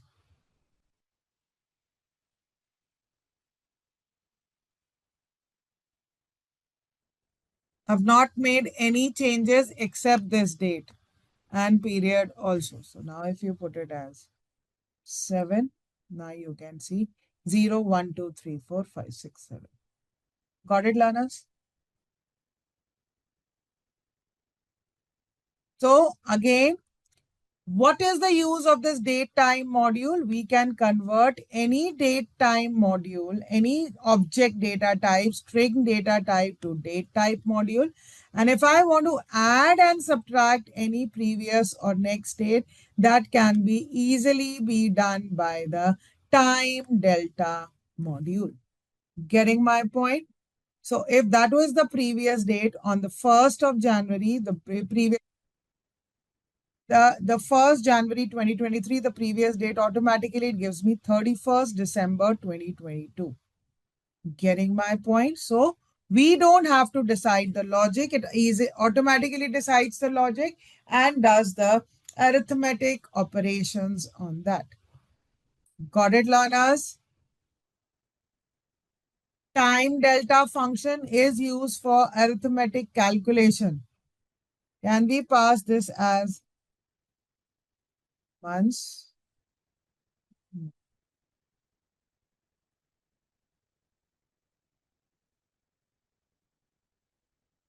Days, hours, minutes are allowed. Weeks, days, hours are allowed. Months are not allowed.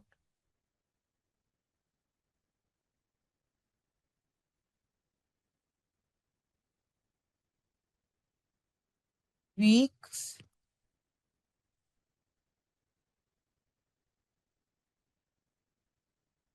So it talks about the previous week. Do you see? And this is the next day. Do you see the difference now? When I give this as weeks equal to 1, this gives me the previous week. This is how it gives me. Clear, learners? So time delta in Pandas is using to, represent the duration or the differences between the two dates or time. It can be created by specifying the desired duration, such as the days, hours, or minutes.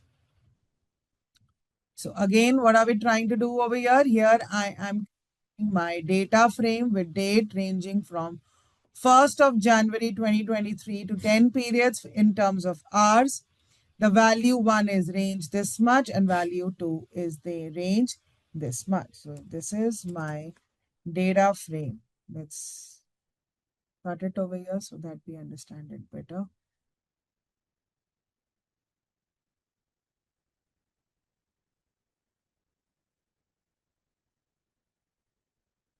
Says that future warning, it says do not use capital H, use small h. So please change that. These changes keep happening in the community. Yeah. I'm making the changes in the code. Please make the changes along with me.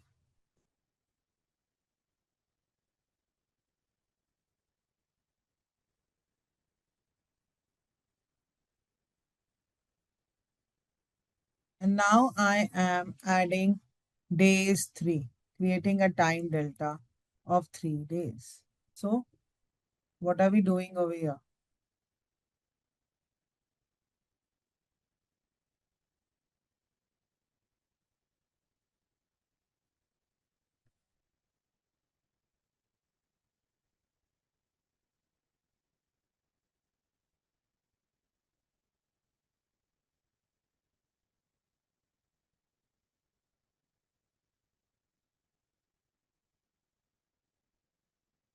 Can we do this? Date plus delta? No. Date of what?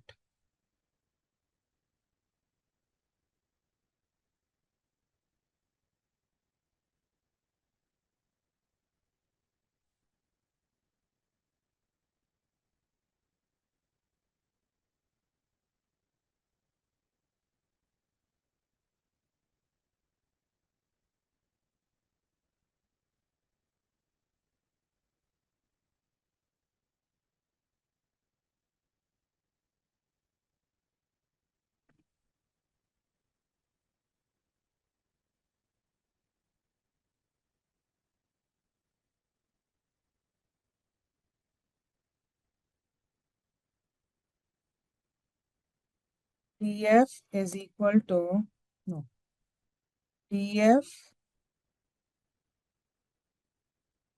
changed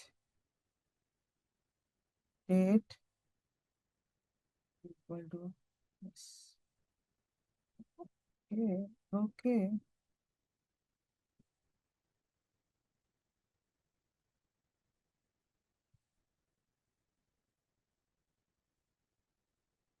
Now you see this.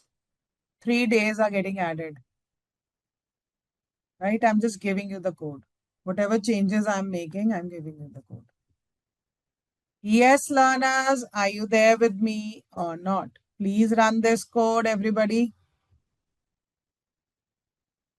So arithmetic operations can be performed using this time delta function. Got my point? So now if we talk about, have we understood the importance of the date time module? Yes. So basically whenever any CSV file or an Excel file is loaded, the date column is by default of the object type. Please remember this, sorry, that the date time object is by default of the object type. Getting my point? And it is once we use the pandas to underscore data frame function, it gets converted into date time object. And why do we want to convert it into date type data type? We want to convert it so that arithmetic operations can be performed on it, right? Otherwise, it is not possible to do it on the object. And how do we perform arithmetic operations on the date time module using the time delta function? Getting my point? So Pandas offers a rich set of functionalities for working with date and time data, primarily through its time NS data type, that's the dot data type. And by using the accessor.dt, one can extract the weekday, the day, and the year in the date. By using the accessor.dt, one can extract that. Got it? Is this point getting clear to everybody?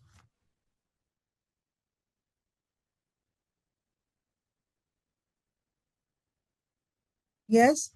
So now we understand that basic class is date time. When I do class date time, okay? For specifically date, we can use the date function. For time, we can use the time function.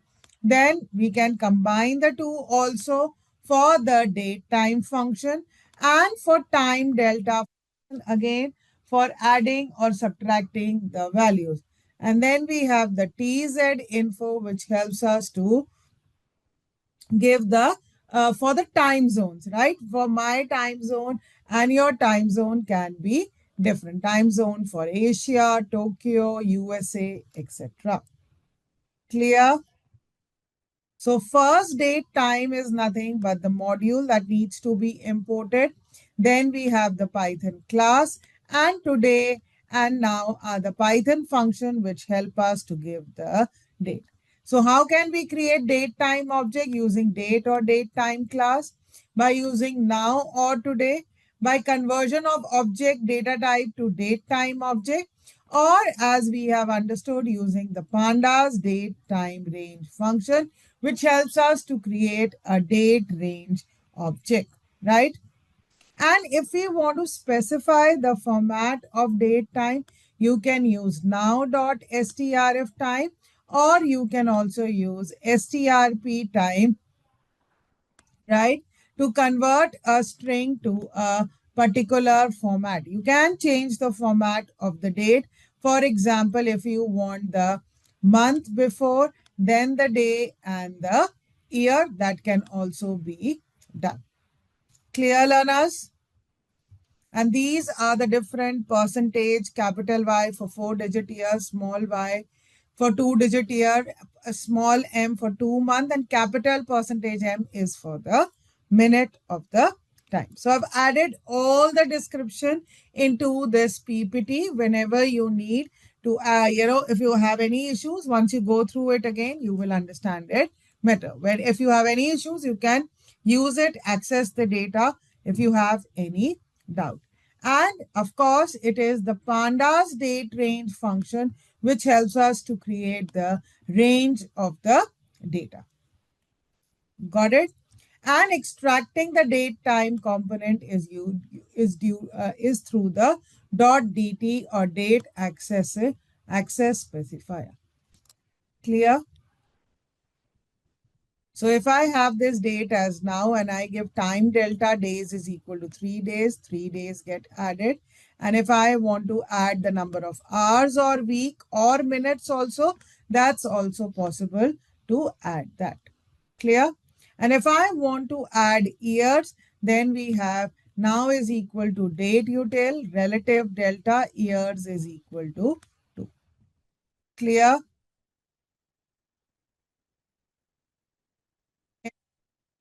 Any doubt till here? Right? And you can add, even subtract the days to perform any arithmetic calculations. Clear? Are we good to go, learners?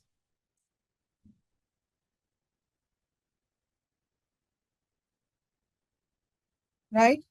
Now, another important concept in when we deal with data is categorical data. What do we mean by categorical data? What are the color of your eyes? Green, blue, black. What is the gender, male or female? What are the grades that you have got? A, B, C, D. So categorical data is not numerical data, but it can be further divided into nominal. That means there is no importance of the order. That is, it could be the postal codes or the gender, male and female, or the order. For example, the ranking that you give or the grades, that A has better ranking than the F grade, or socio-economic status, right? So categorical data needs to be understood. You remember the first session which I had taken, that basically data is divided or understood into two types.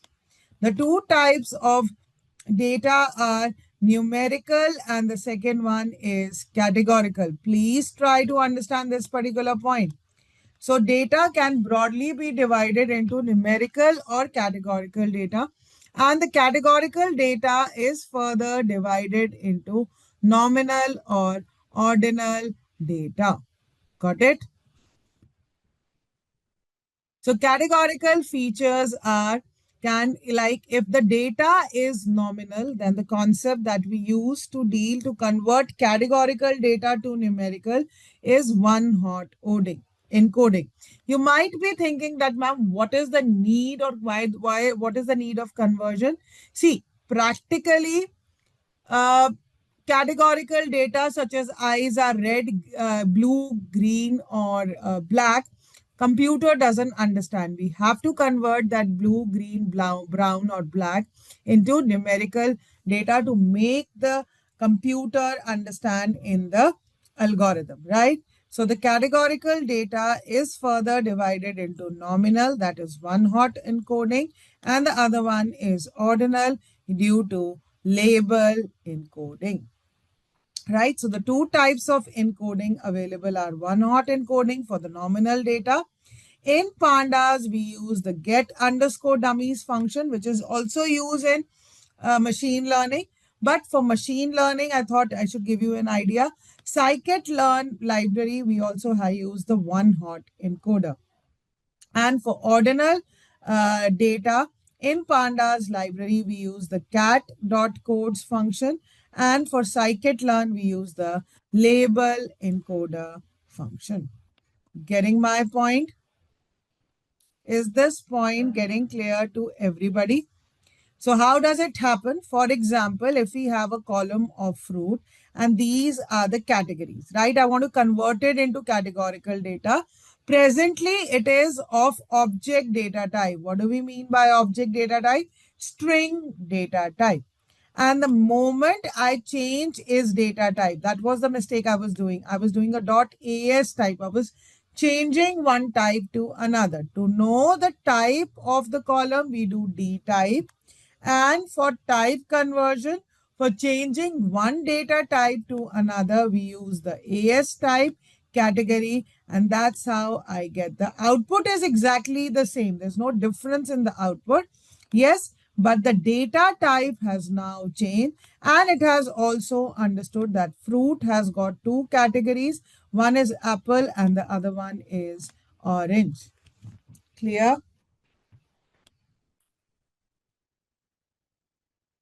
Is this point getting clear to everybody?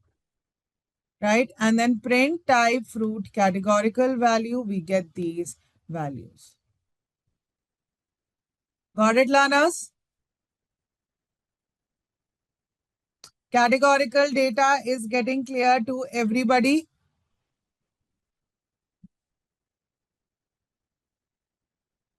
Getting back to the practical file of this, we have performed arithmetic operations. Date time module is now very clear.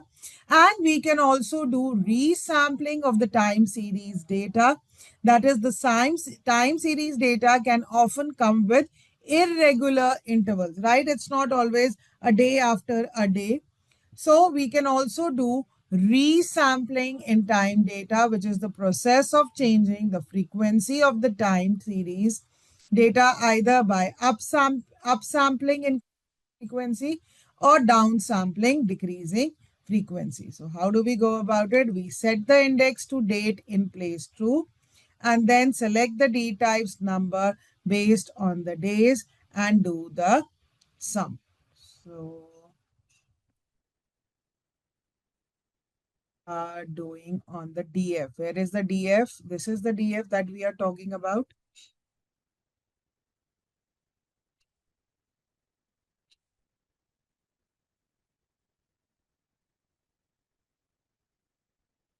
So this is the DF, the change and the future date. And here we get the df resample, where we are trying to sum up all these values. Right? 10 plus 11 plus 12 plus 13, 14, 15, 16, 17. We have resampled the values and therefore we get the values as 45 and 145. Got it? This is all for the 1st of January 2023. So I can take the summary of the data. Resampling allows us to take the summary of the data. And now coming on to categorical data. There are two types of category, ordinal and nominal. So here I have created a list of categories and values. And how do I create a categorical data? By using pd.categorical values, I get this output. And how can I count the occurrences of each category? By using value underscore counts function. Right? That point is also clear. Value underscore counts function is clear to everybody. Come on, learners, respond. Is this point getting clear to everybody?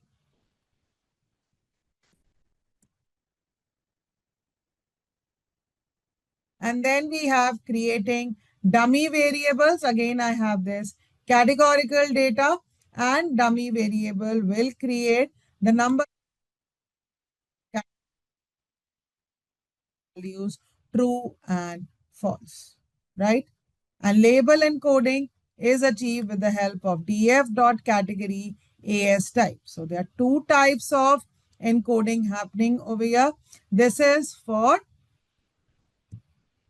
nominal data and this is for ordinal data. Clear? So again, the dummy assisted practice is given for you for on the same data set. The one which I had shared it before, that is housing underscore data. Will you all be able to do this? Faculties, are the learners doing the assisted practice? I want to know the response. Any questions, any doubt in that? Please let me know. So basically text is nothing but your string variables. What are the different operations that we can perform on string variables?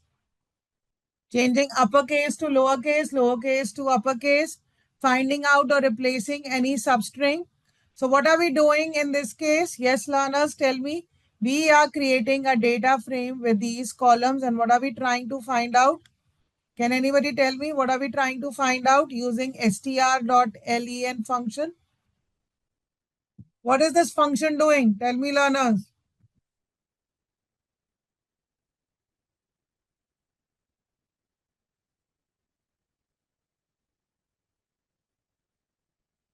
Now we are trying to calculate the length of each string. Got it? And we are adding. Have you understood how to add a column in a data frame? Just put the name of the new updated column equal to sign and the new column with the length gets, with the output. Clear?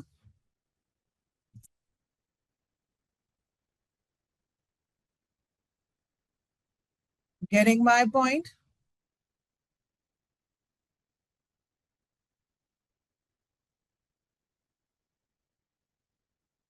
Any questions, any doubt till here?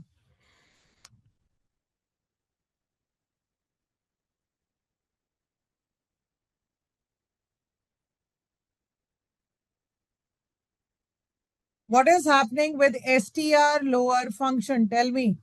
What is this str lower function doing? Abhijita, Aishwarya, Akshat, Pragna, converting the elements into lowercase. Yes? Are we understanding the code? Simple. How to deal with string function, which is very common in normal pandas also. In normal NumPy also, we had done that even in data frames. Clear?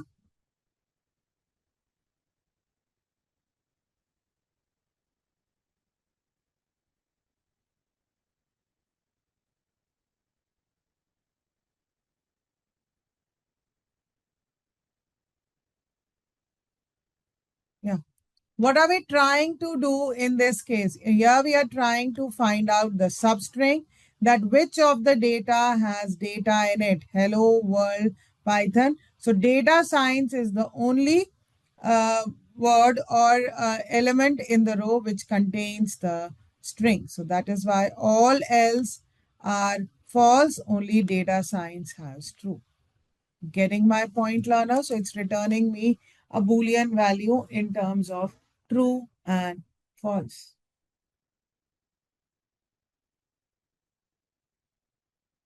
Got it?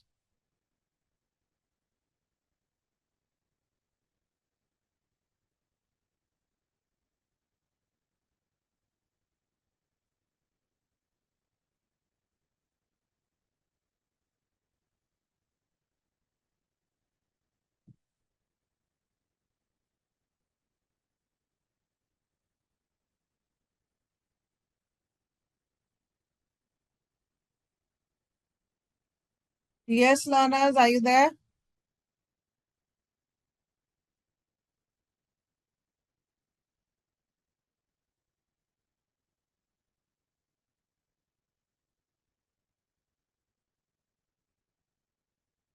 Good, Naina, Abhijita, Pragna. Now tell me, what is iteration? Now tell me, what is iteration?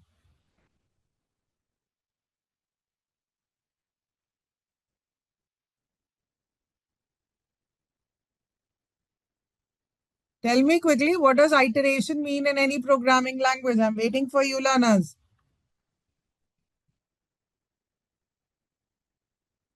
Traversing through every element, right? Why do we want to traverse through every element?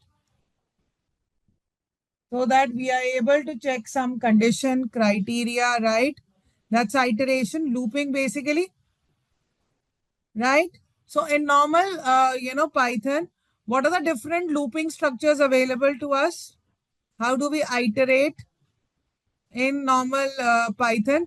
Tell me, what are the two looping structures available in Python? Tell me, what are the two looping structures? Come on, nobody understands that.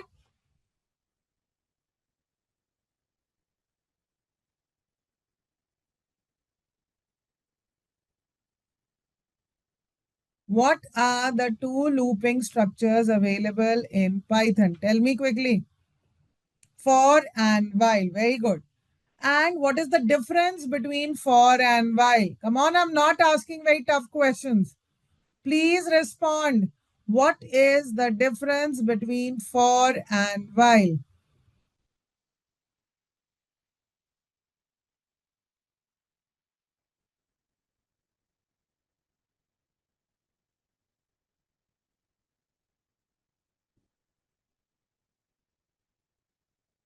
Nobody understands? NMIT? Come on. What is the difference between for and while loop?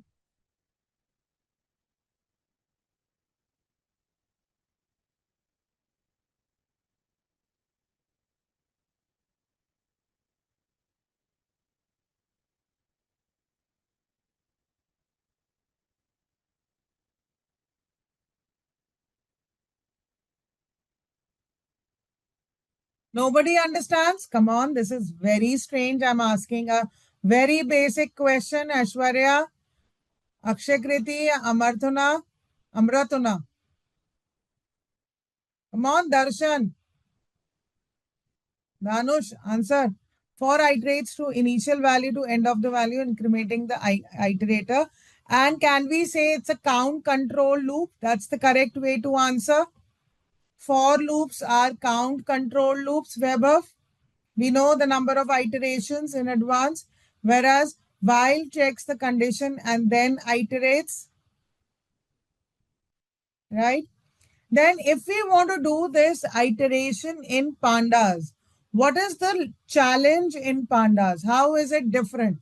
What is the thing that we are looking or in pandas library? Now in pandas, we are looking things as real world data set in terms of rows and column.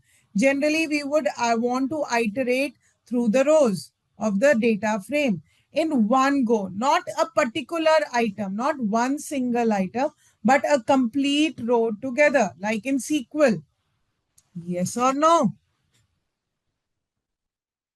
Here we would like to iterate a row that is all the elements in the row together, right? Or all the elements in one column together. Agreed? Right? The whole idea is that we want this processing to be fast. We don't want the system to slow down because it has to iterate. Suppose there are 10 columns in one row, then we don't want it to be, slow down. We want it to be efficient. That is where the pandas provide efficient methods for iteration and applying functions to all the elements of the data frame. So the different types of iteration available are iter rows, iter tuples, right? And iter items. Please look here. These are the three methods that can be used for iteration. That is iter rows, right? Then iter tuples, and then we can also have iter items, right? So iterating over the rows. Please look here. How are we going about this? Here we are creating this data frame. Let me first cut this and then explain you.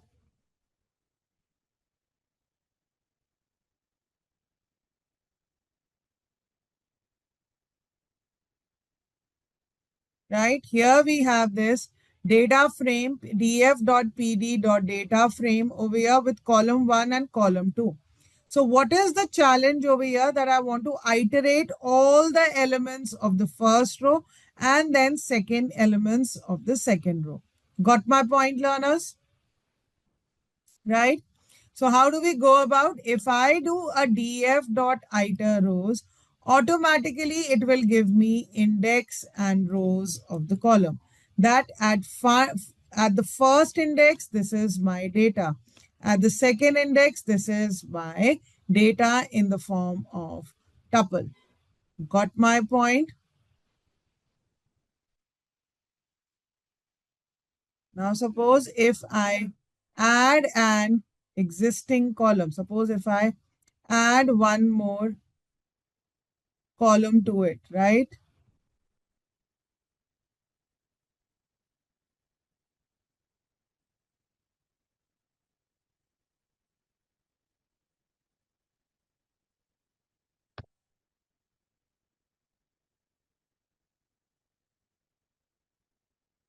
Suppose I've added one more column. Then also it is able to give me an iterate. So even if there are 2 columns, 3 columns, or 100 columns, iter rows is capable of giving me the answers completely. Got it? Now, why is it not giving me the output? Can anybody tell me? Why is it not giving me the output? Right? Because I'm not added this.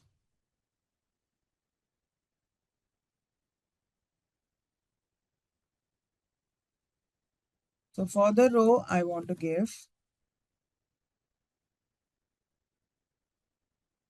Got it now? So has this made iteration easier and faster, learners? Then we also have an apply function to the existing data frame. All right, so let me again cut it.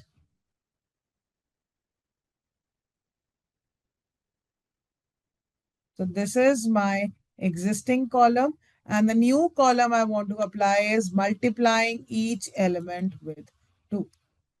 Got it? By using the apply function. So arithmetic operation is done. But which one is the best operation? Vectorized operation is best. Why? Can anybody tell me?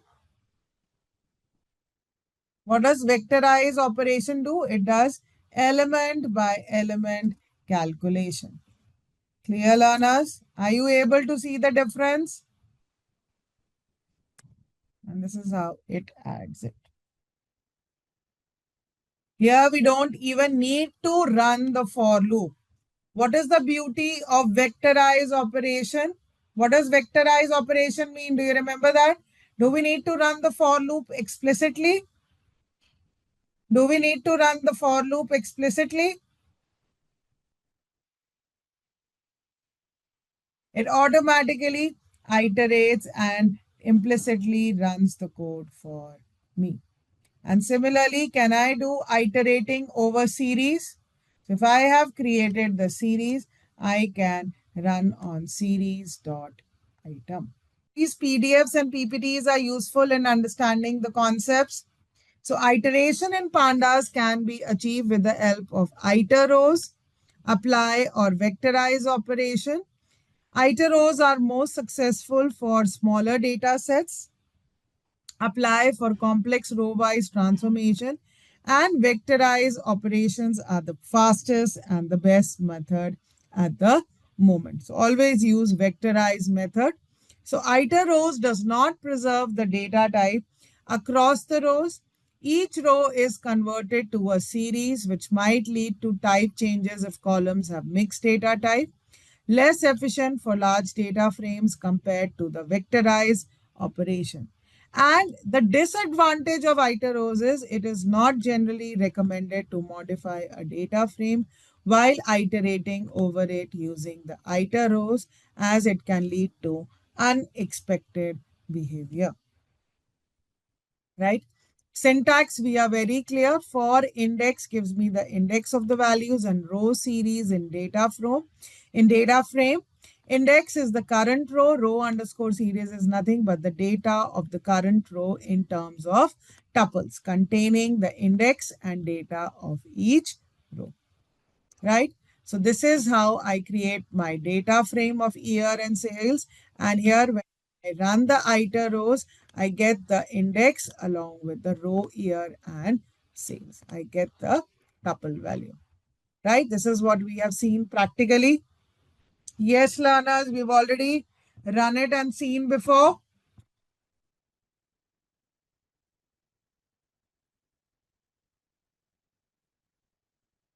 Yes. Or do you want to run this code? Type in and run this code quickly. I want everybody to type this code and do this activity quickly. Yes, learners. Vaibhav, Ragna, Pranav, quickly do this activity. Right? So try to understand one more thing, right? Why do we want to use this? Because we want the processing to be faster. The other method that we have used is df.apply function. Now, np.sum axis is equal to 0. What does axis equal to 0 mean? Tell me, from arrays we understand, what does axis equal to 0 mean?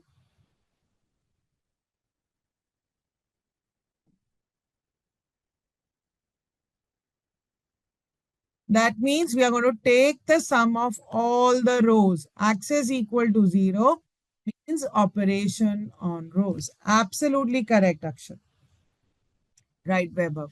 So over here, we are doing np.sum, which applies to all the rows. And that is why it takes the value of sum, and output of this is 27. And the output of Q is going to be 75. Clear?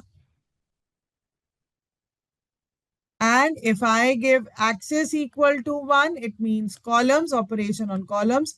So it will sum up all the values of the column to get the output as, for the first row 34, second as well as third row as 34. Getting my point?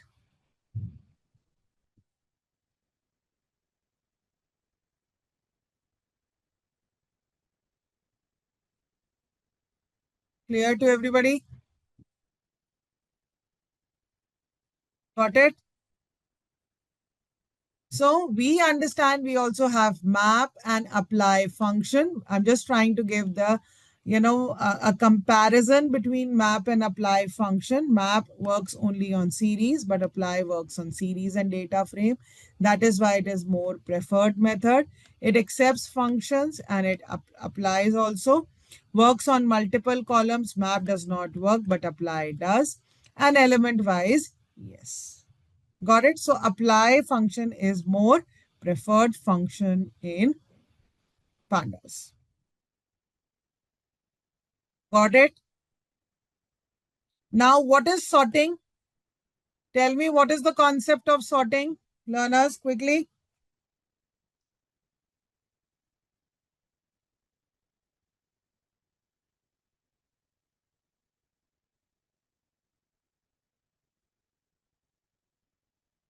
What is sorting in pandas?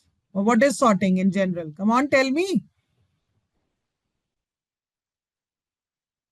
None of you understands what is sorting? Arranging the data in ascending or descending order, right? What do we mean by ascending order? What do we mean by ascending? Come on, nobody understands even ascending. From lower to higher values, right? And what is descending?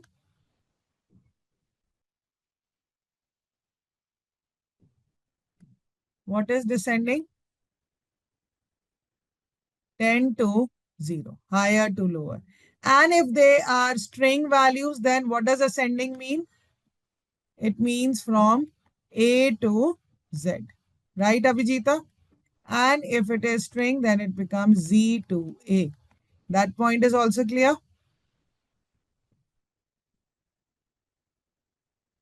Okay, right. So when I do df dot sort underscore values, if I want to do sorting on the columns based on employee ID, by default, what type of sorting do you see? By default, we see ascending type of sorting, right? By default, we see ascending type of sorting from lower to higher values. Only this column is sorted based on the other things. Clear? You would say, ma'am, if I want to do it in descending order, then we just have to pass this parameter. There is no thing as descending, but we will pass the parameter ascending is equal to false, right? Here we have no ascending order, but here we will have ascending is equal to false. Getting my point?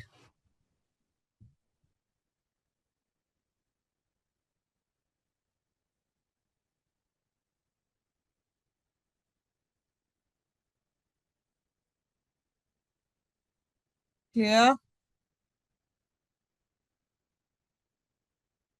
If I want to do it with two columns, please look here. If I want to achieve sorting in multiple columns, how do we go about this? So it says first is skill. Skill is true. That means the ones with Java, J comes before P is coming before in the order.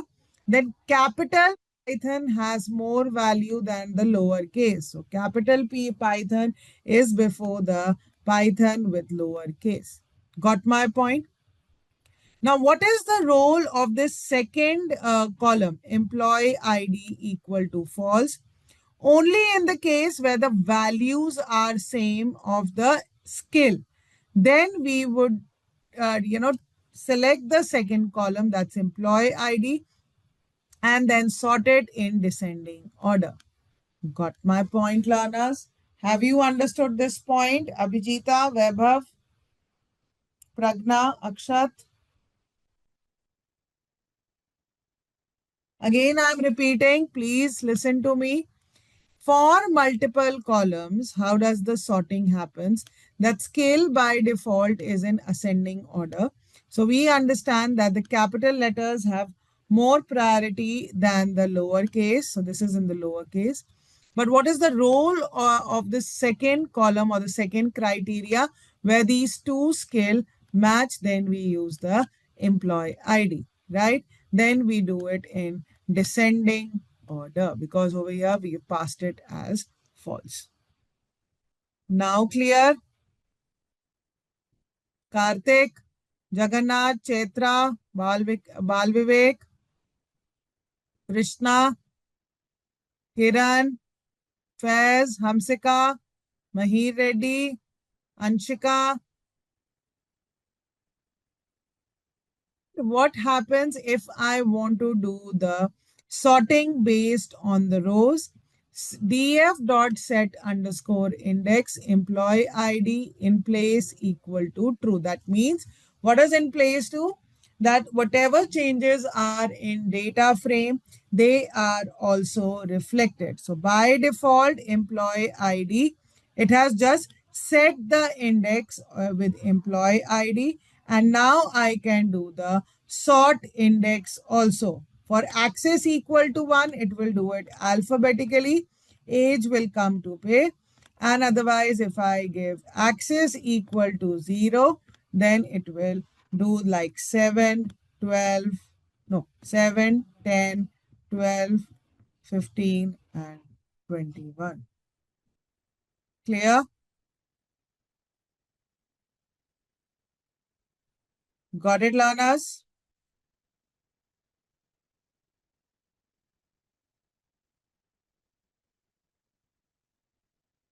Now let's run it practically. Neha, Hamsika, Harshita, Malatesh, are you all there?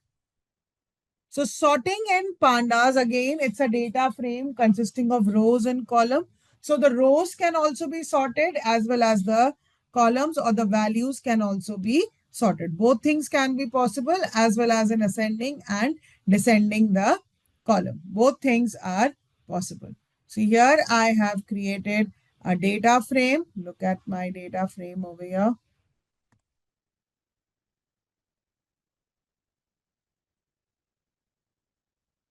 I generally like to keep it separate because I can do the comparison of the output. That's the idea, otherwise no other. So this is my data frame. I am creating it from the dictionary. What is the advantage of creating from dictionary? That my keys will automatically become my column names, right? And now I sort values by age by default in ascending order. And if I want to do it in descending, what will I do? How will I change it to descending? I will pass the parameter ascending equal to false. Now we see it in descending order, learners, right? And if I want to change it to salary, that's also, I can do it in descending. I can also do it through name also. Clear?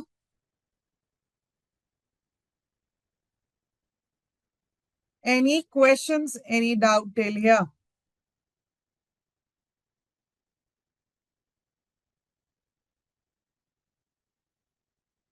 And if I want to do it with multiple columns, how do I see it with multiple columns? With one true and false, we will not be able to see it. If I want to do it with age and salary. Okay. So what I'll do is I'll add one more column with the same age. Okay. So maybe here 22. Salary is 2000 only. And the name is maybe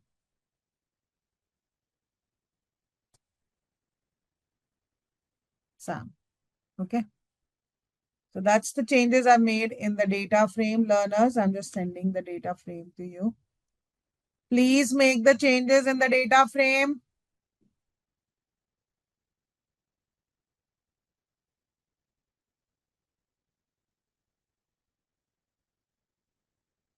So Sam, here a descending Charlie that gets added. But if I'm doing it for multiple criterias, now let's look at over here. Age is true. So this is the age is 22 for both. All right.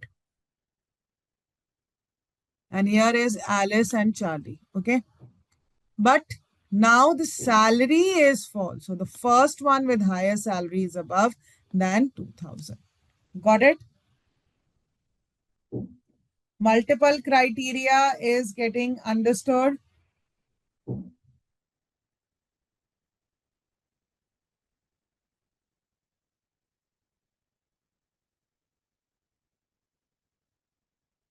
And now if I change it to name,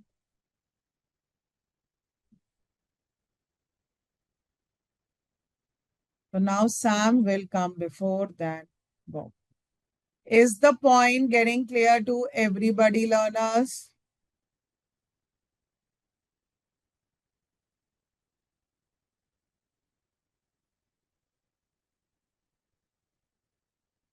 And if I want to sort by index, then I will just do df dot sort index. Ascending is equal to false, and I can get this. In whole of data analysis, as I've been saying, that statistics and the graphs go hand in hand. So basic use of graph is to understand the distribution of the data. When I say distribution of the data, spread of the data. And there is one more important term in whole of data science, machine learning, AI is probability. Do we understand the term probability? What is the probability of getting head when I toss a coin? Yes, learners. Who's going to answer this? What is the probability of getting head? Toss a coin.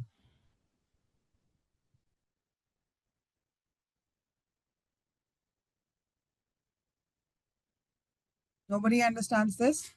What do we happen? What are the probable output when I toss a coin? It's tail or head, right? It's tail or head. And what is the probability of getting tail? That is equal to half, right? The number of success upon the total number of outcomes. And I talk about head, that is also half. What is the probability of getting 1 when I roll a dice?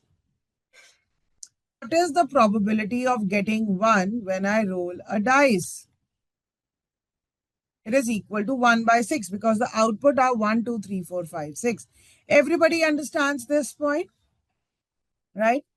So when we are dealing with data, practical data in real life, we are always talking about these two terms, the population and sample. The population here does not refer to the population of a country, city, or state. Here is the number of items or group of people which are under the observation. Population refers to the group of items under observation. And when we take a part of it, or data, that becomes my sample. So again, this is an important concept in whole of machine learning and AI, that we do not talk about the whole of the data, 100% data.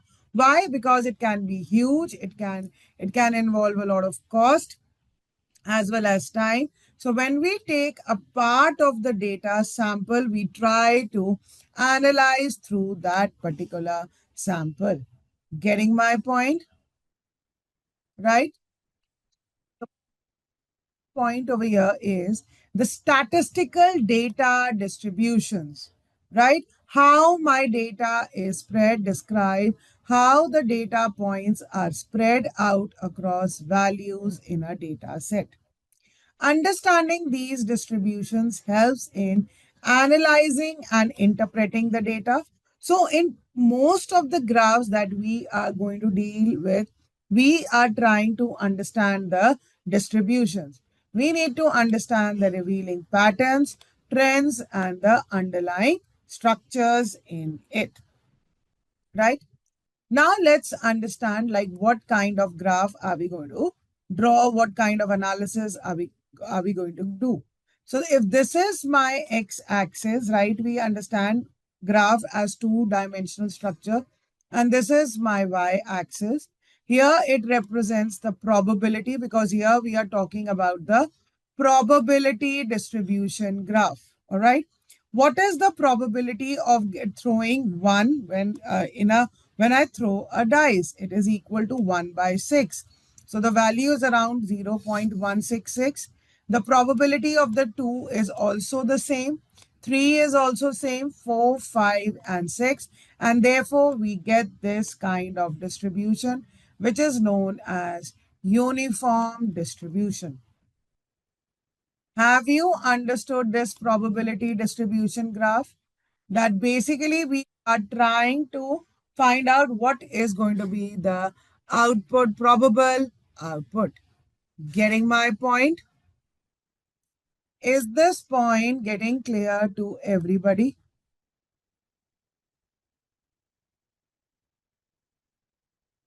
Right?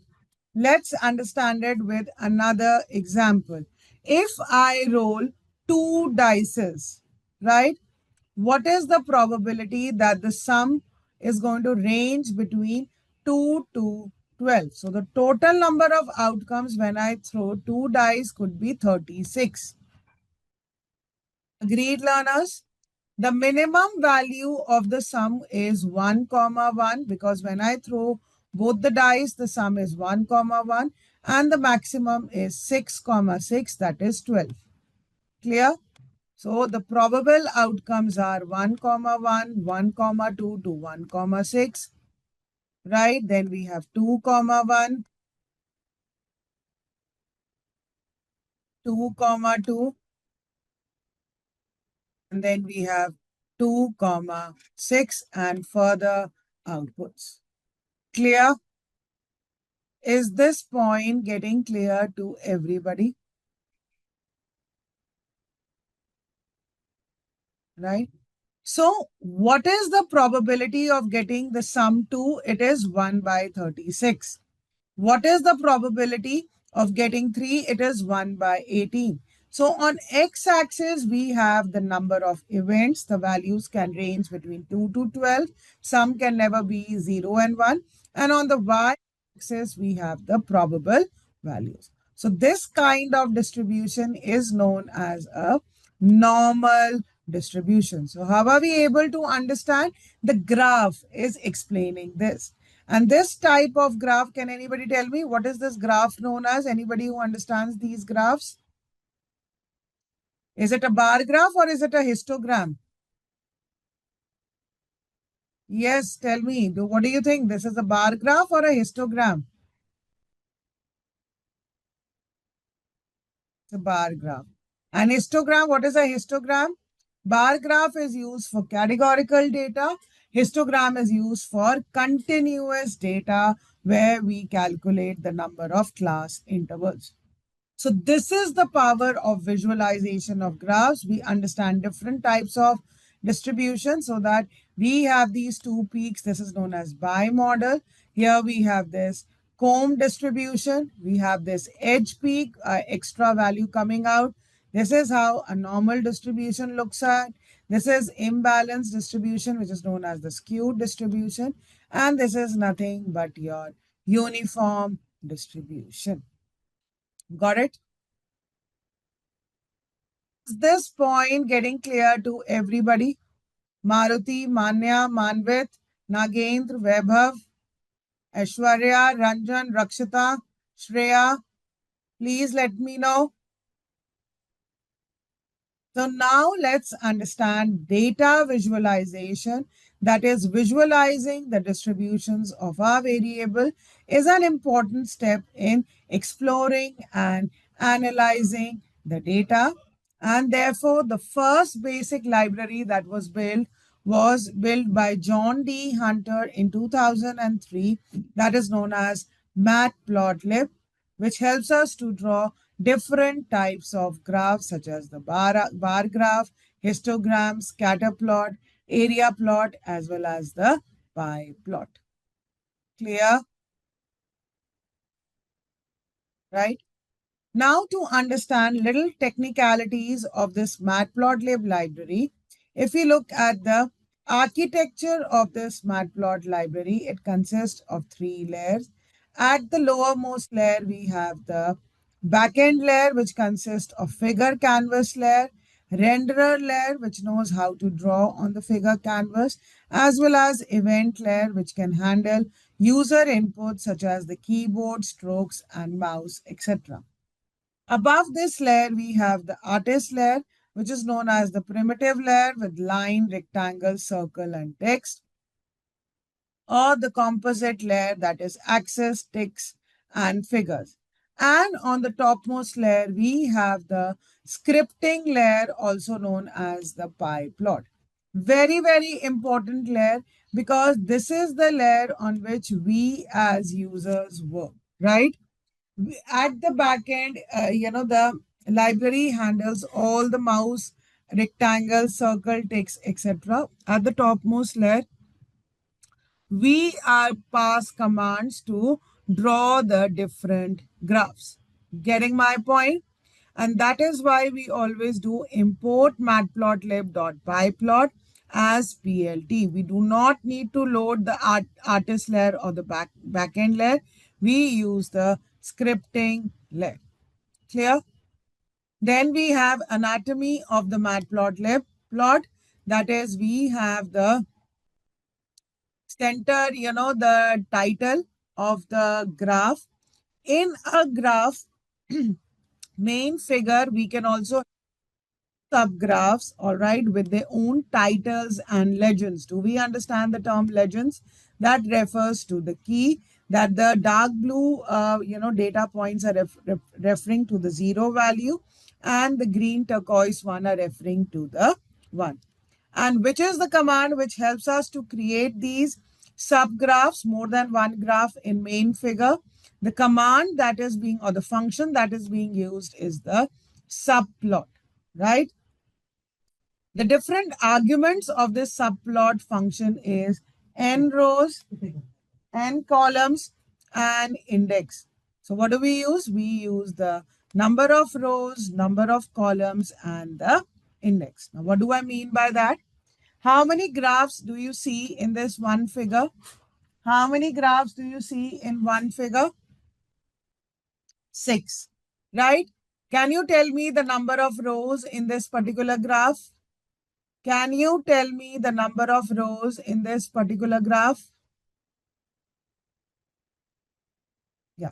So their total number of rows are 2 and columns is 3, right? So every subplot function of rows and 3 columns. 2 number of rows and 3 columns. 2 number of rows and 3 columns. And this refers to my first graph, the index. This refers to my second graph. This refers to my third graph, etc. Let's start with data visualization. Before that, let me give you the link for the matplotlib.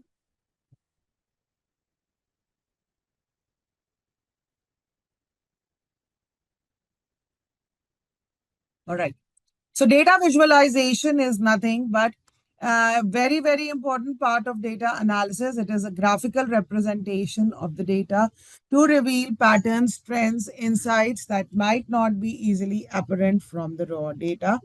It involves creating visual elements such as charts, graphs, maps to communicate complex information. So it helps in our understanding. And we understand that Matplotlib is one of the very fundamental libraries for data visualization built by John D. Hunter, which helps us to create static, animative, and interactive visualization. Different types of graph we will practically draw over here, such as histogram, pie charts, subplots, tree chart, bubble chart, bar chart, etc. All right. So one of the very basic, graphs or chart is a line plot.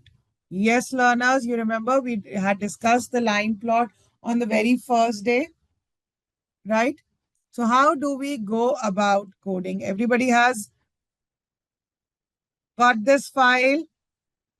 So the first step that is required to create the graph is that we need to import this matplotlib.pyplot. Why pyplot? Why do you think that matplotlib we are only importing the pie plot? Tell me, learners, why pie plot?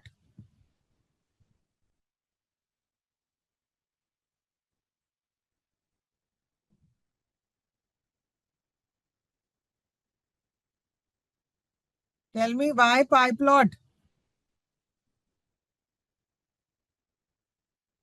Yeah, because it's the topmost application and it is the scripting layer in which we as users work. No, we do not work on any other layer. It is this layer on which that we work. Getting my point? Got it? Right?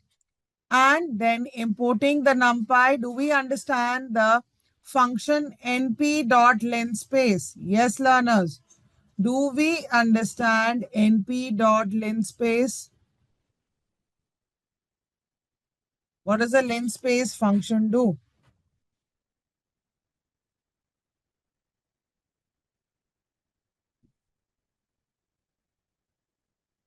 If I say 1 comma 10.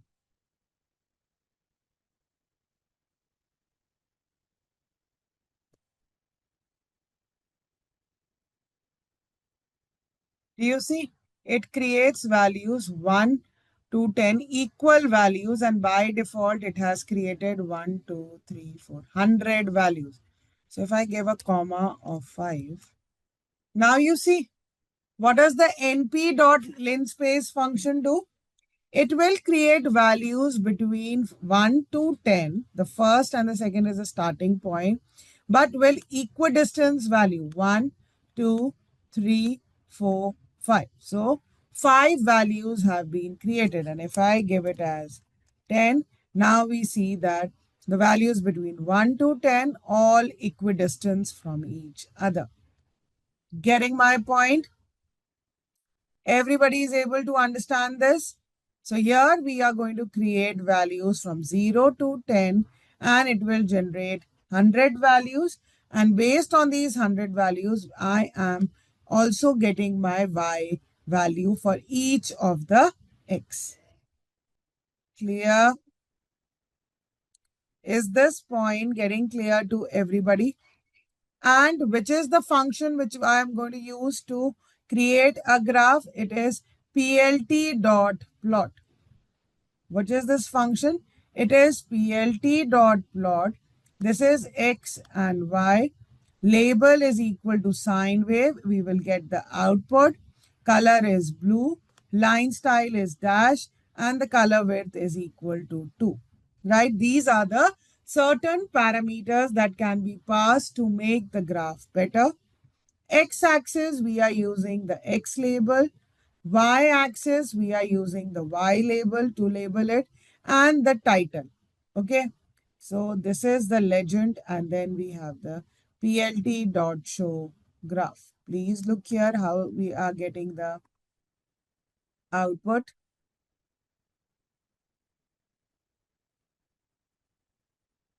Do you see this?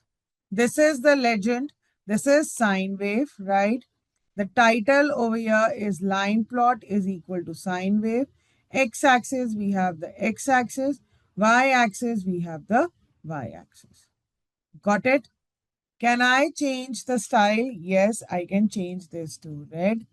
Then I can change it to maybe a dot and to the scatter plot. Please try to understand the significance of each graph. Why do you think we have so many graphs? Scatter, line, bar, pie. Why do you think? Who's going to answer this question? Why do you think that we have so many graphs?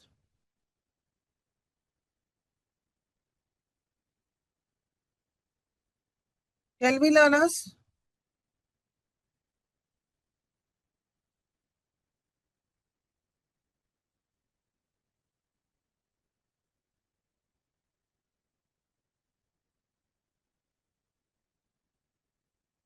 Why everything cannot be represented with the help of line plot?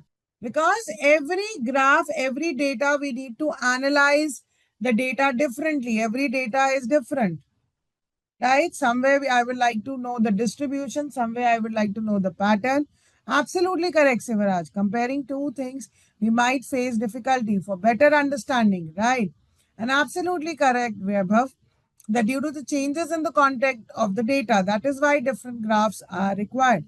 So please try to understand what is the significance of each graph. All right. So a scatter plot is used to display the relationship between two continuous variables. So scatter plot is a graph which gives relationship between two numeric values. Each point on the plot represents an observation and the position of the point is determined by the values of the two variables. It is helpful for identifying patterns, clusters, and trends in the data. All right. Are we clear with this np.random.rand function? Whenever you have, confusions of this kind, I would always suggest you to run it separately to understand it better. So let's run it separately. So rather than 100, let's give it as 10 value. So it is creating 10 random variables, value lying between 0 to 1. Do you see this? So in this case, it will generate 100 random variables and y is just the 2 into x. Function is not plt.plot. Now we are using the scatter function in which I'm passing my x and y variable. Color is green, marker is O, and label is equal to random data along with the x, y, and the title of the graph. Getting my point, Abhijita, Sivaraj, Vaibhav? Can I change the style of this? Yes, I can change the style marking of it. O to I can make it as D or a triangle and then change the size. Let's understand the difference between RAND and RAND N. Now, when I do a RAND N over here, RAND N stands for normally distributed data. What do we mean by normally distributed data? That it will be like looking like this peak centrally balanced data, but mean equal to 0. What does that mean? There will be few negative values and positive values. Okay, so here it was. RAND gives the values between 0 to 1. Random, here the values can be positive and negative, but the idea is to have mean equal to 0 and standard deviation equal to 1. Clear?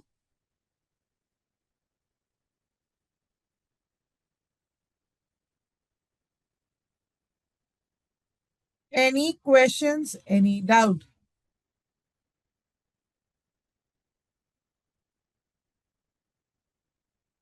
Any other question? Any other doubt, learners?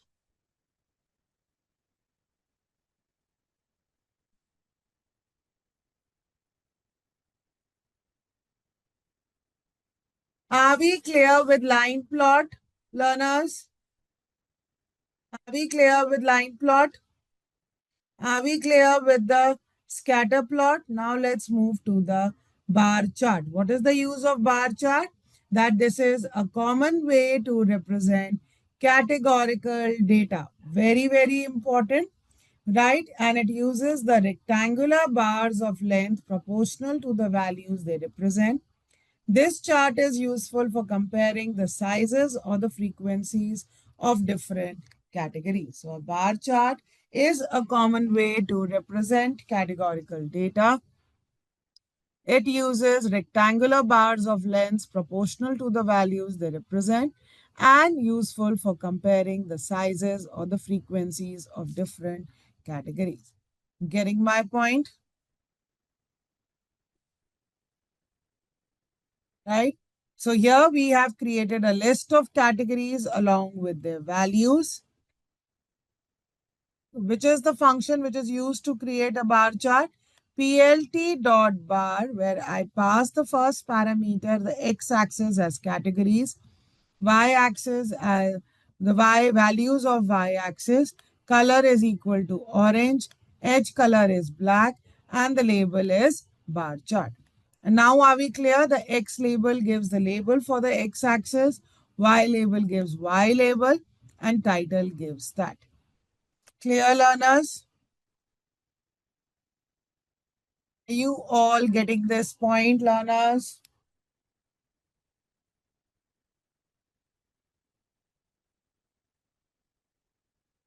Yes or no?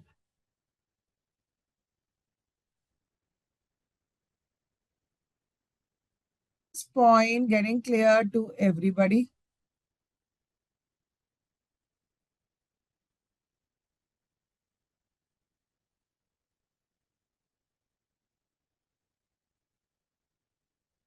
Now coming on to the very important graph which is known as the box plot.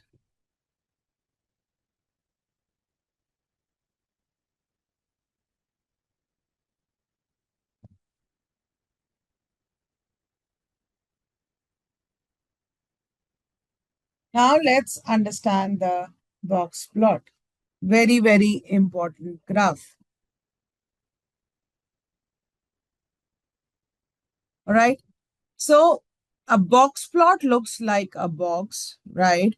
And it also helps to give distribution of data. Here we are trying to compare a box plot with its probability distribution, right? The box itself gives the data between Q3 and Q1.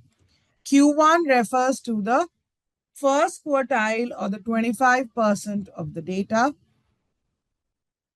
and Q3 refers to the third quartile, that is representing the 75%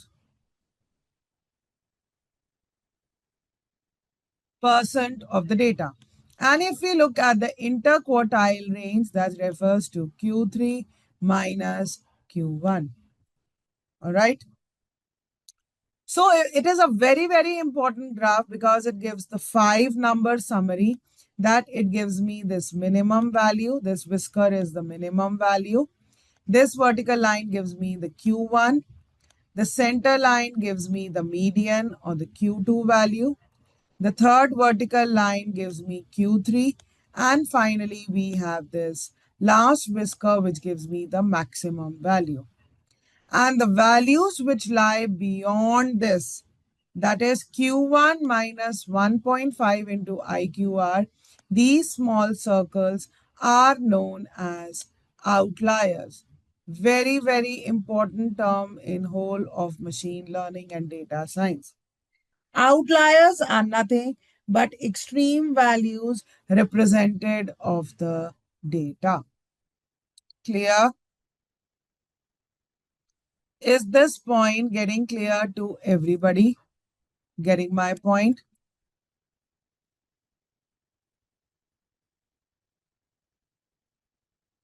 Right? So the center point over here is like the 50% of the data, right? And anything that lies beyond this can be considered to be away from the median. And if it is lying beyond this whisker, these are known as outliers. So that isn't it giving more insight to the whole data set, that which are the data points which are lying in the center, which are away from the center, and which are extremely far away from the center point? Getting my point? Vaibhav, Naina, Aishwarya, right? And the box plot also has this notch function, right? This notch function tells us that we are 95% confidence of the median value, that the value will lie between these range. So this parameter can also be passed to the box plot function so that we can know the range of these particular values. Clear? So here we have the lower whiskers greater of the 25th percentile or the minimum value, right? And the second is This refers to your Q1 value, the first quartile. This is your median. This is your third quartile and the upper whisker, and values lying beyond this become my possible outliers, right? So what is the use of notch? It gives me that this is the confidence that the medians are lying within this value. Clear, learners? Is this point getting clear to everybody? Or any questions, any doubt?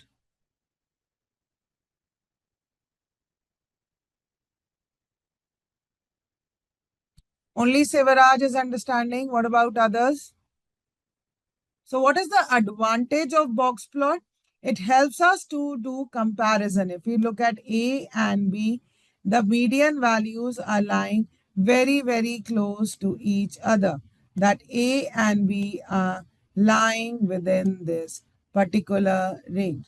And if we look at C and D, the C value, the median value, is much higher than the value of the D. The C value is much higher than the value of the D. Getting my point?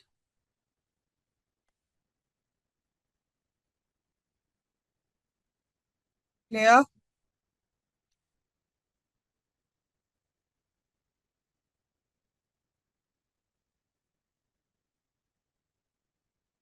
Are you getting this point, learners, or not? So let's get back to it practically.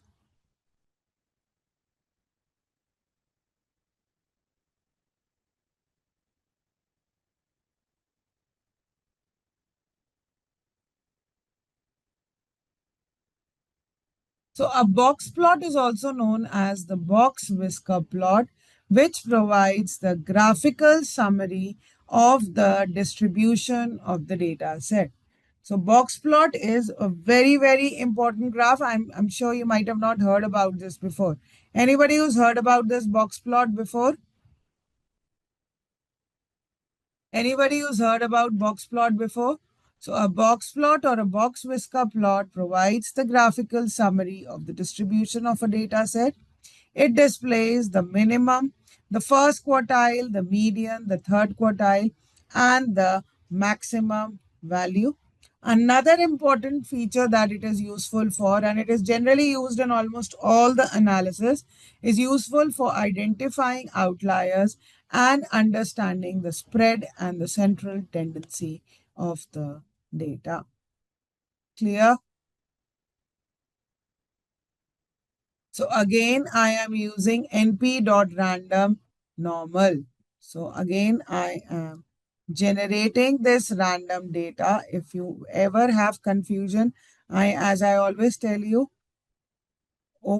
copy the code, paste it into a new file, and then see. It creates 100 values with mean equal to 0 and standard deviation equal to 1, right? And if I change it to 10 and this to 1.5, here it is generating 10 values with mean equal to 0 and standard deviation equal to 1. Clear? So here we are trying to create 3 different types of data with all values mean 0.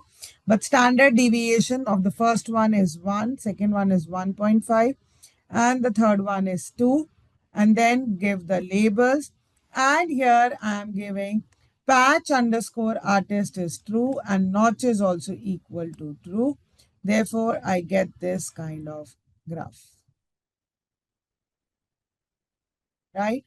And if I change this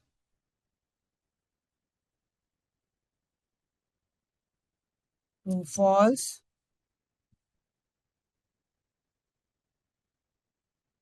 you see the notch has been removed. Learners, do you see the notch has been removed the moment I make notch is equal to false?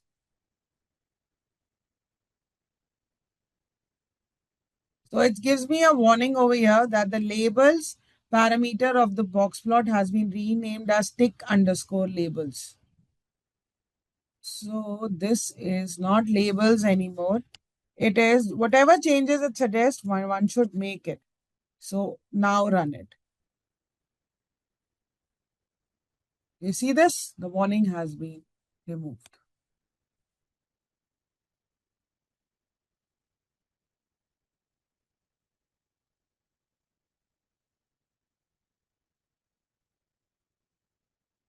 This is false.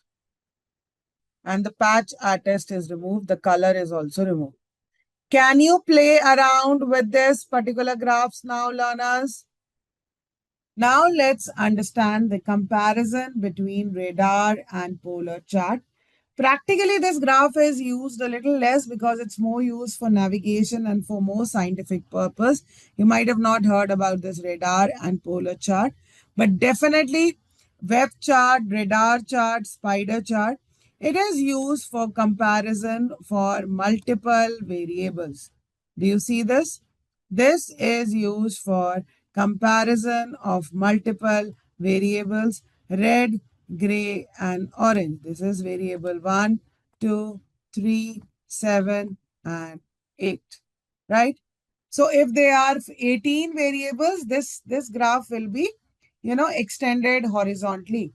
But do you see, just imagine that the same, 8 variables can be drawn with the help of this radar chart. So it is again a multi-variable graph. It is used for comparisons of different variables. Getting my point?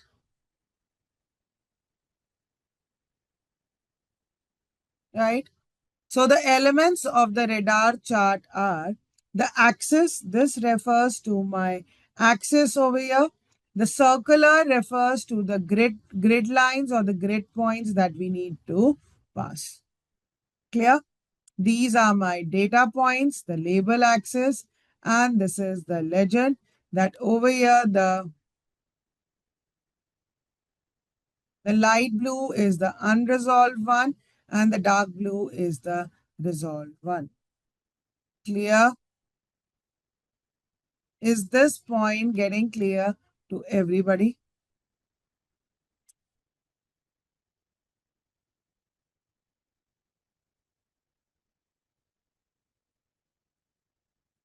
Any questions, any doubt till here?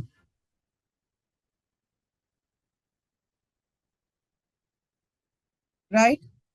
These are the elements of the radar chart. And if we look at over here, another way to use radar chart, especially for navigation purposes, for launching of satellites, your airplanes, your ship navigation, this is how it is being used.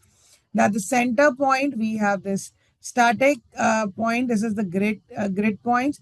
How much angle are we away along with the radius? So sometimes the angle, and generally the angle is in radians.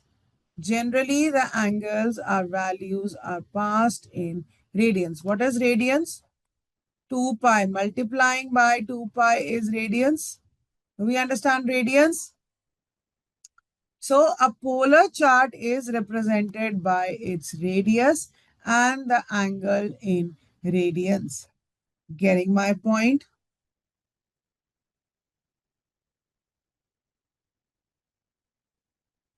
So a radar chart is also known as a spider chart or a star chart.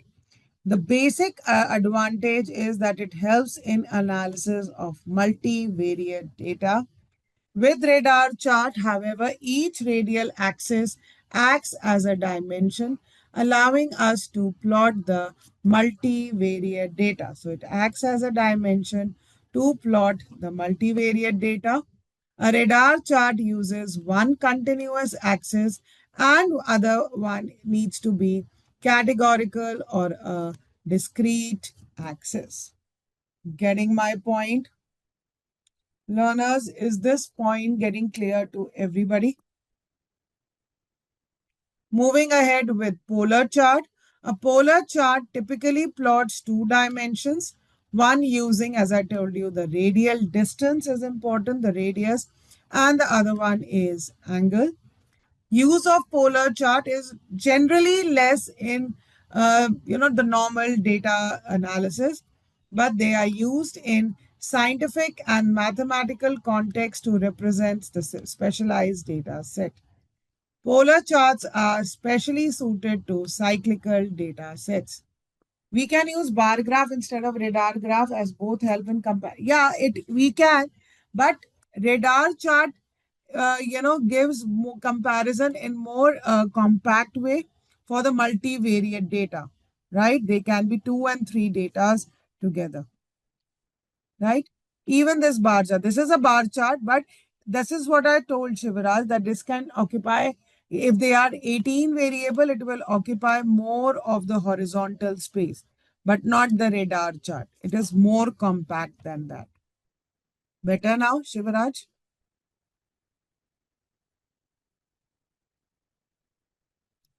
Getting my point, right? So now let's see practically how you can analyze a radar chart or a polar chart. If you look at the radar chart, here we are talking about the employee evaluation. And of course, it's multiple criteria based on its technical knowledge, teamwork, punctuality, meet deadlines, and communication. The grid values range from 0 to 4, 6, 8, 10. And here we can very distinctly see that it is the technical knowledge which takes the maximum score for employee evaluation, right? Teamwork, punctuality, and meeting deadlines, as well as communication, are all at the same level, but it is the technical knowledge which scores the full marks, right? Everybody is able to understand and evaluate the radar chart? Yes or no, learners?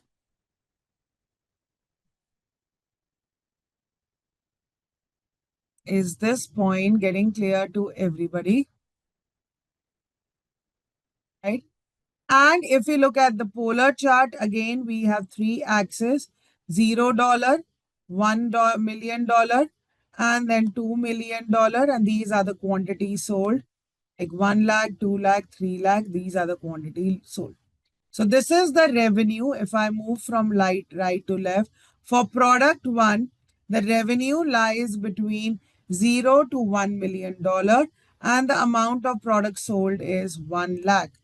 Product two lies in the center of 1 million to $2 million, that's 1.5 million, along with 3 lakh quantities sold. And products three, more than 3 lakh quantities are sold, which is above $2 million. And product four, only 2 lakh quantities are sold, which is, yeah, here it is. Clear? Understand and analyze the outputs of product one, two, and three for the polar chart. The first one is clear, the employee evaluation. The employee evaluation is very, very clear that it is the technical knowledge which scores the maximum value as compared to the other criteria. But if we look at the polar chart, product one lies between 0 to it is lying between these two axes, and it is on this particular grid, that is 1 lakh items quantity sold. Now better, Weber?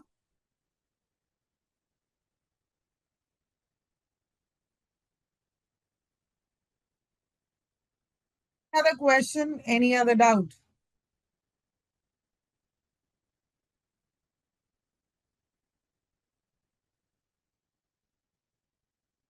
Right? So now let's run the radar chart and polar chart practically. The radar chart is also known as a web chart and a spider chart due to its shape and grid lines.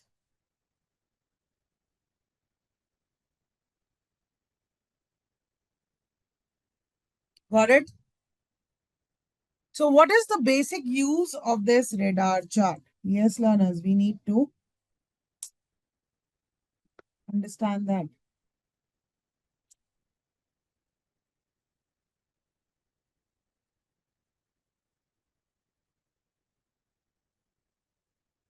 that the radar chart is a graphical method of displaying multivariate data in the form of two-dimensional chart with three or more quantitative variables represented on axis starting from the same point, right? So here we have categories as list. Data we are generating random.randint. Randint over here is it will generate integer values between 1 to 10. So let me run this for you.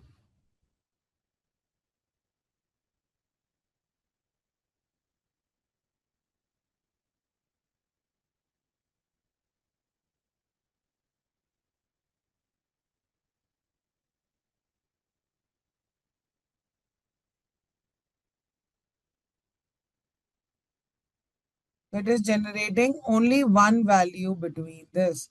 And now if I say 5, it will generate 5 values between 1 to 10. And if I make it to 15, it will generate 15. Clear?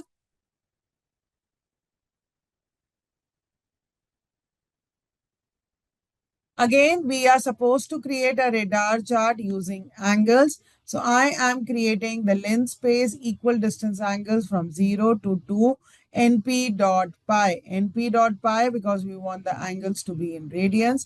The number of categories that we have 4 categories. So 4 values, no, sorry, 5 categories. So 5 values will be generated. Endpoint is equal to false. And then we concatenate the data as well as the angles. So when I draw the graph PLT dot polar, it is the two parameters that I need to pass is angles as well as the data, and the marker is equal to 0. Then theta grids, and therefore I get this particular graph of radar chart. Do you see that, learners?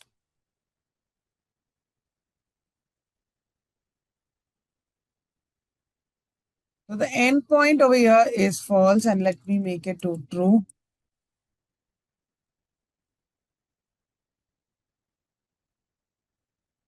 You see this?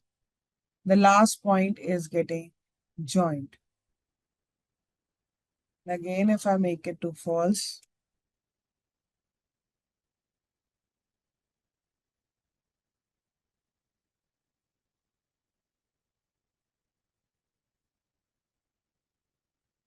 do you see this, learners?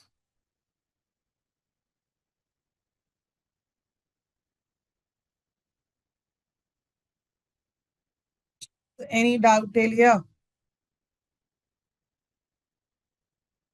And if you remember that in the first session, we had also done the area plot. Area plot gives the cumulative sum of the values. The area plot is also known as the, anybody who remembers the other name for area plot? Anybody who remembers the other name for area plot?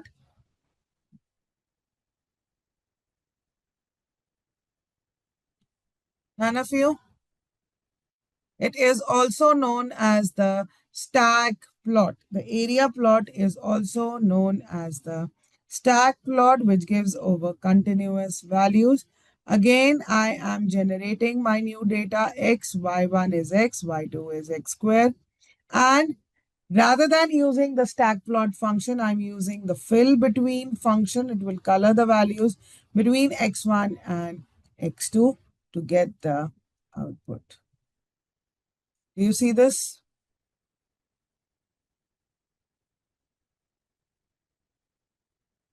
Yes, learners, are you able to see the area plot?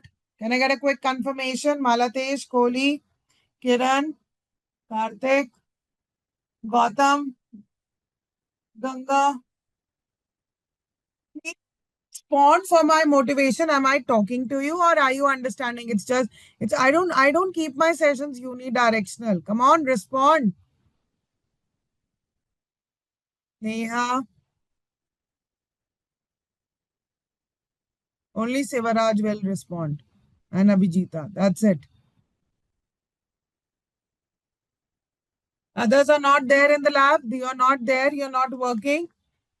You're not there in the lab. It seems like that. You've just logged in into the session. You will not get your attendance otherwise. Are you there or not?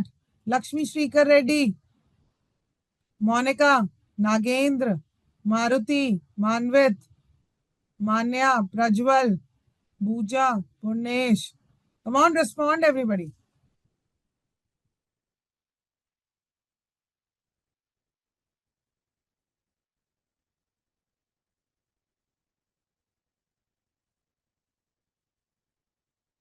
Is it that? Is it like that? Sivaraj, stat plot is used for multiple data set and says and area plot is used for single. Fill in between. Are you sure on that?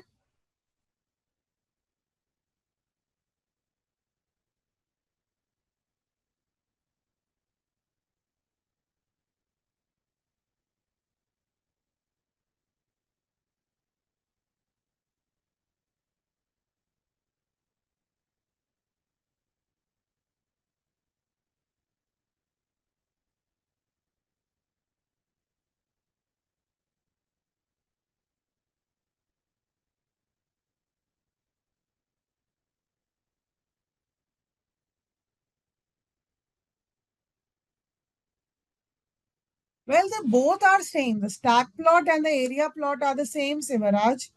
No, there is no difference. There is these two functions, stack plot and fill between. Got it?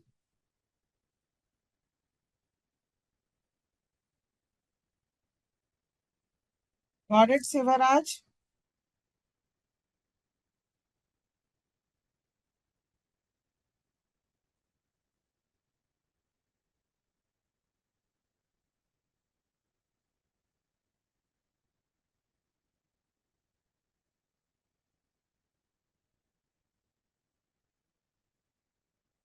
Sivaraj, are you there? Any other question? Any other doubt?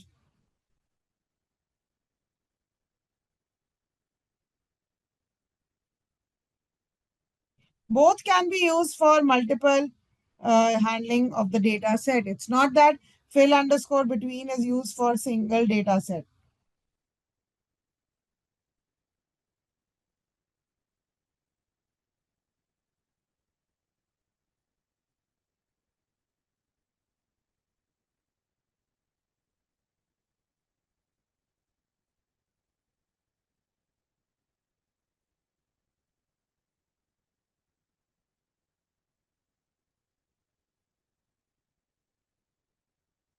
Is it that, Sivaraj? Can I unmute you?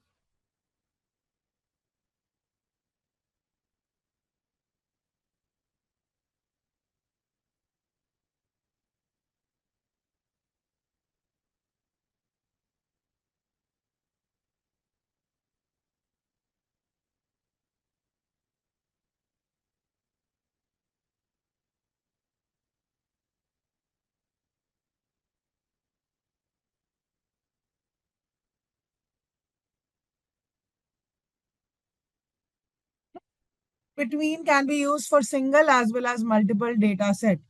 In Google, it told that generally the same stack plots and stacked area plots are generally considered the same thing, specifically representing multiple data sets stacked vertically to show changes over time. While a generic area plot can refer to single non-stack. No, no, no. It both can be for single and multiple. Both can be for single and multiple. Got it?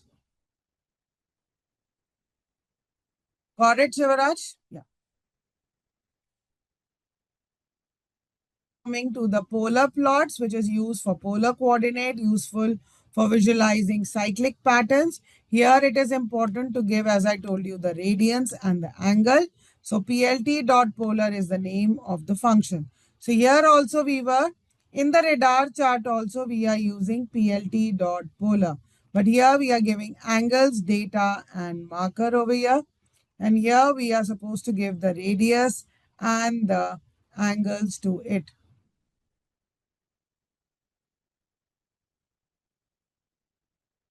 Right? We start from 0 and then we go till here. Getting my point? Mostly used for navigation purpose. Polar plot is also clear. Radar chart, polar chart, the difference is clear. There is a slight difference between the two. Now clear to everybody?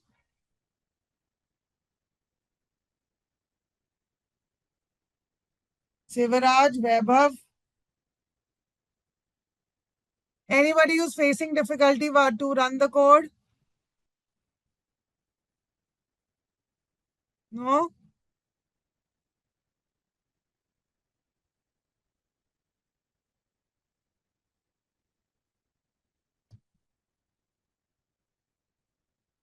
Now let's understand the tree chart. Do we understand tree data structures in computer science? Do we understand tree as data structures in computer science? So basically, we always start from the root node, right? And the root node has its different branches where we analyze the different internal nodes, where we check the condition, and then we move on to finally the leaf nodes where the tree does not branch further, right? Something like this, we start with the root node A. It branches on to two, internal nodes with value B and C, and they further branch into D and E.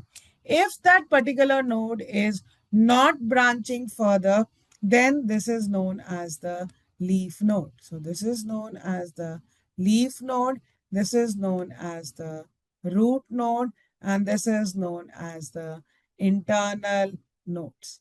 Getting my point? Is this point getting clear to everybody?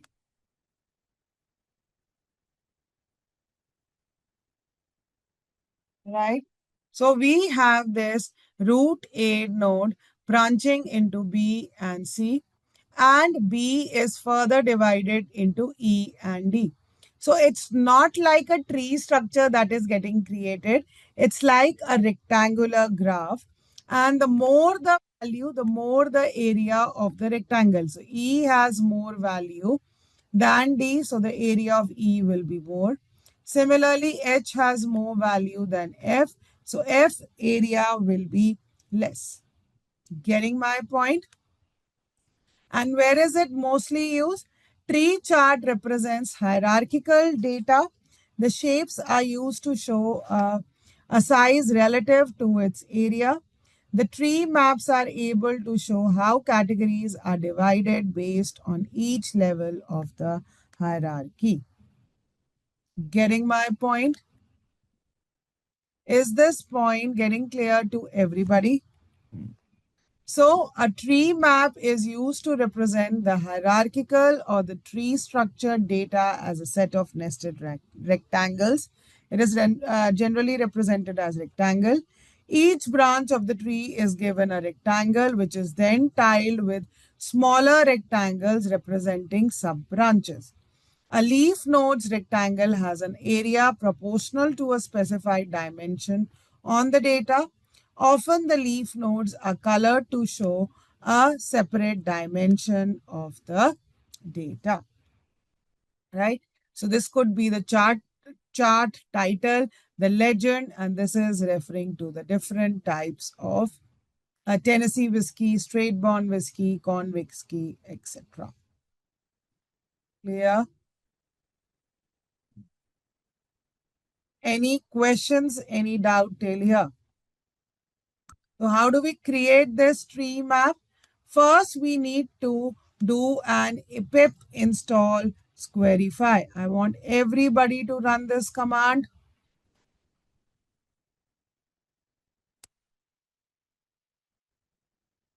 Please remove this as a comment and do a pip install squarify. Please remove the comment and do a pip install squarify. So for mine, it's already satisfied. I want everybody to run it. You're not able to install it, let me know.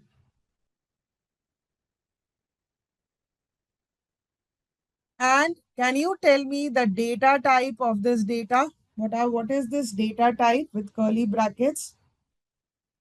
Can anybody tell me what is the data type of this data structure? Too much of data. What is the data type of this structure? Yes, learners, it's a dictionary. So in the dictionary, it's a dictionary within a dictionary, right, Neha, Shivaraj? So we have this root node. Under the root node, we have branch with leaf 20, leaf 230, and branch 2 with leaf 325 and leaf 415, right? So this is the item function to flatten the hierarchical data. Def flatten hierarchy. This is the node and the parent. These are the items that I am going to extend and use the flatten hierarchy function. Once this is being done, then I can use the different subplots to plot the squarify dot plot. So what is it doing? Extracting the value from the data structure and trying to create rectangles. Once the rectangles have been created, then I plot it on as a square on all the data points. Clear?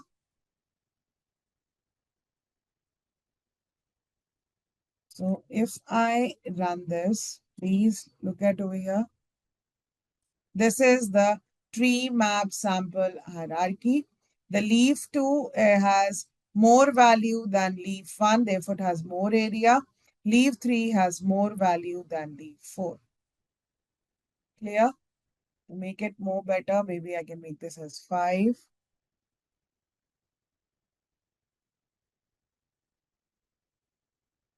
This is 35.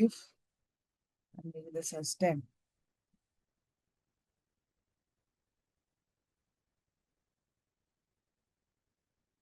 Now do you see the difference? Whatever value that we are passing, based on that, the rectangles are getting drawn. Right, Vaibhav, Sivaraj, Neha, Abhijita, are you all able to run it? Run the code. Any questions? Any doubt till here?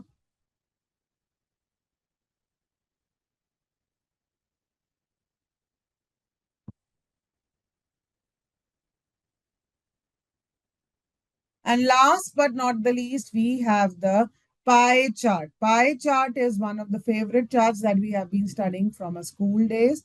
It's a circular statistical graph which illustrates the data as whole and into proportions, and it can be used to visualize the distribution of categorical data components within the whole. So if this is my category A, B, C, values 30, 40, and again 30, maybe I can increase it to 130 to see the difference.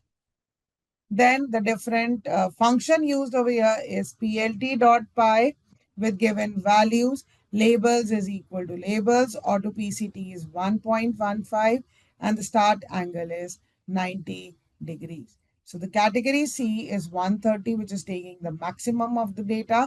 Category A is just 15%. How is it giving me this answer? Because I have passed this auto PCT, you know, parameter to the graph. And if I change it to 2, that's how it's going to show. Clear? Any questions, any doubt till here? Pie chart is clear. Please understand the code, run the code. I'm giving you time. Next minute to everybody. If you have any doubts, please ask.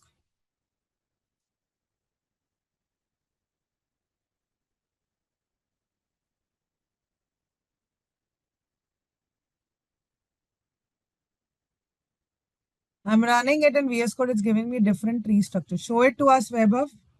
Will you be able to show it to us? Can you share your screen?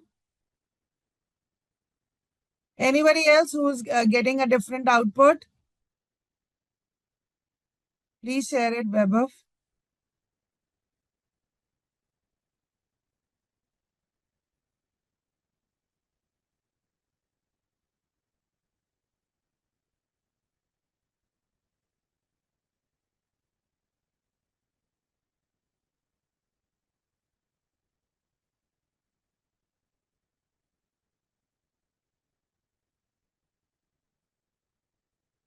Good, Vaibhav. Yeah, this is how it is showing for us also. This is exactly it is showing for us, Vaibhav. It is same. It is the same. The tree hierarchy, it is the same. It is the same. Remove, I'll show you ours. It's exactly the same rectangular structure. How is it different? It doesn't show the tree structure. It is showing the rectangular structure only. You see this? Isn't it the same, Vaibhav?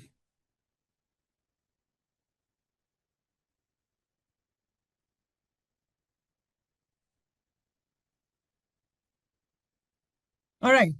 And another important feature of Matplotlib is that instead of using two-dimensional graph, we can also use it for 3D visualization. So Matplot for 3D visualization refers to the extension of Matplotlib's libraries capability to create three-dimensional graphs. Of course, when we say three-dimensional graph, it means that now we require creation of 3D axis object for visualizing the data in 3 dimension. We require the scatter plot, line plot, and surfaces. Users can generate 3D scatter plots as well as line plots and surfaces to depict the relationship. Customization and labeling. Matplotlib offers option for customizing the appearance and the labeling of the 3D plots along with the integration with Matplotlib's ecosystem. The 3D visualization features seamlessly integrate with Matplotlib's broader ecosystem, facilitating combined visualization with the other plot types. Right? All right. So we have this example of Adani ports.csv. Yes, what are the first few commands that you will run to load the data? df.head. Basically, we are reading this CSV file using pd.read underscore CSV as data frame, and the data frame shows me first 5 values. Very good. Then the next analysis can be done as df.tail. Do you remember this? df.tail. What are the other functions that can be performed? Tell me. What are the other functions that can be performed? Yeah, tail gives me the last 5. Okay, we can do df.describe. Okay, Nana, what about others? Which gives me the statistical summary of the data, which gives me more detail about this. Then I can use df.shape. This particular data set contains of 3,322 rows and 15 columns. And very good, we can run df.info. Gives me the data type of all the columns. So 100% deliverable in Adani ports, date, symbol, and series. You see the date is automatically object data type. Symbol, series are all object data type. Are you all able to run these basic functions? If you are not able to run these basic functions, then fortunately or unfortunately, you will not be able to do data analysis. So please, if you're facing difficulty, ask and load the data set and run these functions. I request everybody to run these functions and then go in for a 10 minutes break. Tail, head, describe, shape, info. All right. Now getting back to the file, right? Let's understand that. So here, I hope this is clear to everybody because this is going to be the pulse of data analysis and science that we need to load the data. Once the data is loaded, then we need to do the head and tail, describe function, and info function to understand it better, right? But for further analysis, we also transform the data. Here you see that we have one column as DF high and DF low. Please look here, learners. We have these two columns of float value of DF high and DF low, right? So high minus low over here, right? And then, so I have created now a new column, right, with df dot h minus l, that is high minus low. What is the use? That it summarizes the values of high and low with each other, right? So now if I, now you see there are 15 columns, but now if I do the df dot info, again, now you see a new column is also created, that is H minus L. Getting my point? Right? And similarly, I can calculate a 100-day moving average and I can create a new column again in the data set as DF 100 MA. So now if I run the DF dot info, I get this new column. What is the advantage? That I can use these new columns for creating my three-dimensional graph, which will give me more insights to the data. Rather than, separately, I create graphs for high and low. So now I can use df dot index as one of the axes, df h minus l, the transform data, as another axis to plot in three dimension, and df 100 ma to plot the third dimension. Clear? So once this is being done, you see the graph. Let's try to understand the difference between a histogram and bar chart. A histogram is always used for continuous numerical values. Please try to understand. They both look the same, but they are not. It's for continuous numerical value, and this is for categorical, data. Histogram divides the data into number of class intervals, which are known as the number of bins, right? So we divide it into number of bins. Getting my point? And in a bar chart, we have, gap between the graphs. Clear?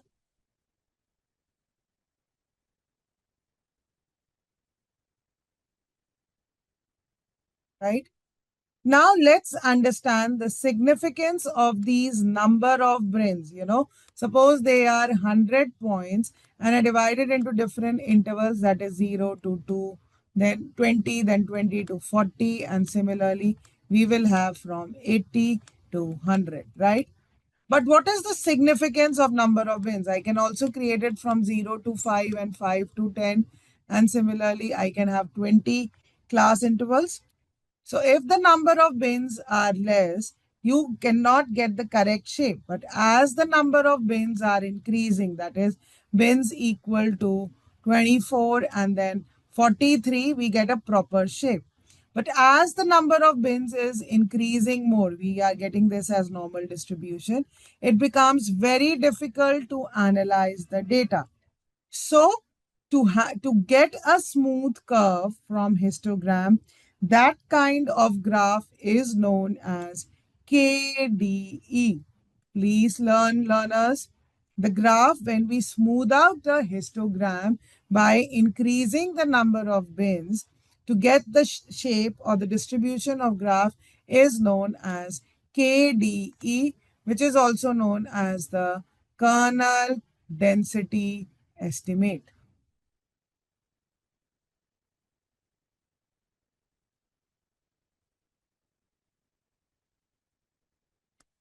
Clear? Is this point getting clear to everybody?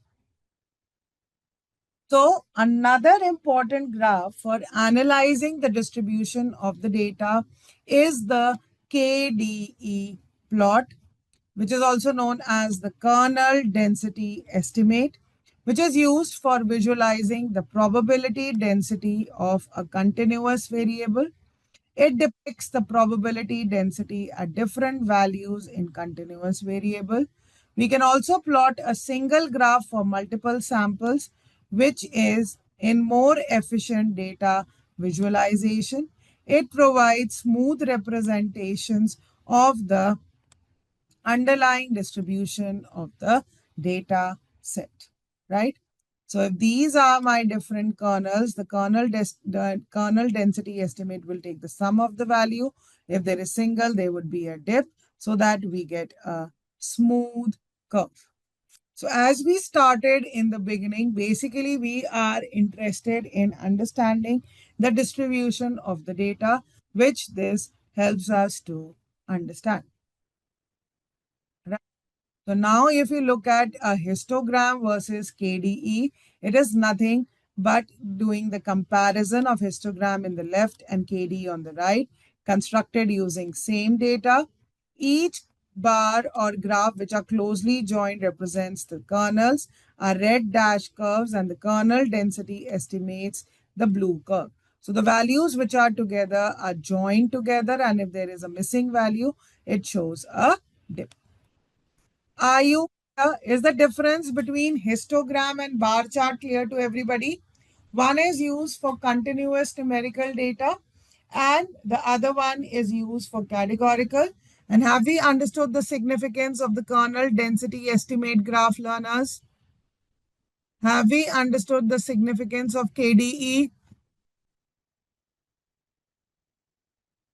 Also understood 3D plotting. It uses three axis X, Y, and Z label for 3D surface plot. And in this particular PDF, I have added the different goals, like what do you want to do, what percentage of a whole, which is the best graph you can achieve that, and description about that. So this graph gives, it's like a cheat sheet, which can help you to understand which graph is used for what kind of data. Clear? Is this point getting clear to everybody?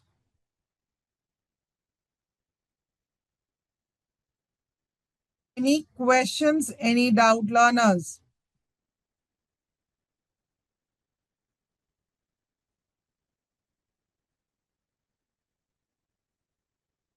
Can you all please respond?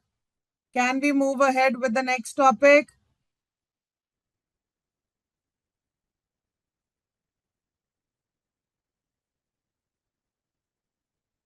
Can we move ahead with the next topic, learners? All right. Thank you, Mohammed Sayed. Thank you, Naina. So now Matplotlib is a very, very fundamental library, and an advanced library has been built over Matplotlib, which is known as Seaborn. Understanding that they are a lot of different graphs used for different kind of analysis. So if we technically talk about, how the analysis can be done, let's understand some technicalities over here.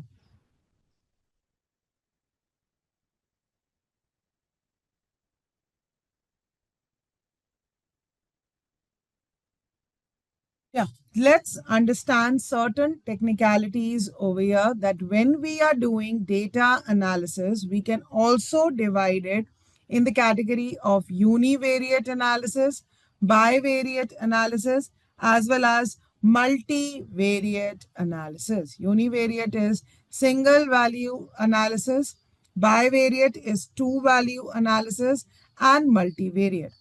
Any graph which you can put in any of these categories. Which graph is used for analyzing only one variable? Understand? Any graph that you understand for two variables that we have done in Matplotlib? Any graphs for multivariate?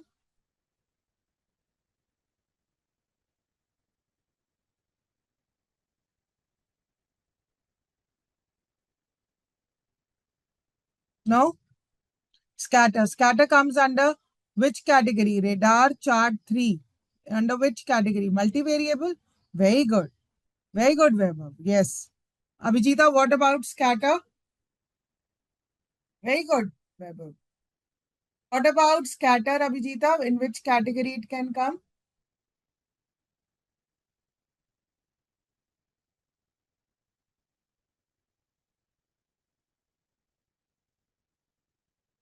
Yes, it is used for bivariate analysis. Good, Vaibhav. Malatesh, Kohli, Kiran, Aishwarya, are you getting this point? Scatter plot can be used for, since it uses two numeric values, it can be used for multivariate analysis, right? So if we talk about univariate analysis, right, bivariate scatter, right? So please try to understand. Now we are understanding the analysis or insight into more depth of value. So please be careful. Univariate analysis, we are talking about numeric as well as categorical variable. And if we want to do the numerical analysis, we always talk about the histogram, the violent plot, as well as the box plot. Histogram, we understand it gives the data of the distribution of the single data. Similarly, the box plot also gives the 5 number summary of the single data. And then we have the violent plot, right? That we will understand in Seaborn. It's an advanced library over lib. And if we talk about categorical variable, we have understood about bar chart and pie chart. And this in Seaborn, we have a count plot for doing categorical data analysis. Getting my point? Is this point getting clear to everybody?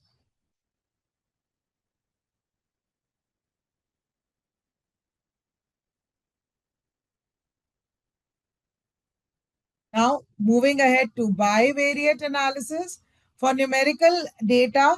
Now, that is why are you understanding the significance of why do we have different graphs? What kind of analysis each graph gives? Yes, learners. For numeric, we have the scatter plot or the joint plot. For categorical, we have the count plot. And for numerical as well as categorical, we can use a bar graph, box plot, violin plot, or a disk plot.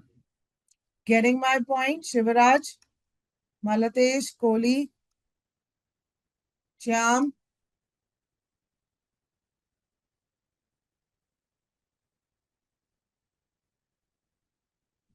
and last but not the least, we will also be doing analysis of multiple variable using multivariate analysis, that is using a bar plot, pair plot, heat map, and histogram.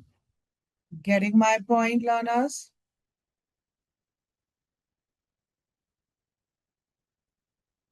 Clear?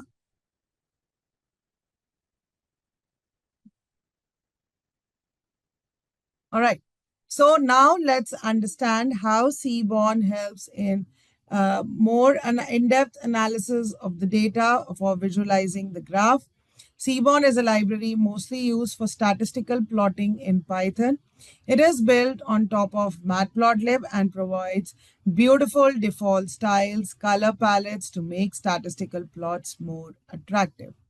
So basically, if we see at this disk plot, this particular graph, if we look at, please look here, learners.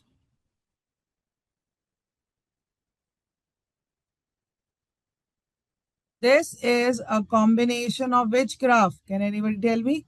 This is a combination of histogram plus KDE plot. We just now saw this. This plot is a combination of histogram and KDE, right, Abhijita?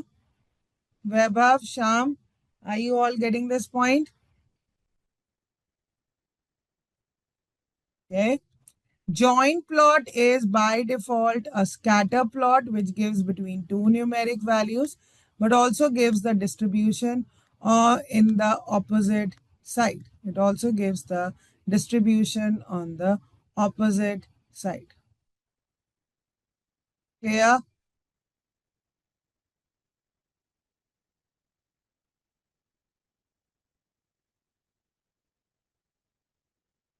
Then we have the hex plot over here, right? Instead of the scatter plot, we use the hex bins. But again, you can see the individual univariate distributions on the both side of the axis. So it's more beautiful. It combines different graphs to give better results. That's the beauty of the Seaborn library. Getting my point?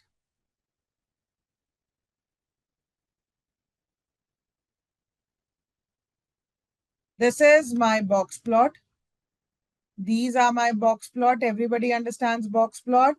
And what do these represent? These represent my outliers, right? These represent my outliers. Getting my point?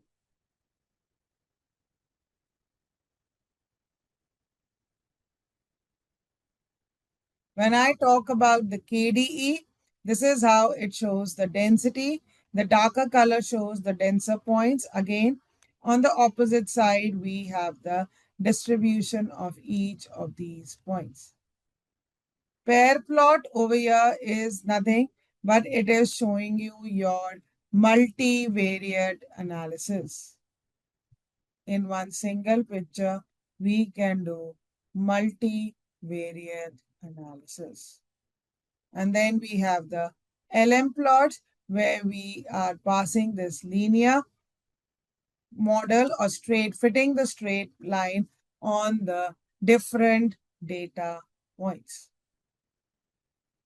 Clear? Is this point getting clear to everybody?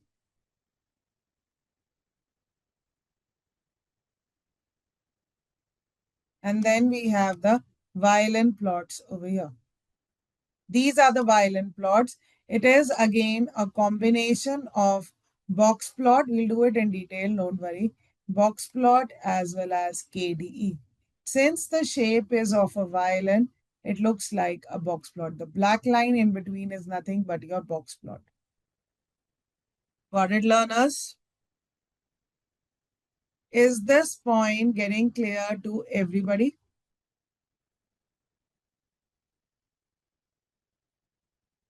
All right, so Seaborn is a Python library used for statistical data visualization that is built on Matplotlib. It provides an interface for creating attractive, informative statistical graphics, which comes in built-in databases. That's the beauty. We will not load any separate data set for analysis. So a lot of homework, a lot of practice can be done. Sorry. Using the Seaborn library to make creating aesthetics. It is particularly well suited for exploring complex data set with multiple variables. So if we look at over here, the different data sets over here, first, let me show it to you.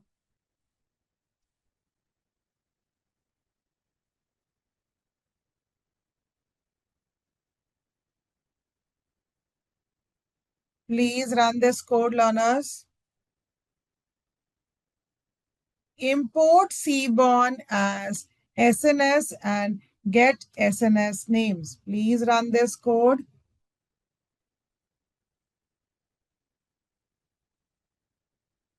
Anybody who's getting an error while running an import? So these are the different data sets which are already built into this library. Anagrams, attention, car crashes, exercises, glue, iris, taxi, tips, Titanic. Everybody is able to run it? A quick response from everybody.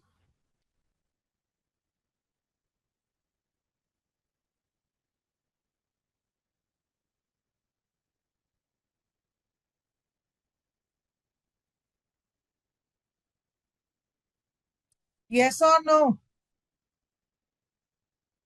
Learners, are you there with me? Or you're not able to run it, please let me know. Vaibhav, Abhijita, Sham,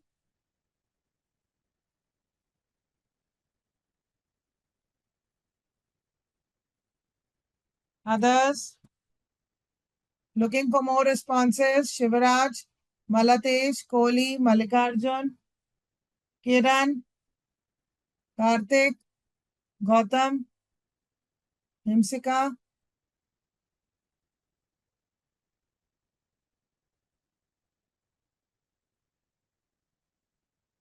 Good came. Very good. Others, still waiting. Giving you another minute to do.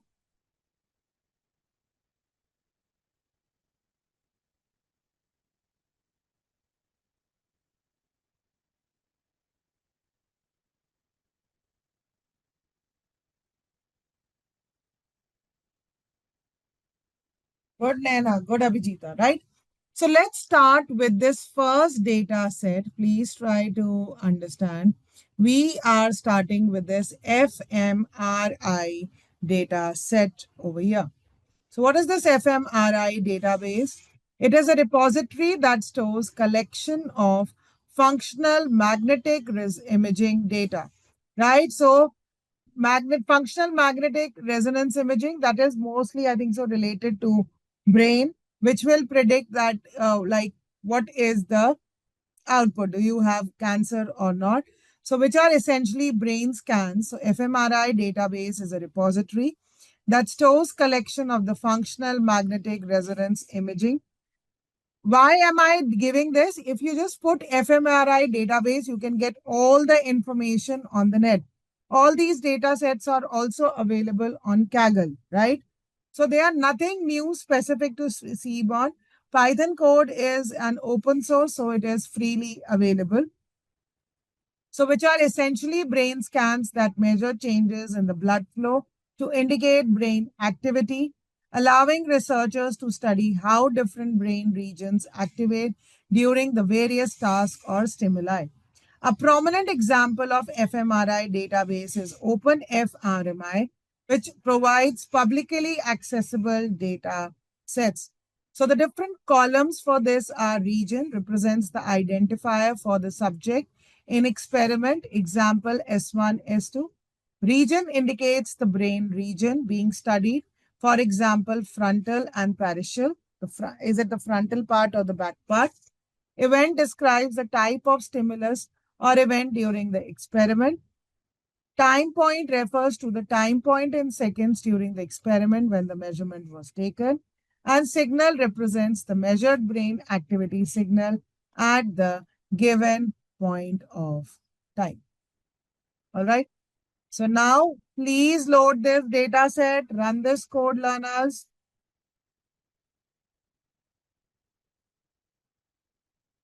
So now we are not using the Pandas library or any CSV or any Excel to load. These data sets are already predefined in the Seaborn library. So we will use the command sns.load underscore data set. Right, learners? Will you all be able to do that? What are the other commands that you will run? I have run head. What are the other commands that you will run?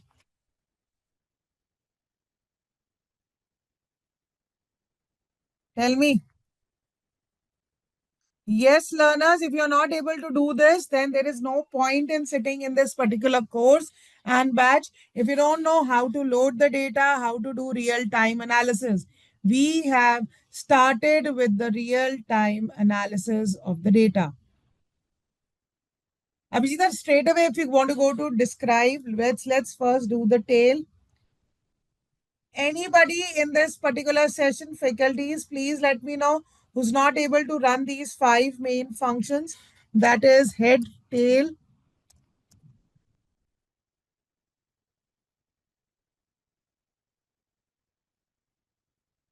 So this is the tail.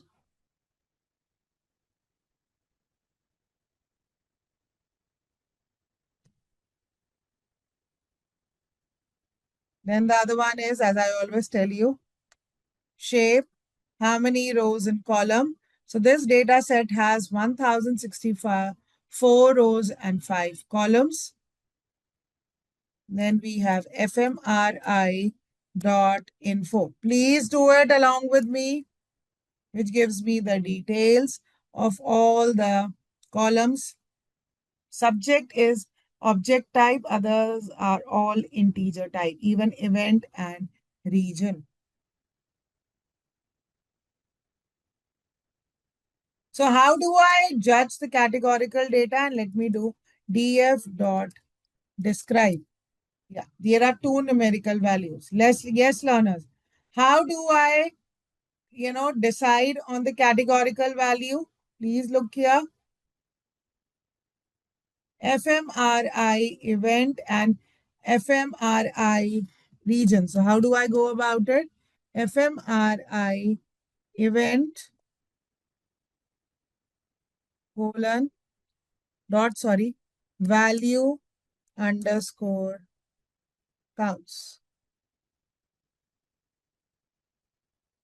So these are the values like stimulation, Q, everything. So it's a equally balanced thing. Now getting my point, Vaibhav. Here I can definitely use unique and unique because it's categorical data. All right, Vaibhav. Please learn these basic functions.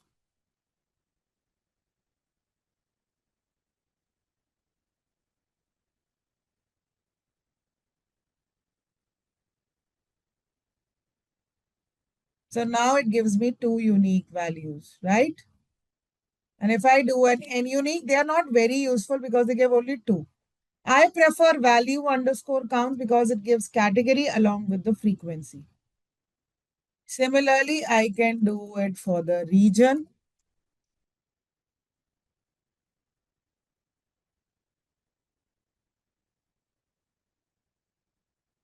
Value underscore counts. Clear? This is partial and frontal. It's equally balanced data set. Everybody is able to run the code along with me. Very, very important. Again, I'm repeating. Please look here. Now we have started with the Seaborn library and we have understood they are already predefined data sets in this particular library that can be achieved with the command sns.get underscore dataset underscore names. So these are the different data sets. I load the data set directly from the Seaborn sns.load underscore dataset. It could be any of the data set. It could be even Titanic, right? It could be tips. So you can use any data set for analysis now, right? So here we are using the fMRI data set, which is for the functional magnetic resonance imaging of the data, where we are trying to understand the event and the region of the brain.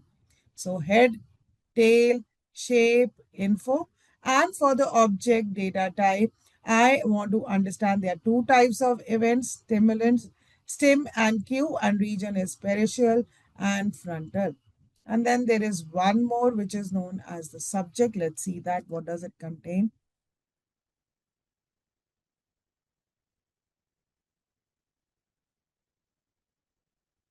So these are the different values of the subject, the different patient name, along with their values 76. Are you not listening? All right.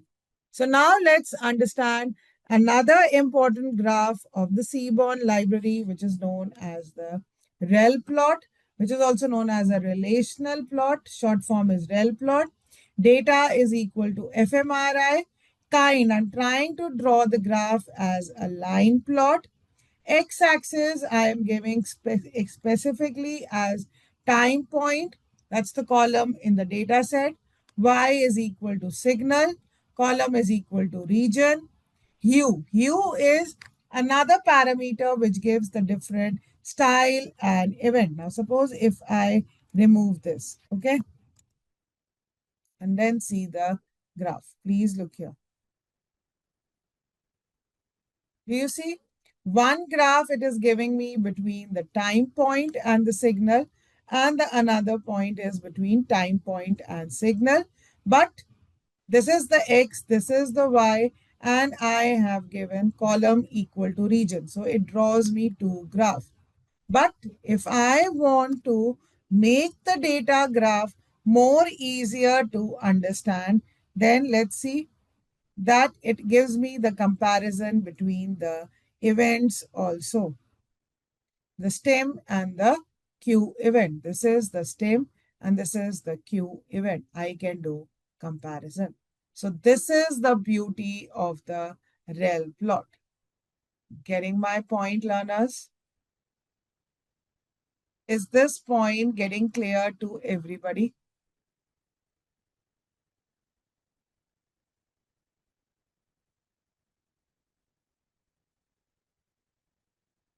So if we get back to the PPT,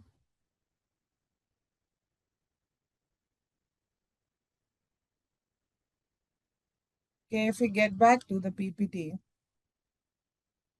please understand over here.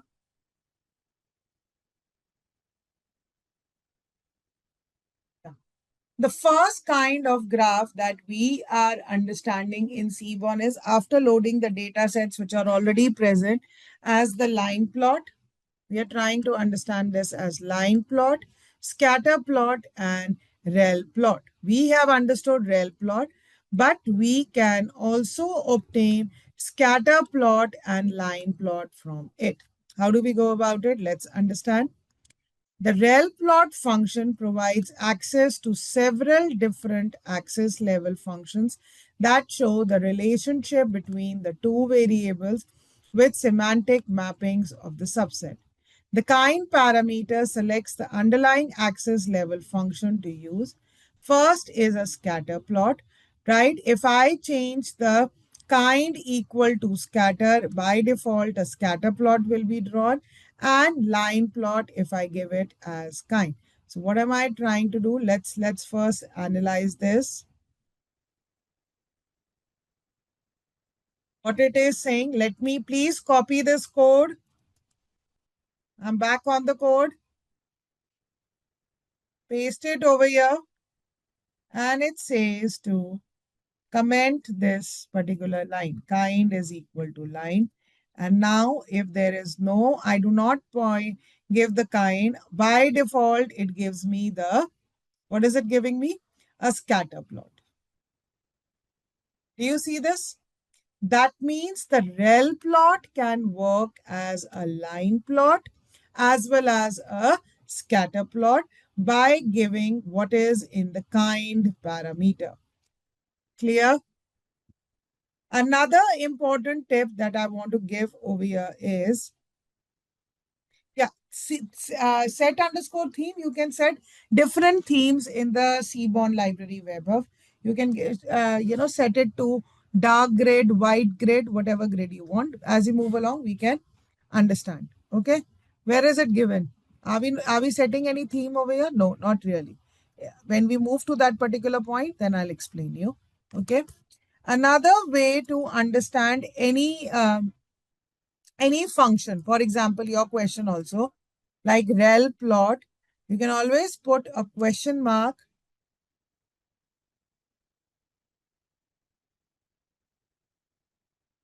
and then you can get all the details about that particular function. Similarly, Webhub, if you are having issues in sns.set underscore theme. So Python provides this introspection to understand. So context is notebook, style is dark grid, palette is deep, font is this. And if you want to change any of these parameters, you can get all the colors, the examples here itself. Getting my point? Vaibhav, Abhijita, Shivaraj, Sham,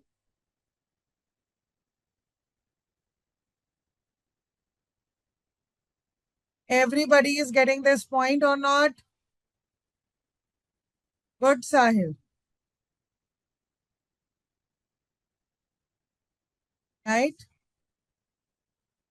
So have you understood rel plot? It gives the relationship between the plots, right? And you can draw a scatter plot as well as a line plot using the same function. What does a rel plot return? A rel plot returns a facet grid. An object managing one or more subplots. Subplot is creating more than one graphs that correspond to the conditional data set with convenient methods for batch setting of access attribute. Seaborn Facet Grid is a class in Seaborn data visualization library in Python that facilitates the creation of multi-plot grids. So are you seeing the beauty of Seaborn library? That rather than specifying the subplots, it's able to give me output in terms of multi-plot grids, and it allows the visualization of the distribution of a single variable or the relationship between multiple variables across different subsets of the data sets, right? So this is how you can even get four plots. When I have categories such as sex, male, and the time is lunch, I can get four different graphs. Clear? This is the next database that we need to load. That is the tips database. So getting back to the code again, I want everybody to load this tip data set quickly. That's going to be the last part of this session. And what are the five main functions that you will perform to analyze the data? Yes, quickly, learners. What are the five main functions that you will perform? Quickly, who's going to tell me? Type in those functions quickly.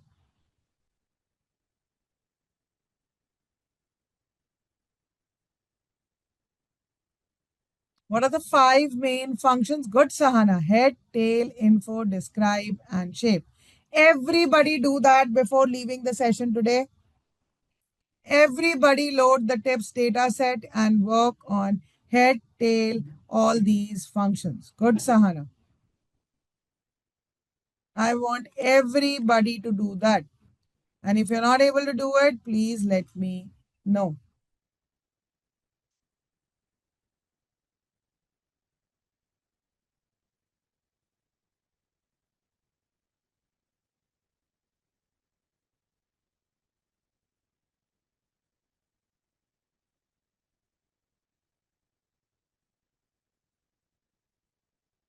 So this data set is quite small. It contains only of 244 rows and 7 columns.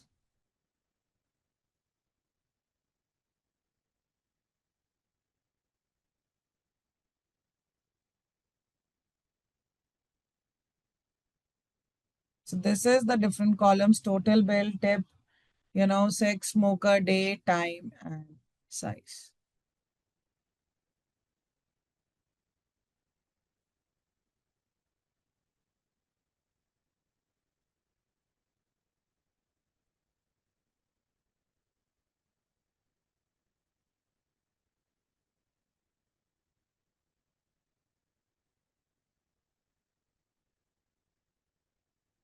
Tips dot describe. Do you see that? Everybody is able to load these, right? And then we can also create a scatter plot and then the rel plot. All these plots can be created. So I'll just show you how a rel plot, the graph that we saw, which is missing over here, how we can create it on the tips data set. I'll just show you.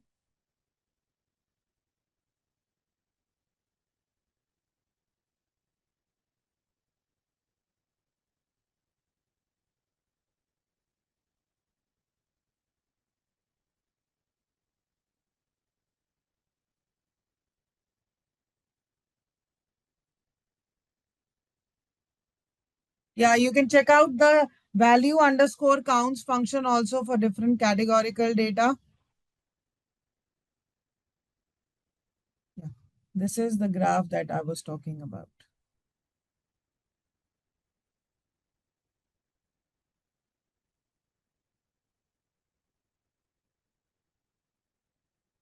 Here we can create this. I'm also sharing the code. Please copy this rel plot data x total tip hues x column time and row is equal to day. Yeah, everybody is able to get this. The beauty of rel plot, the same graph that we had seen, learners.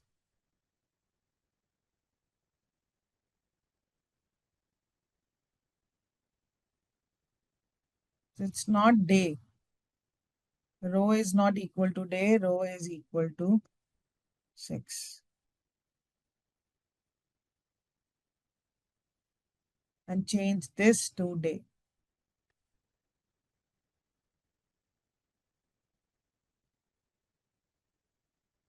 Yeah. So male, female on different days. Got it now? And how do we deal with categorical value? Tips slash 6 dot value underscore counts. Everybody please do this before leaving the session. So there are these many males and these many females. If you look at the days over here,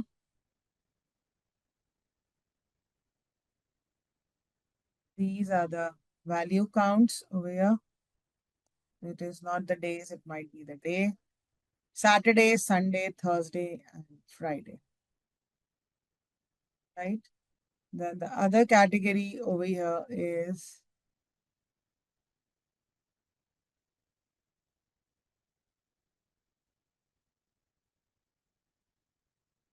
smoker. How many smokers do we have? More, less number of smokers and more numbers of non-smokers, right? Anything else which is category? We've already done sex, smoker, day, and then let's do it for the time. Time and size also. Let's do it for time and size also.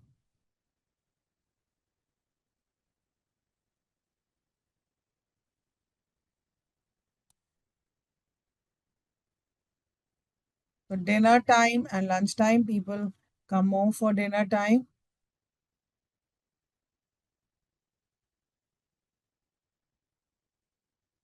Size. How many people come? So generally very few alone and more in the size of as couples. Clear? Are we good to go, learners? Yeah. Good, Sana. Good. Everybody's able to do it? So a quick recap of today. Today we have started with the most important part of data analysis, that is data visualization. And in visualization, we started with the matplotlib.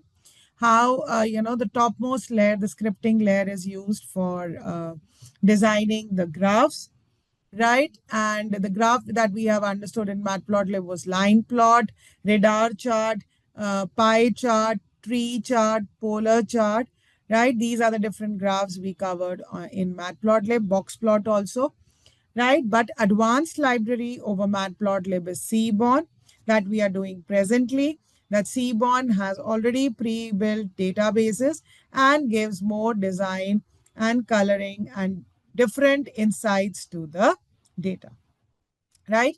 So tomorrow we will again continue this journey of data visualization, try to understand different other graphs analysis on data set in the Seaborn library. And after we complete this Seaborn library, we would be moving on to certain mathematical concepts of linear algebra. So it's a long file that we need to cover tomorrow. We will, after Seaborn, we will also cover the 3D visualization, Plotly, and then move ahead with the linear algebra.